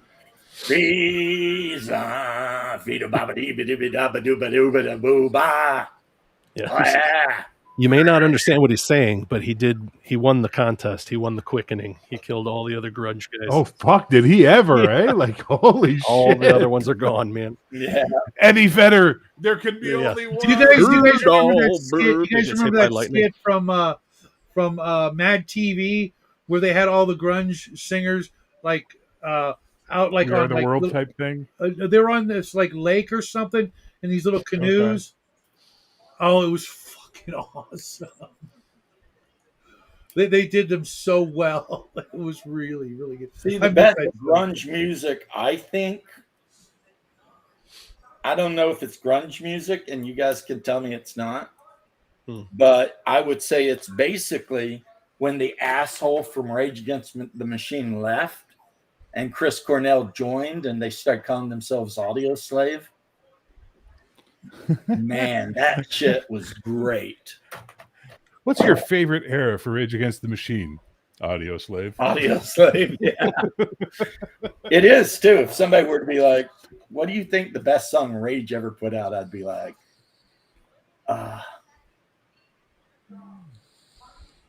probably the one about when he's in the house reading the book,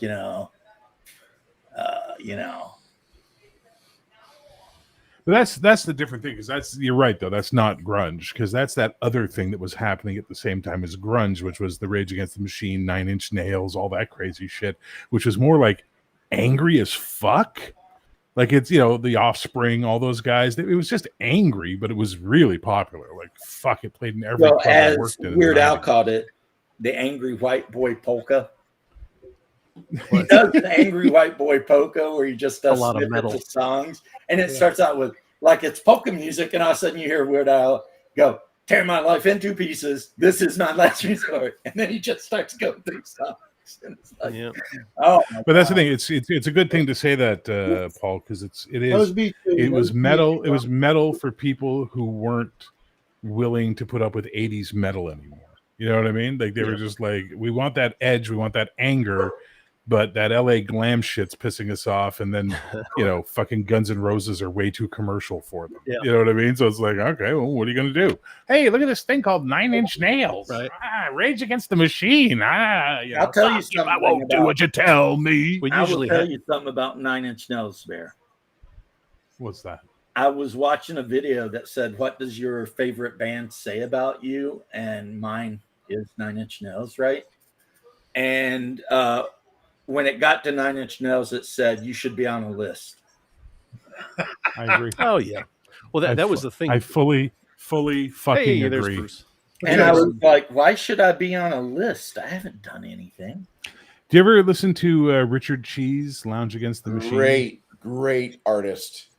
No, I Richard have not. Cheese. So it's this guy, Richard Cheese. He takes all those Nine Inch Nails, Rage Against the Machines, he turns them into lounge songs, right? Mhm. So he's just doing this whole fuck you, I won't do what you tell me. It's like really good stuff, What God, I gotta get it, put it in you. It's just like- No. His cover of Closer was fucking great.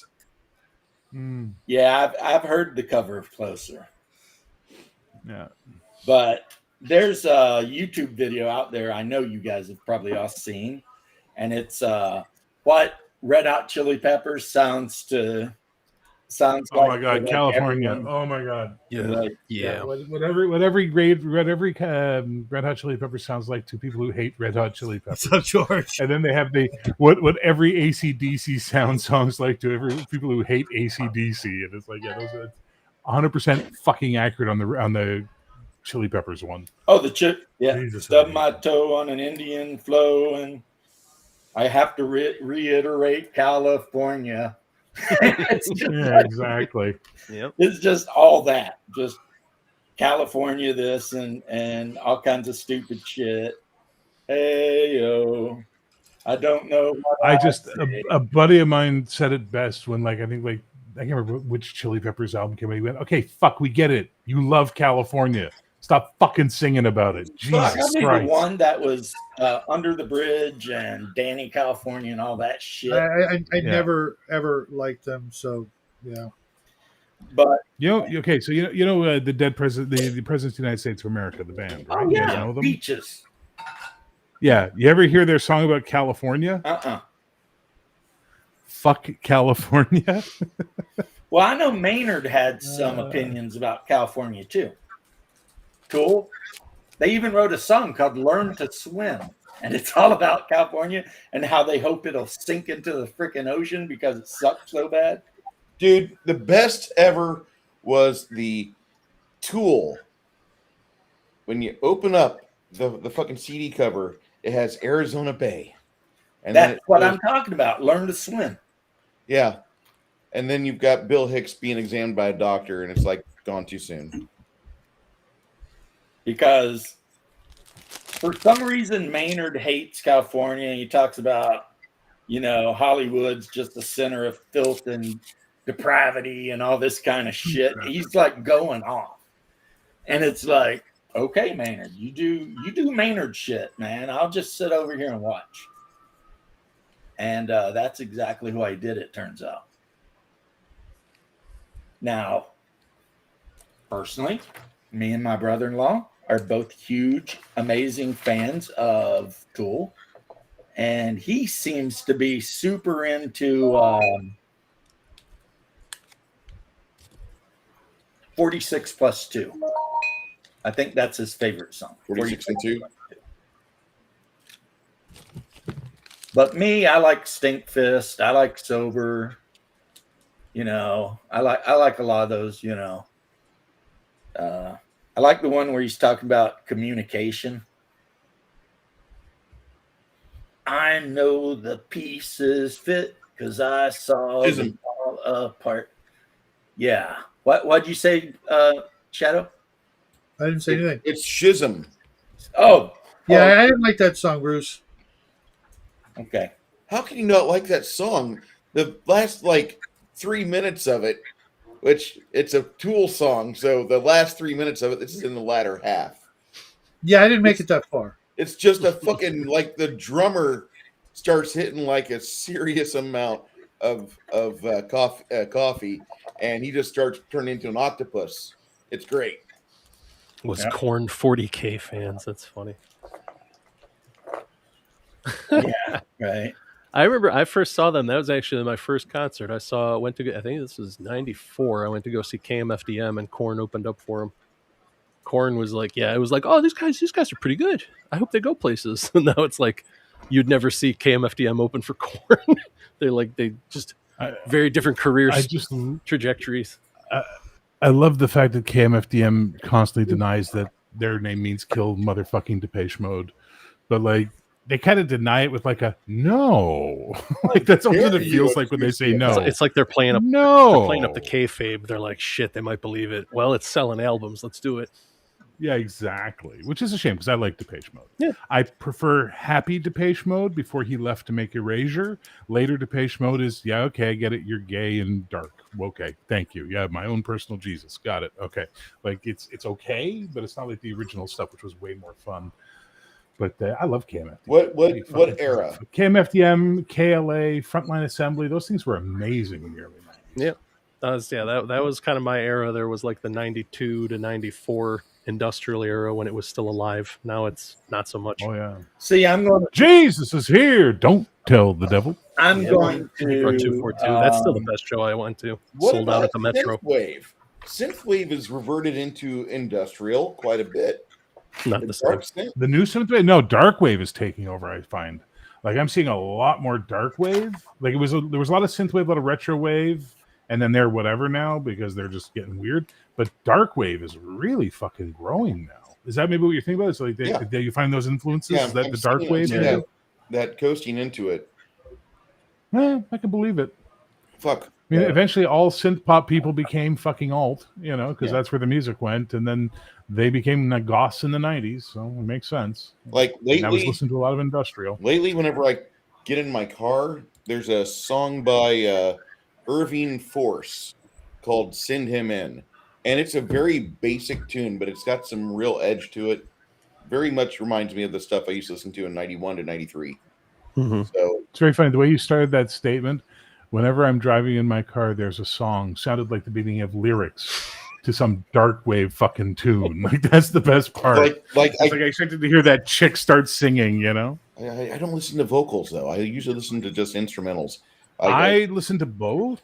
And have you discovered Wolf Club yet? I've heard them a little bit. They're not bad.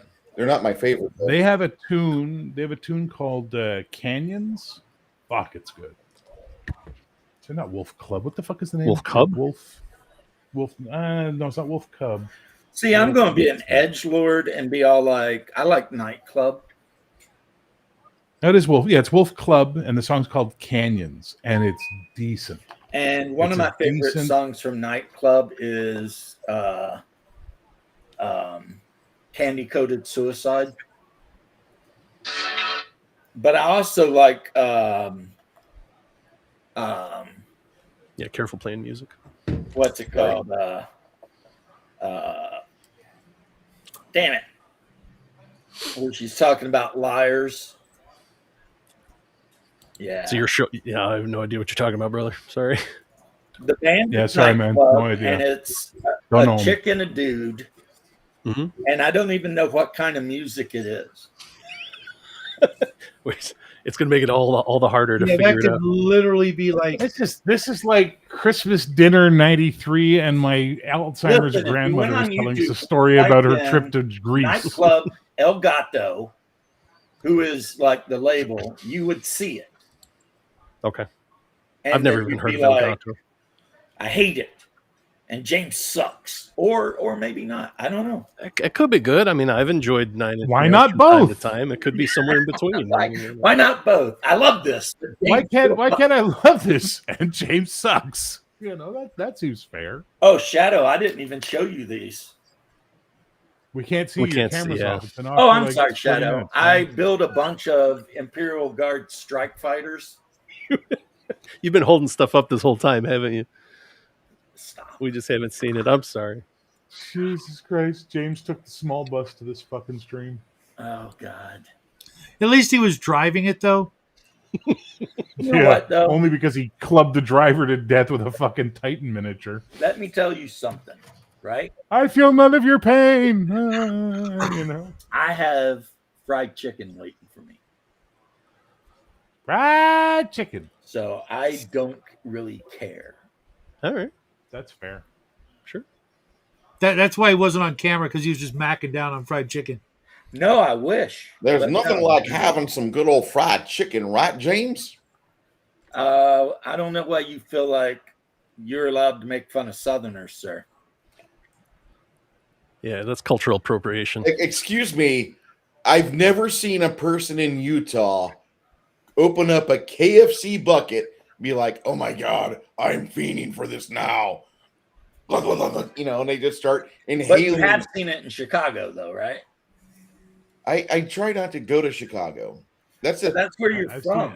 I've seen No, it in I'm not. Quebec, man.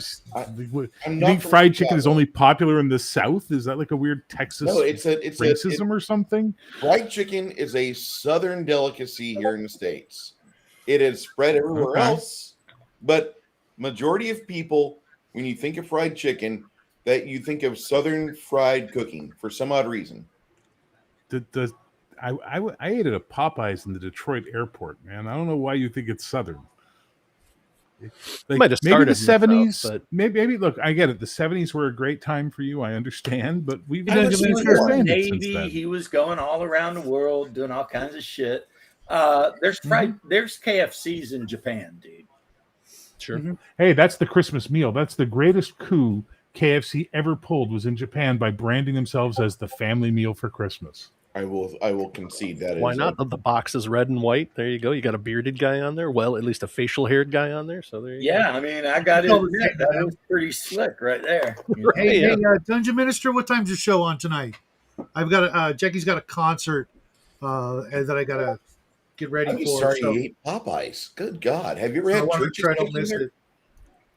it. Churches, we had them in Vancouver. It was way too fucking greasy. I didn't like it at all. But apparently, it's not bad now. But back then, the 90s, it was shit. That's like the most popular chicken place around this town. Not KFC, not Popeyes. Yeah, I We can't have stand one. Popeyes.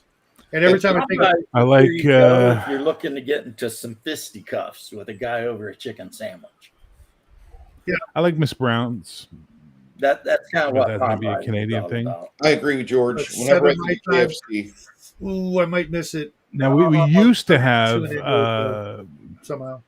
We used to have a thing called Chester chicken. Chester's chicken is And it good. was like they had no restaurants. What they would do is they would like have convenience You want a stores, convenience and they'd have store? little counters. And it'd be like a counter in the convenience store, but the fucking chicken was That amazing. shit's to tits, dude. You When guys, you're- anybody remember Pioneer Chicken? No, tell us about the way back times before people lived on this Hey, planet, they- there, Grandpa they- Shadow. When I was with Lewis and Clark going west, we found I've heard that, Dungeon Minister. I like what Dungeon It's Minister stretched, it's stretched before us, I the can't wear Ohio white, though. Valley, the I can't wear river, white. and then this little guy making chicken. It was so delicious. And what is this? He said, it is for the pioneers. So I said, Pioneer chicken, yeah. And then those bastards, Lewis and Clark, stole it from me. Yeah, that's that. It was fried chicken, but it was a tempura batter. They've still got Oh, two for fuck's sake, you fucking hipster! Jeez, it was fried chicken, but it had tempura batter. Fucking, It was fucking awesome. He's from California, guys. Cut him a break. That's all we can say. He's from California. I gotta say, it Kenny was Rogers chicken when it was around. Yeah, Kenny Rogers Roasters. We had one in Vancouver. It was actually not bad. Okay, 10 years ago in Jewett, Texas, there was a KFC, or there's a Kenny Rogers chicken next to a Nolan Ryan hamburger joint. It was You guys had all of the sports and entertainment guys. It was like this that. straight. No. That's Branson, Missouri, sir. But there was the greatest. Like, if you were like just starving and you just got off of a 12 or 16-hour shift, and you stumbled over there because your hotel is between these two, or is on the way from these 2 points, you spend $20, and if you got the Kenny Rogers chicken, you got like a whole chicken plus like extra legs. It was great. If you went to Nolan Ryan's and spent $20, you could get a triple with triple cheese and triple bacon. So they put extra legs in the box? No, the chicken come with extra legs. It's from Chernobyl. Chernobyl. It's Nice. good Chernobyl chicken. Fucking roadside picnic and shit. Yeah. Right? Yeah, I'll have one Pripyat box. What's in that? Yeah. What's in that? Yeah, it sounds delicious. It's like, it's best you not know. Yeah. You'll eat. Just eat You'll it. lie. Just eat it You'll before it go. eats you. Yes. Oh, is this dipping sauce? Yes, it's iodine. You must No. drink. Yes. No, it's not dipping. Yeah, it's dipping sauce. Put chicken in and eat. Yes. Yes. The chicken peed. It's good for you. Chicken pea. Oh, Jesus. You know, it's a shame Doc Flamingo's not here because, you know. And he knows about chickens. He knows about. I wonder what's going on with him because he was having some trouble. I didn't see him He today. got mouthy with the manager. I And know. they gave him a few days off. Yeah, but he was telling me that they were calling him into an HR meeting or something yesterday. So I wonder Ooh, what happened. well, that might be a different kind of mouthy because, Yeah. usually when HR gets involved, it's something really stupid. Because that's the only I've said thing it HR before. exists for is to be stupid. So going back to my earlier statement about how women ruin everything in Western society, HR only exists so they could give women something to do in a corporation, It's, and now they run the fucking world. Very HR smart. exists so ugly women can have jobs. And I mean, you gotta admit, it's pretty brilliant, really. Is it though? Is it really brilliant if it destroys the entire fabric of society? Is that brilliant? Or are you just being a nihilist? No, I don't like nihilism, honestly. That's like No, that's the how I feel one about place HR. where me and H.P. Lovecraft disagree about things. Hey, James, can I That's send the you one? a short? It'll be like Well, there's 55 that seconds. other thing too, Bear, but I wasn't going to bring it up because I think it's been ran to death already. Hey, James, can you play that in the from the private chat? Can you share this with the class? It's fucking good. It's hilarious. Oh my Yeah, God! we can Probably click on not. it. I mean, Let's see what he's Now doing. you got it. oh, Yeah, I would boy. highly recommend checking that before you play it. It's It's Bruce. It's YouTube. Yeah, it's YouTube, and it's Um, probably somebody masturbating. No. Because I mean, YouTube sometimes they just don't give a shit. It's nice that it opened it up muted though, so I can just I'm sitting here watching Yeah, this that is broad nice. yap, and I'm like, I'll go back to this. Yeah, I don't know why you're showing me a broad yapping about other broads. Whoopty shit. Just she's funny as hell. It's like the last thing I ever want to be a part of is some bitch yapping about some shit.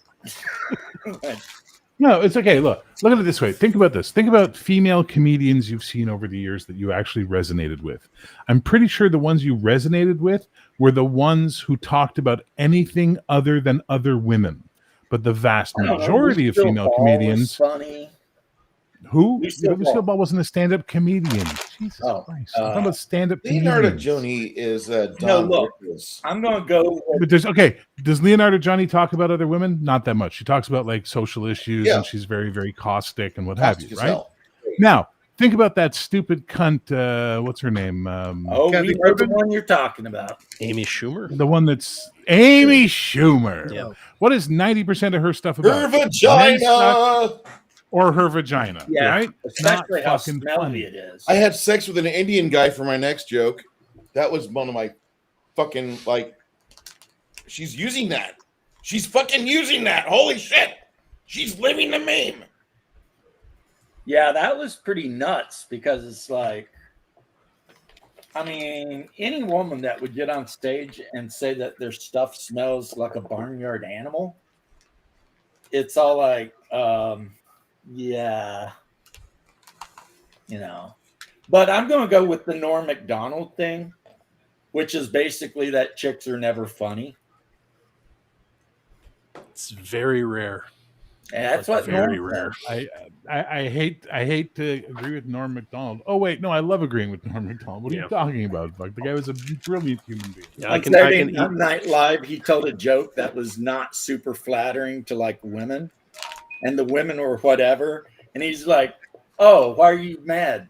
I'll have you know, a woman wrote that joke, right? And then the woman Now you don't started know what to laughing. think, He's huh? like, I'm lying. We don't hire women. And it was like just classic Norm, just out there tearing it up, you know. I, You guys remember Andrew Dice Clay's bit about Course. women?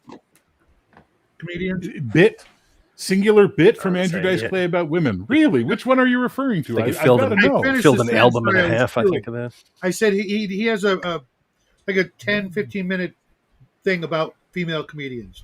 You guys remember it? No. No. Okay. The only thing I remember about Andrew All I got Dice running Clay through my is head really now is liked Hickory his Dickory leather Dock. jacket. And, That you know, bitch was sucking mine. Like he was a huge fan of his leather jacket. And he was That leather trying to jacket- act like he was a Guido when in fact he was a Jewish guy. Yeah, he's Yeah. Jewish. Yep. There's got to be a reason somebody that unfunny can have a career.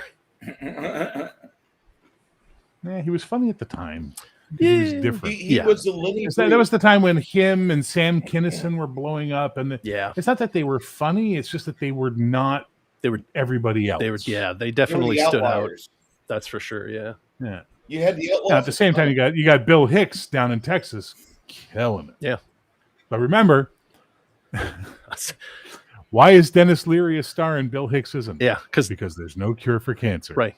Yeah. I was gonna say, yeah, That's a double level joke, Bruce. I because, love that joke. Dennis but Leary it's fucking stole. terrible. He stole all of Bill's stuff. Bill Oh, died yeah. of cancer, and then Dennis released an album called "No Cure for Cancer." have Where he the put all the DVD. stuff he stole from Bill. Wait, Okay, Dennis just Leary work passed there. away? Making sure. Okay. Bill Hicks? No, Bill Dennis Leary. Dennis Leary. No, Bill Hicks. No, Fuck, I- clean the shit out of your ears. I know Bill Hicks passed away. I could have swore I heard you said, and then no. no. Okay.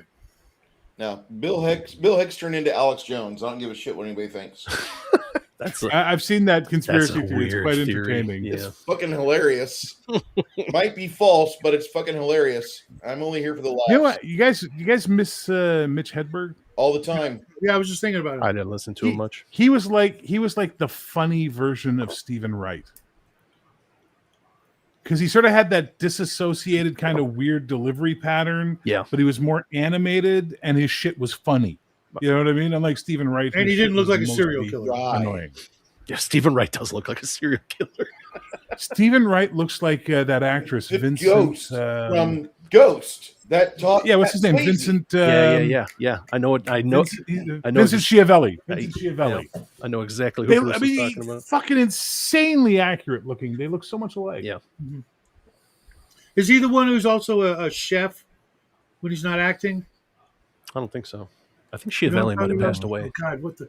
He was in. Yeah, Schiavelli he was passed in. away a couple years back, didn't he? He was in Buckaroo Banzai, buddy. Buckaroo Banzai, yeah. That really. He's also in. He's also in. He died in 2005. Holy fuck! Yeah. He was in Italy too. He was, He was- one he was of the, a he was world-class one of the chef. aliens, I think, in Buckaroo Banzai. He was the Harkonnen Mentat in Dune: Battle for Arrakis. So there you go. I've never seen that. He was in Fast Times at Ridgemont High. He was the scientist who had the super fucking smoking hot wife. Yep. Yeah. Like a son of a bitch.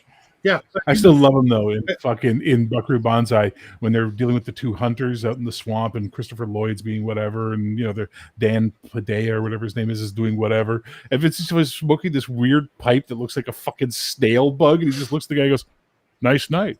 It's just the way he does it is so fucking like what the fuck. movie- He was I big. was flipping through the channels and I saw him on a cooking show and I'm like, what the hell? Yeah, but apparently he was. He was Big Boutte, right? And No, No, that was that's Big Christopher Boutte Lloyd. is, Huh? what's his name? One the more word out of you, Big Booty. Tay, Big Booty. Who was the comic that said, "Next week I've got jury duty, and the case is they think 10,000 ants dressed up as rice went and robbed a Chinese restaurant, but I don't think they did it." Who was that? Was that Mitch? that sounds like Stephen Wright Yeah. Okay. I don't know if it was because I Mitch. didn't laugh. Okay. That guy, yeah. I saw him live. He opened up. I forgot Whereas who it was Mitch for. Hedberg's counter to that joke was, rice is an excellent snack when you want 2,000 of something.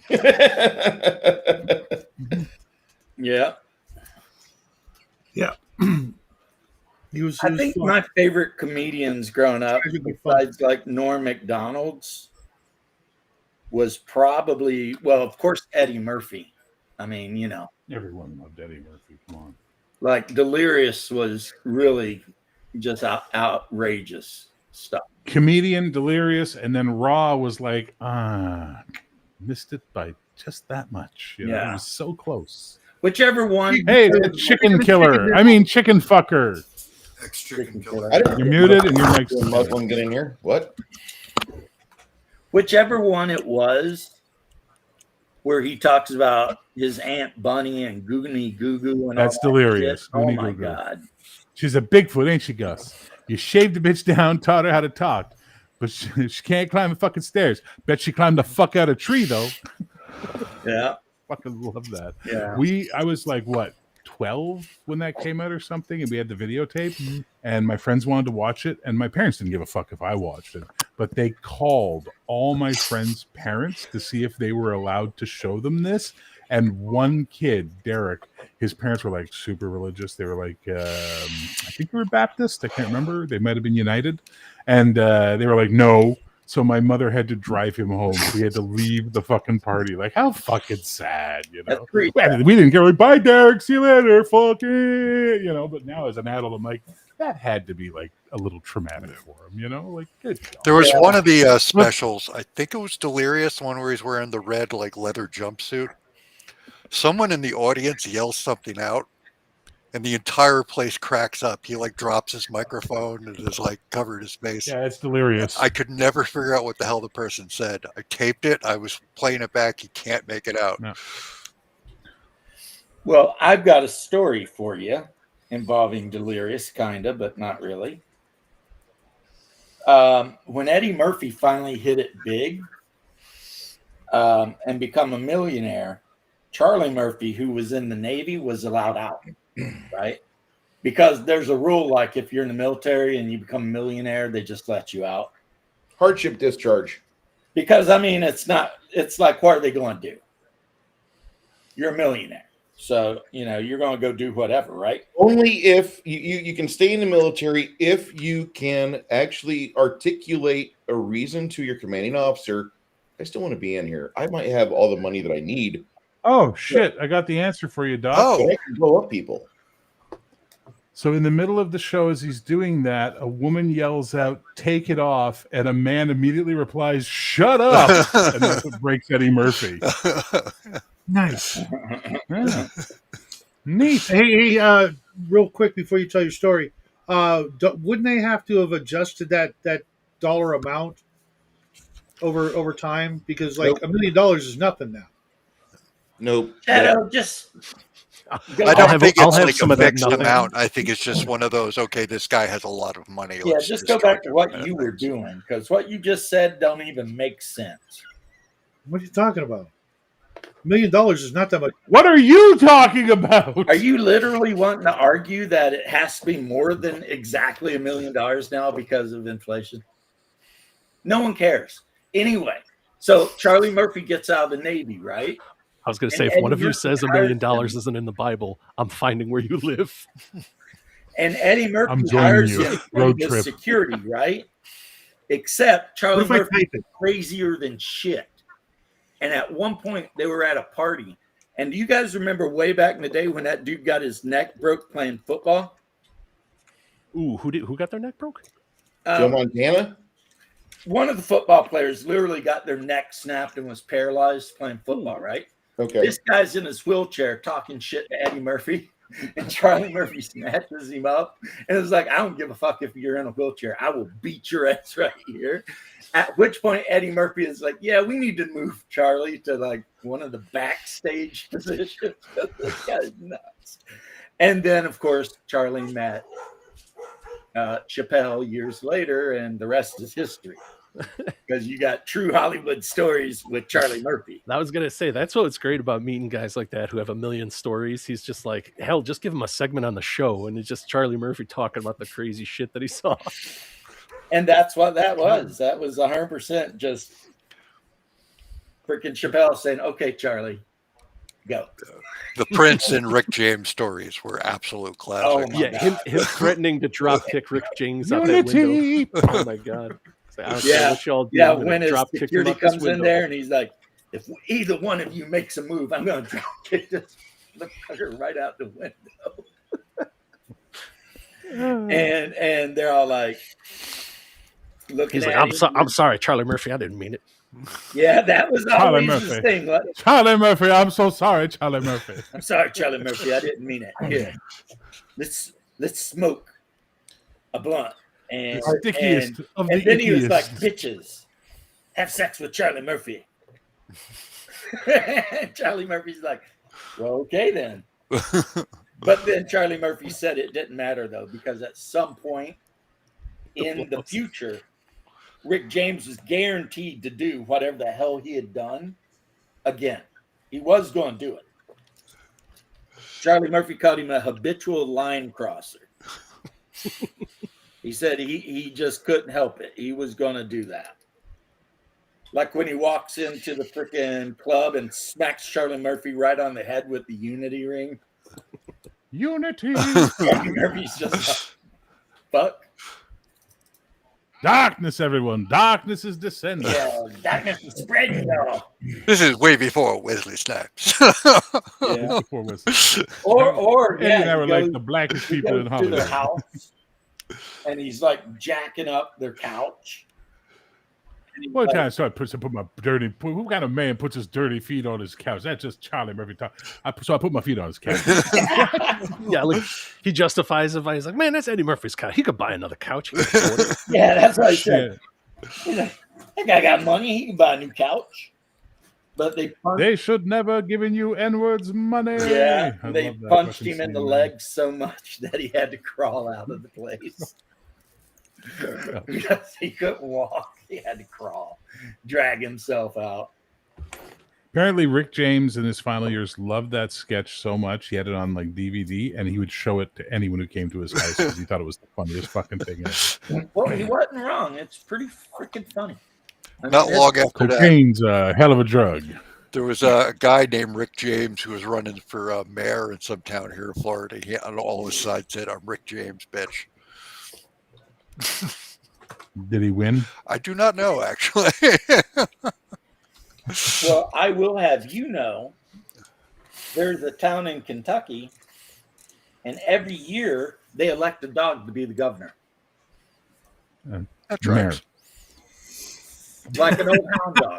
He's been the governor of this town for like 10 years. Fucking dog. Like for real, you know, it's like, Kentucky, you say? Yeah. Really? This is my That was surprise. really good dog.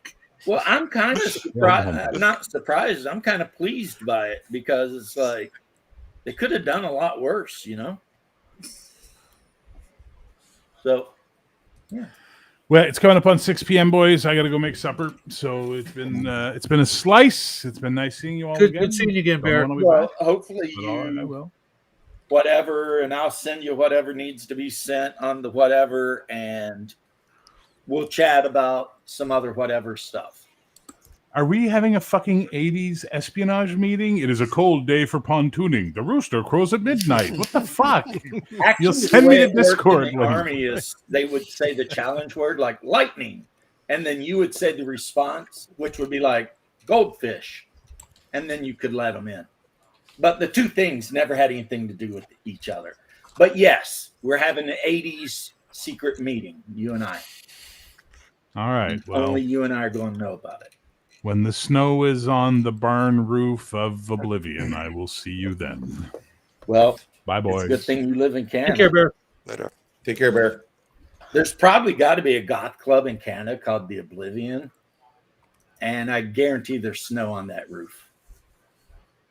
Yeah, shirts versus blouses, and prints. And I gotta run too. We all got to run. Everybody's I'm running. actually late for running. I'm 30 minutes late. I just I'll googled try, I'll goth, try and send you goth some clubs. clips of Jackie's Wait. concert. Come on. Hold on. I need to hear about the goth clubs Oh, in God, Canada. I just googled goth clubs Canada. Number 1, Bovine Sex Club in Toronto. It is called What Bovine Sex the- Club. I'm just going. Opens That's at not 9. goth. At least that's no kind of goth I know about. Later, guys. Wow. Run Wow. for your life. Unless it's owned by a relative of Max Bovine. Max Bovin. Bovin. However you say it. It's French. Here we go. There you go, James. What? Oh. First reviewer, this place looks like a Tool video or a scene from that Bovine- film no, Mad I don't God. want to look at the Bovine Sex Club. Oh, what do we got? We got some private chat here. Is this? Oh, there it is. BovineSexClub.com even. Yeah. No. I'm in the stream. Sorry. I gotta go. You don't want to go for Pussy Whipped Wednesdays? Well, actually, I gotta clean a toilet, which doesn't We'll catch completely you guys frickin- later. Yeah, that doesn't actually make what you said wrong. But there's a Yeah. toilet, and I need to clean it. Yeah. Yeah. And then I'm going to eat fried chicken, There you go. and I may dip it in some Thai hot chili sauce. Oh man, You know, it'd be great with that. Huh. Watermelon dessert. I don't know why people think black people and fried chicken's the thing, because it's white people that eat fried chicken. White people eat the shit out of fried chicken, but you got Michelle Obama there on what was it? Well, black people eat fried chicken too. You know why? Because fried chicken and watermelon is fucking delicious. That's used why. to be cheap. It used to be cheap. Now you need a fucking loan to go buy a fucking bucket. Then Have go price? buy a bucket, go to a Publix, and pick up a box. Okay, sir. We don't have Publix here, but we do have HEB. They only sell. Sure They don't sucks sell for fried you. chicken. They have the rotisserie chicken for